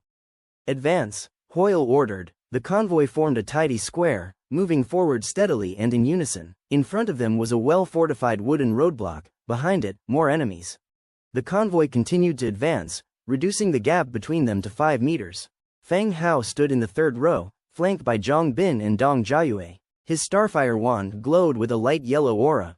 "Scatter!" Fang Hao barked. The soldiers in the front 2 rows quickly retreated to the sides, leaving a gap of more than 2 meters in the middle. At the same time, Fang Hao's magic conjured the Glay Rolling Stone. A boulder 2 meters in diameter appeared in the middle. Fang Hao pointed his wand forward, and the Glay Rolling Stone sped towards the enemy line. Thump, thump, thump. The roadblocks along the way were crushed one by one, and the enemy formation was instantly shattered under the impact of the rolling stone. The enemy's formation was crushed, and many were thrown off their feet, causing many casualties. "Charge! Break through their lines," Hoyle bellowed. The soldiers charged forward with their shields up, slamming into the enemy lines. They swung their weapons fiercely at the enemy. The skirmish lasted for more than 20 minutes before it finally began to wind down. The stone bridge was piled high with bodies, the ground turned red with blood. Blood seeped through the cracks in the bridge, dribbling into the river. Stage reward. Human Clan Influence plus 100, Healing Potion 3, Magic Potion 1. Special Team Reward. Choose 1. Fire Protection Potion, Enlightening Potion, Thunderburst Battle Axe, Blue. Selection countdown. 59, 58. The stage reward appeared. Fire Protection Potion. Category. Potion. Effect. Fire resistance plus 10%, duration 15 seconds. Description. A potion crafted by the alchemist. Consumption can enhance resistance to fire elemental. This was the first time Feng Hao had seen the fire protection potion. Although it boosted fire resistance, it came with a time limit, making it a consumable item. Given the potion's properties, it wasn't much help to Feng Hao. If any real danger were to come, he would rather rely on his skeleton warriors than risk using this kind of resistance boosting potion. Yet he feared that there might be more to the plot. It might be possible that Mullen would need to use the potion. "Boss, which one should we pick?" Zhang Bin asked as he approached. "Pick the first one, just in case there's a special plot twist later," Feng Hao replied. "Okay." Zhang Bin immediately agreed, choosing the first option. The fire protection potion appeared in his hand and was handed over to Feng Hao. Feng Hao accepted the potion right away. After a brief rest, the team hit the road again. Who knows what the time is now? Drizzle started to fall from the sky. In front of them stood the towering wall of Nesborg City. The soldiers on the city wall wore armor similar to the enemies they encountered on the way. Now, Mullen had reached Nesborg. The people in the city also lost their best chance to kill Mullen. The death of the Lord's son at the hands of bandits on the road and in the city are two different matters. No one dares to lay a hand on Mullen in full view of the public. If Mullen dies in the city, all the nobles of the city will be implicated. Hoyle stepped forward and showed his identity to the guards. This severely wounded team slowly entered the city. Countless eyes were fixed on Mullen. The latter maintained his composure, his body already soaked with sweat. "I always feel like their gaze at me is not friendly," Mullen said in a suppressed voice to the side. Feng Hao certainly noticed those looks. Since Mullen had already entered the city, it also means that these people didn't have the courage to act immediately. Of course, it doesn't rule out the possibility that they will use other means. It's normal for the city's nobles to be unwelcoming to you. But you should also be careful of those who are unusually kind, Feng Hao said softly. "Okay, I will." The team went straight to the city lord's mansion. Hoyle arranged for the guards and took over the defense of the city lord's mansion. When Mullen sat on the city lord's throne, the three of them received a system prompt. Historical event. Battle of Nesborg completed. Reward distribution. Freeze skill scroll, mental enhancement potion, Forgotten Scholar's robe, blue, Stormwand, blue. According to the experience from last time, the appearance of the system prompt means that the task has been completed. Return countdown, 3, 2, 1. Feng Hao nodded at Mullen on the throne. The light appeared again, enveloping the figures of the three of them. The next second, they disappeared on the spot. When Feng Hao opened his eyes again, he was back in his own territory. Era heard the noise and came out of the city lord mansion. "Master, you're back. Do you need me to prepare lunch?" "Yes, please prepare it. The time in the trial space does not sync with this one." He looked at his watch. It was 1:40 in the afternoon. While Era went to prepare lunch, Feng Hao began to check his rewards. "Do you want to learn the skill, Freeze?" "Yes." The scroll turned into a ray of light and went straight into Feng Hao's body. Freeze, type. Water magic, level, tier 3 magic. Ability. Condenses water elemental magic to attack enemies in a small range, causing an extra 50% freeze damage, and entering a frozen state. After reading the skill introduction, Feng Hao was slightly pleased. Finally, he had a second attack skill. Not only does it provide control, it also deals freeze damage, which can greatly enhance his own combat strength and self-defense ability. Even if he can't beat the opponent, freezing them and running away is a good method. Fang Hao raised his hand, cast freeze on a passing skeleton warrior. A cold breath ran along his palm, hitting the target skeleton. The next second, the skeleton warrior and the leather in his arms were instantly wrapped in ice, frozen in place. About 3 seconds later, the ice shattered. The skeleton warrior stood with his knight sword, searching for his target in confusion. I slipped, there's no enemy, go back to work, Fang Hao said. The skeleton warrior put away his sword, picked up the fallen leather and carried on delivering it to the warehouse. After testing the freeze skill, Fang Hao felt rather satisfied. He continued to check the remaining 3 rewards. The Forgotten Scholar's Robe, blue, type, armor, defense, level 1 defense, effect, magic condensation plus 2%, magic attack plus 2%. Description: an old-style mage's robe. Although the style is a bit outdated, the quality is still good. The blue mage robe is perfectly suited for his own use. What a shame it's not a blueprint, otherwise he could equip the undead mage group. Storm Wand, blue, type, wand, damage, tier 3 damage, effect, air magic condensation plus 5%. Description: wand born in the storm. He was even awarded a blue quality wand. The blue wand had pretty good attributes. The mainstream gear within the channel was still in the category of green equipment. Some green equipment could sell for a respectable price in the regional channels. This blue wand was genuinely a decent reward. However, compared to his Starfire wand, both the attributes and supplementary skills were far inferior. It seemed that this wand could only be given to the undead mage to use. It was a pity that only one was rewarded, not a blueprint. Next, he looked at the final item of reward, a mental enhancement potion. He had recently been introduced to enhancement potions. The physical enhancement potion he had purchased from a half-demon alchemist, which had enhanced his body upon consumption. In today's task, he had demonstrated melee capabilities, which had always been a challenge for him before. Examine the attributes. Mental enhancement potion, category, level 2 potion, effects, enhances mental capabilities. Description: body enhancement potion created by an alchemist. Upon consumption, it enhances the mind. No usage requirements. Indeed, it was a level 2 potion. Fang Hao didn't immediately consume it. He was about to have dinner and didn't want to consume such a stimulating potion before his meal. In a short while, Era called him to eat. The luxurious spread allowed Fang Hao to feast to his heart's content. After lunch, at 2 in the afternoon, Blackfoot Cat, Lori, was stealthily peeking out from behind the door. Lori, are you looking for Angia? Fang Hao asked with a smile. Lori stepped out from behind the door and said somewhat shyly, "No, could I have some of your time, sir? I have something to discuss." Looking for me? Fang Hao was slightly surprised. Every time Lori came, she would go out to play with Angia. It was different this time.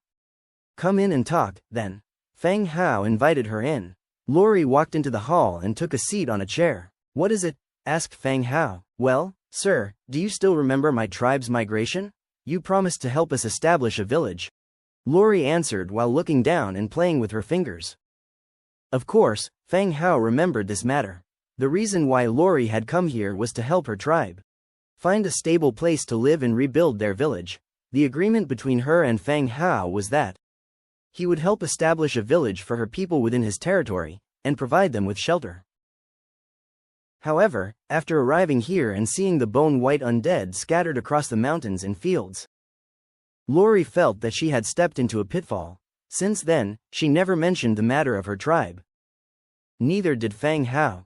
Lori has been living in the territory for half a month, running all over the place with Angia every day. She had also gained some understanding of Fang Hao's character. Today, she finally decided to speak to Fang Hao about bringing her tribe over to find an appropriate place to establish a village. Lori had already come once in the morning, only to find that Fang Hao was not there. I remember. So, do your people want to come over? Fang Hao asked curiously. No, Lori answered with her head down. Sir, do your promises about establishing the village still stand? Of course, the territory is vast. There is plenty of room for you to establish a village. Fang Hao answered. Inside the territory, there were large expanses of desolation. Fang Hao had no objections to the Lori tribe moving in, especially since they did not have many people. Upon hearing Fang Hao's answer, Lori's face instantly lit up with joy. Oh, thank you so much, Lord. Can I go and bring my tribe over in a few days? Sure. Is it a long journey? If it is, you can ride the purple-scaled horse or the bone dragon back. Fang Hao thought for a moment and said, the orc territory was not very safe. What was an orc village today could become a bandit camp by tomorrow. So Fang Hao was a bit worried about Lori's safety. Riding the bone dragon was relatively safer, as the risks along the way could largely be avoided thanks to its ability to fly amongst the clouds.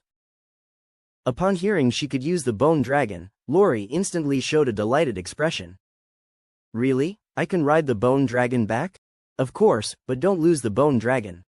Absolutely, absolutely, Lori quickly assured. Inside, she was already thinking about how prestigious it would be to ride the bone dragon back. Can I set off today then? Lori asked again. Sure, be careful on the road. Oh, can I take Angia along with me? Lori asked again. No, there was no room for negotiation. Whenever those two were together, the danger increased significantly. This was more dangerous than encountering a robber on the road. Seeing that Fang Hao's expression had turned serious, Lori immediately backed down. Then I'll be off. Lori left the hall and directly ran towards the bone dragon. Along the way, she flaunted to the rabbit maids she encountered that she was allowed to ride the bone dragon alone. After seeing off Lori, Fang Hao satisfyingly soaked himself in the hot springs. He also took the mental enhancement potion. The next day, early morning, Fang Hao woke up from his sleep. Era was curled up like a little kitten in his arms, with her arm around Fang Hao and her fair and round leg resting on his body. He wanted to move the leg that was pressing against him, but Era was quicker. She turned over and sat directly on top of Fang Hao, her cheeks immediately reddish as she cooed in a seductive voice, "Good morning, sir." Clad in a bunny girl outfit that was half off, she exposed her perfect figure. So energetic first thing in the morning. Fang Hao glanced at her. Era's face turned red, and her body wriggled slightly. She retorted, "Not as energetic as you, sir." At 7 o'clock, Fang Hao and Era left the room. The maids had already gotten up and started their work. Seeing Fang Hao coming out, they greeted him with smiles. After breakfast, Fang Hao called everyone out from the Lord's mansion. This included Angia, who hadn't completely woken up yet. The materials for upgrading the Lord's mansion were ready, and Fang Hao planned to proceed with the upgrade immediately. Level 8 City Lord's Stone Tower, hardwood 8,500, stone blocks 11,000, iron 950, metal parts 750, brick tile 1,200. Start the upgrade. Once the upgrade was confirmed, light enveloped the Lord's mansion. 20 minutes later, the light dispersed and the level 8 City Lord's Stone Tower appeared before everyone. The main structure of the Lord's mansion was expanded, and the original flat roof was changed to a tile-slanted roof. A round tower was added to the left side. The hexagonal cone-shaped tiled top of the tower reminded Fang Hao of the pointed roof of the Magic Academy from Harry Potter. Level 8 City Lord's Stone Tower, owner, Fang Hao. Abilities: Produce, collect plus 3.7%, troop movement plus 4%, all attributes plus 2.5%. Existing buildings: Level 6 Underground Cemetery, Level 6 Stable. Remark: Core building of the territory. Materials required for upgrading: hardwood 10,500, stone block 16,000, iron 1,100, metal parts 900, brick tile 1,800. The level 9 Lord's Stone Tower required an increased quantity of materials once again. The rest was somewhat sufficient, but there was still a shortage of tiles. When the time came, the number of kilns would be increased to boost the production of tiles.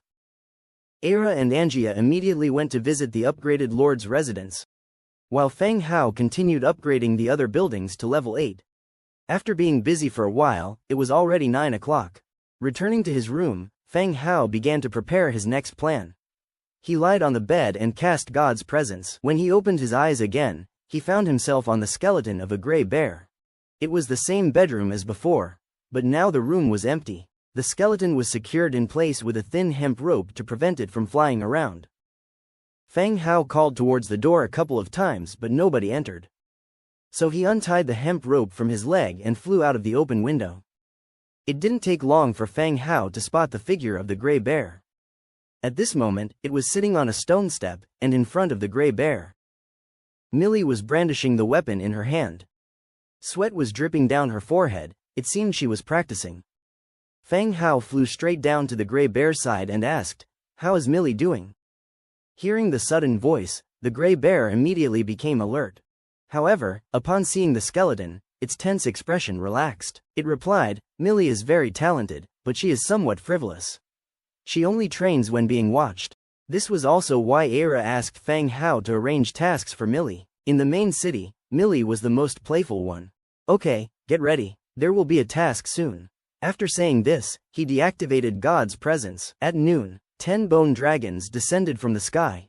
This time, the team was led directly by Black Sword, with Feng Hao again using God's presence on the skeleton. Lord, Black Sword. Grey Bear greeted them. Feng Hao, controlling the skeleton, flew down. Grey Bear, those are your new equipment, a total of 100 sets of armor.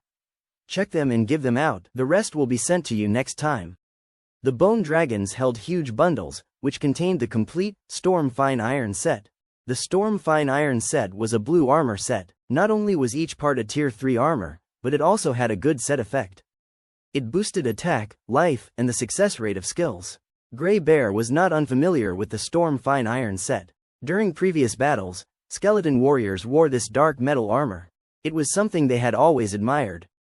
The equipment dropped by the dead skeleton warriors during battles was quietly collected by them since Feng Hao didn't ask for it. Only Grey Bear and some key members of the stronghold had the privilege to wear it. The others could only envy, hoping that more skeleton warriors would die in the next battle. This time, Feng Hao directly sent 100 sets, and more will be sent in the future. Everyone showed excited expressions. Thank you, my lord.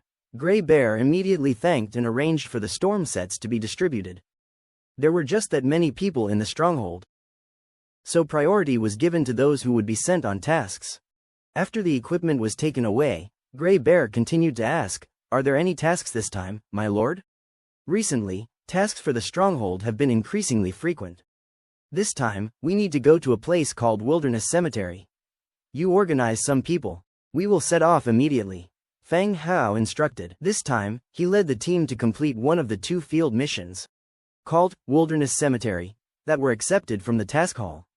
The map didn't provide much information, only that it might be haunted by wandering undead creatures.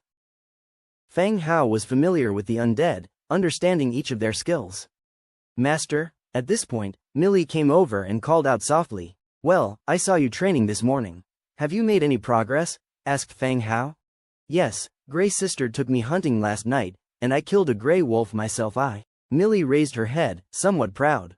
Feng Hao thought it was funny. Millie had already reached tier 4.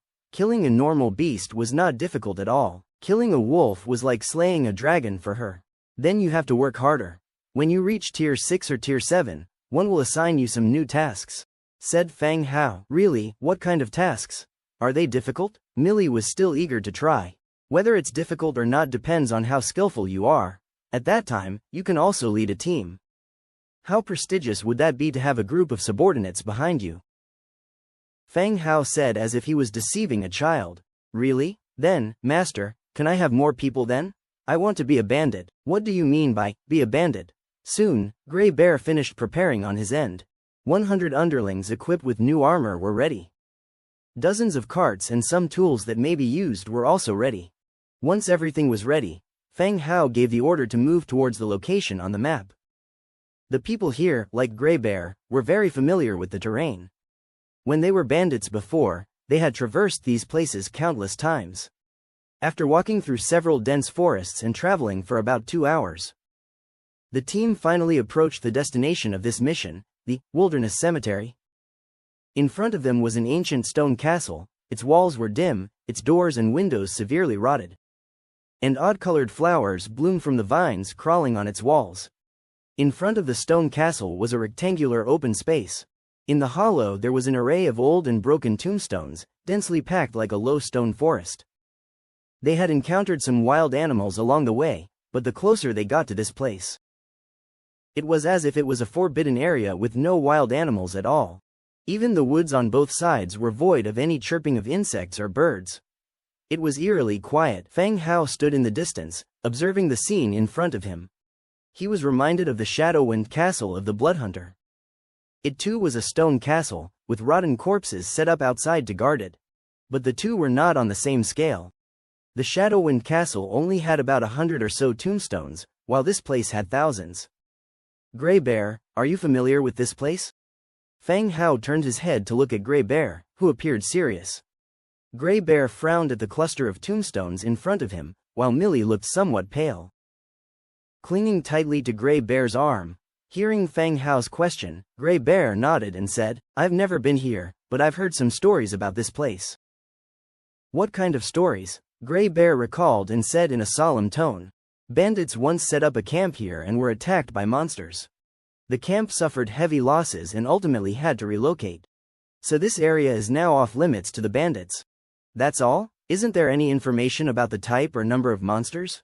Fang Hao continued to ask. I didn't hear about that. My camp has always stayed away from here. Gray Bear shook his head. Gray Bear's camp seldom had contact with others. They were at a certain distance from this area. And the information he had received was mostly unofficial news. He couldn't even remember the source of the information anymore. At this time, however, the monkey, standing behind Gray Bear, suddenly spoke up. Sir, I've heard some things too, not sure if it would be of any help. Monkey wriggled his way through. Let's hear it. I heard that there used to be an orphanage run by the church there. Then for unknown reasons, everyone died there. Some people say that this place is cursed. Those who approach would attract misfortune and death. Monkey said in a low voice. His eyes occasionally darted towards the stone castle in the distance. Hearing Monkey's explanation, Fang Hao had a thought. He looked again at the stone castle not far away. On the mottled wall, he indeed could identify some symbols related to the temple. Without a doubt, it was a temple building. But it was once an orphanage, so then all these densely packed tombstones. How long has this place been abandoned? Fang Hao continued to ask. Monkey thought for a moment and then answered, at least over 30 years. He wasn't sure how many years it had been abandoned.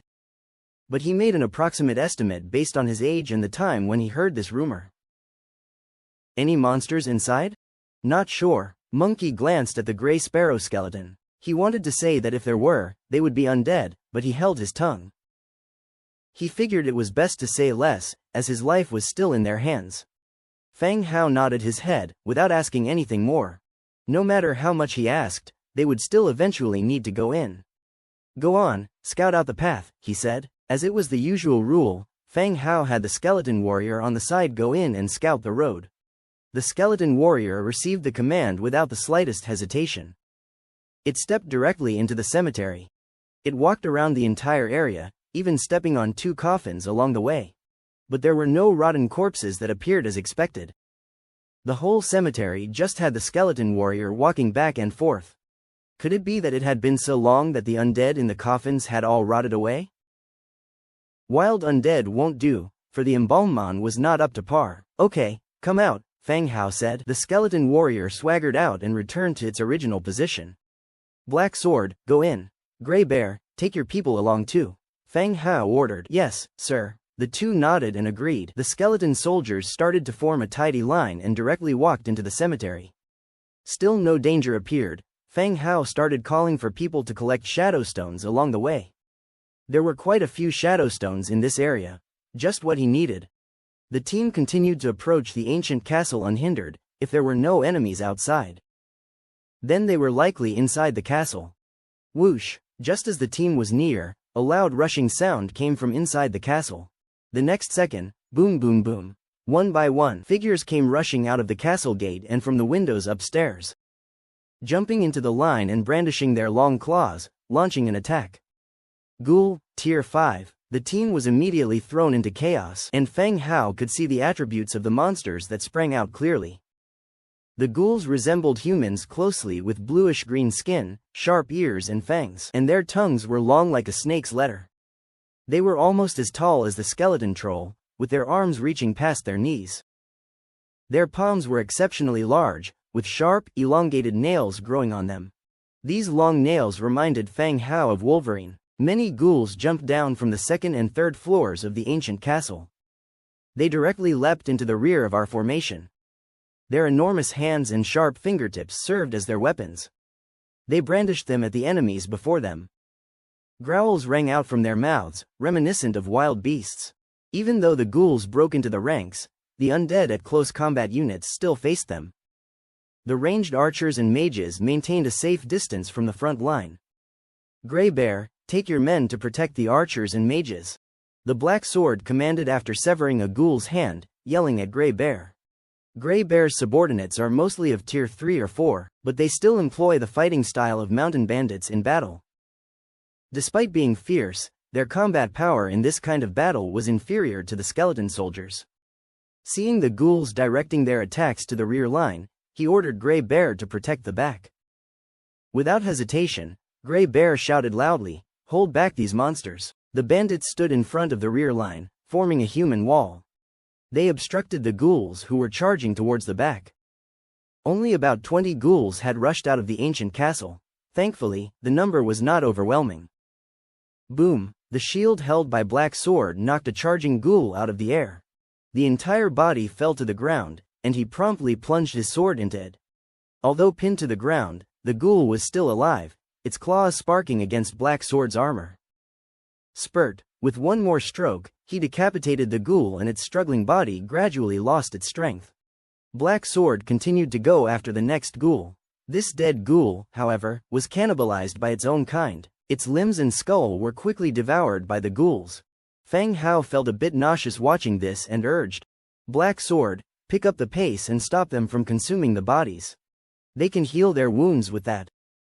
Black Sword nodded. He urged the skeleton soldiers to hasten the pace of the battle. As the number of ghouls massively decreased, Grey Bear and his men began to initiate attacks instead of merely defending. Millie, with her flushed small face, was following Grey Bear, attacking an isolated ghoul. She stood beside the ghoul, her stature only reaching its waist. Hiss! The claws of the ghoul scraped against the iron armor, making a harsh noise. Millie's body instantly flew backward. She was thrown over 2 meters away but quickly struggled back to her feet. Wiping the mud off her face, she rekindled her resolve and rushed out once again. She quickly returned to Grey Bear's side and resumed the besiegement. "Aim for its vital part, these creatures have a tremendous recovery power," Grey Bear kindly reminded her. "Vital part?" Millie tilted her head, looking at the towering blue monster before her. She directly aimed a thrust towards the ghoul's buttocks. Spurt! Her sword went in astonishingly smoothly. Without any resistance, she submerged most of her blade into it. Ah! The ghoul let out a painful howl, and with a swipe of its claws, it again threw Millie several meters away. Even the sword in her hand stayed embedded in the ghoul. The battle finally came to an end. Fang Hao began giving orders to clean up the battlefield. It seemed the ghouls didn't belong to the undead, as their bodies didn't disappear after death, but remained intact. However, several bodies had been cannibalized by other ghouls, making it difficult to piece them together. It doesn't matter if we couldn't reconstruct them. The main objective was to unlock the soldier type. The team took a brief rest, during which the bandits had some casualties. Grey Bear was directing his men to collect the bodies of their fallen comrades. "How are you doing?" said Fang Hao as he turned to Millie, who was quiet. She looked somewhat disheveled, her face covered in dirt, and several clear scratches were seen on the chest plate of her armor. "I'm fine," was all she said. Having been bought from slavers, Millie had seen just as much death as anyone else. "Okay," Fang Hao nodded, continuing to instruct Black Sword, "Organize people to enter the old castle. Grey Bear, stay and guard outside, inform us if something comes up." "Understood, sir," they both responded. The skeleton soldiers began entering the stone castle. The inside of the stone castle was rather dim, with deteriorated furniture, carvings of the temple on the walls, and a metal chandelier that had fallen off. Despite all wooden furniture rotting away, you could still tell that the place resembled a church. Based on the traces left behind, the long, evenly arranged benches, and the podium on the elevated platform directly ahead. "Move up to the next floor, be careful," whispered Fang Hao, patting a skeleton soldier on the shoulder. They encountered no danger on the first floor and began ascending the second. The number of rooms on the second floor was plentiful. A few of them were like dormitory rooms. The decaying single beds could still be made out. From the size of the beds, one could infer that this was indeed an orphanage, as Monkey had once said, and was inhabited by children. Upon reaching the third floor, it appeared to be the residence of the church staff. There wasn't much to find except for a few rusted metallic objects. "Sir, there is no enemy." After Heijian went through each room, he spoke up. "There are no enemies, nor treasure chests. How could that be possible? It is understandable that the enemies have been eliminated, but the absence of treasure chests is simply impossible. Move everything we can carry out and search again thoroughly," Fang Hao commanded. Yes, the skeleton soldiers began to act. moving all the items in the stone castle out. Feng Hao stood by the window on the first floor. As he watched the skeleton soldiers bustling in and out, he thought about what could have possibly been overlooked that led to the absence of treasure chests. Crack! Suddenly, a clear, crisp sound came from the front. Looking up, Feng Hao saw two skeletons dismantling a podium on the steps. As the podium was moved, a square slab underneath it could be seen slowly rising. With the slab's elevation, an opening slowly appeared on the ground above the podium. A burst of excitement welled up in Feng Hao's heart. Indeed, there was a place that had been overlooked. Heijian, we have a situation. Send men over, Feng Hao said as he himself flew over. It was a 2-meter-wide underground passage. The entrance was pitch black. Only the smooth stone walls on both sides and the stone steps leading downwards can be seen. Sir, what's wrong? At that moment, Heijian quickly walked over. He asked questioningly, but also noticed the entrance leading underground. Did you bring the nightstones? Asked Feng Hao. Yes, every time they ventured out, Feng Hao made ample preparations. Expecting caves or dark places, he would have the heroes carry nightstones. Heijian took 2 nightstones from his package. Come on, let's go down and check. The 2 nightstones were hung on the necks of the 2 leading skeleton warriors. The downward passage was only 2 meters wide, with 2 skeleton warriors leading the way, 2 at a line. Feng Hao and Heijian took their positions at the 3rd row, and began their descent. As they continued downward, the passage grew darker. The nightstone's glow became more brilliant. On the stone walls on both sides, sunken lampposts started to appear, but they were all too corroded to be lit. They continued downward.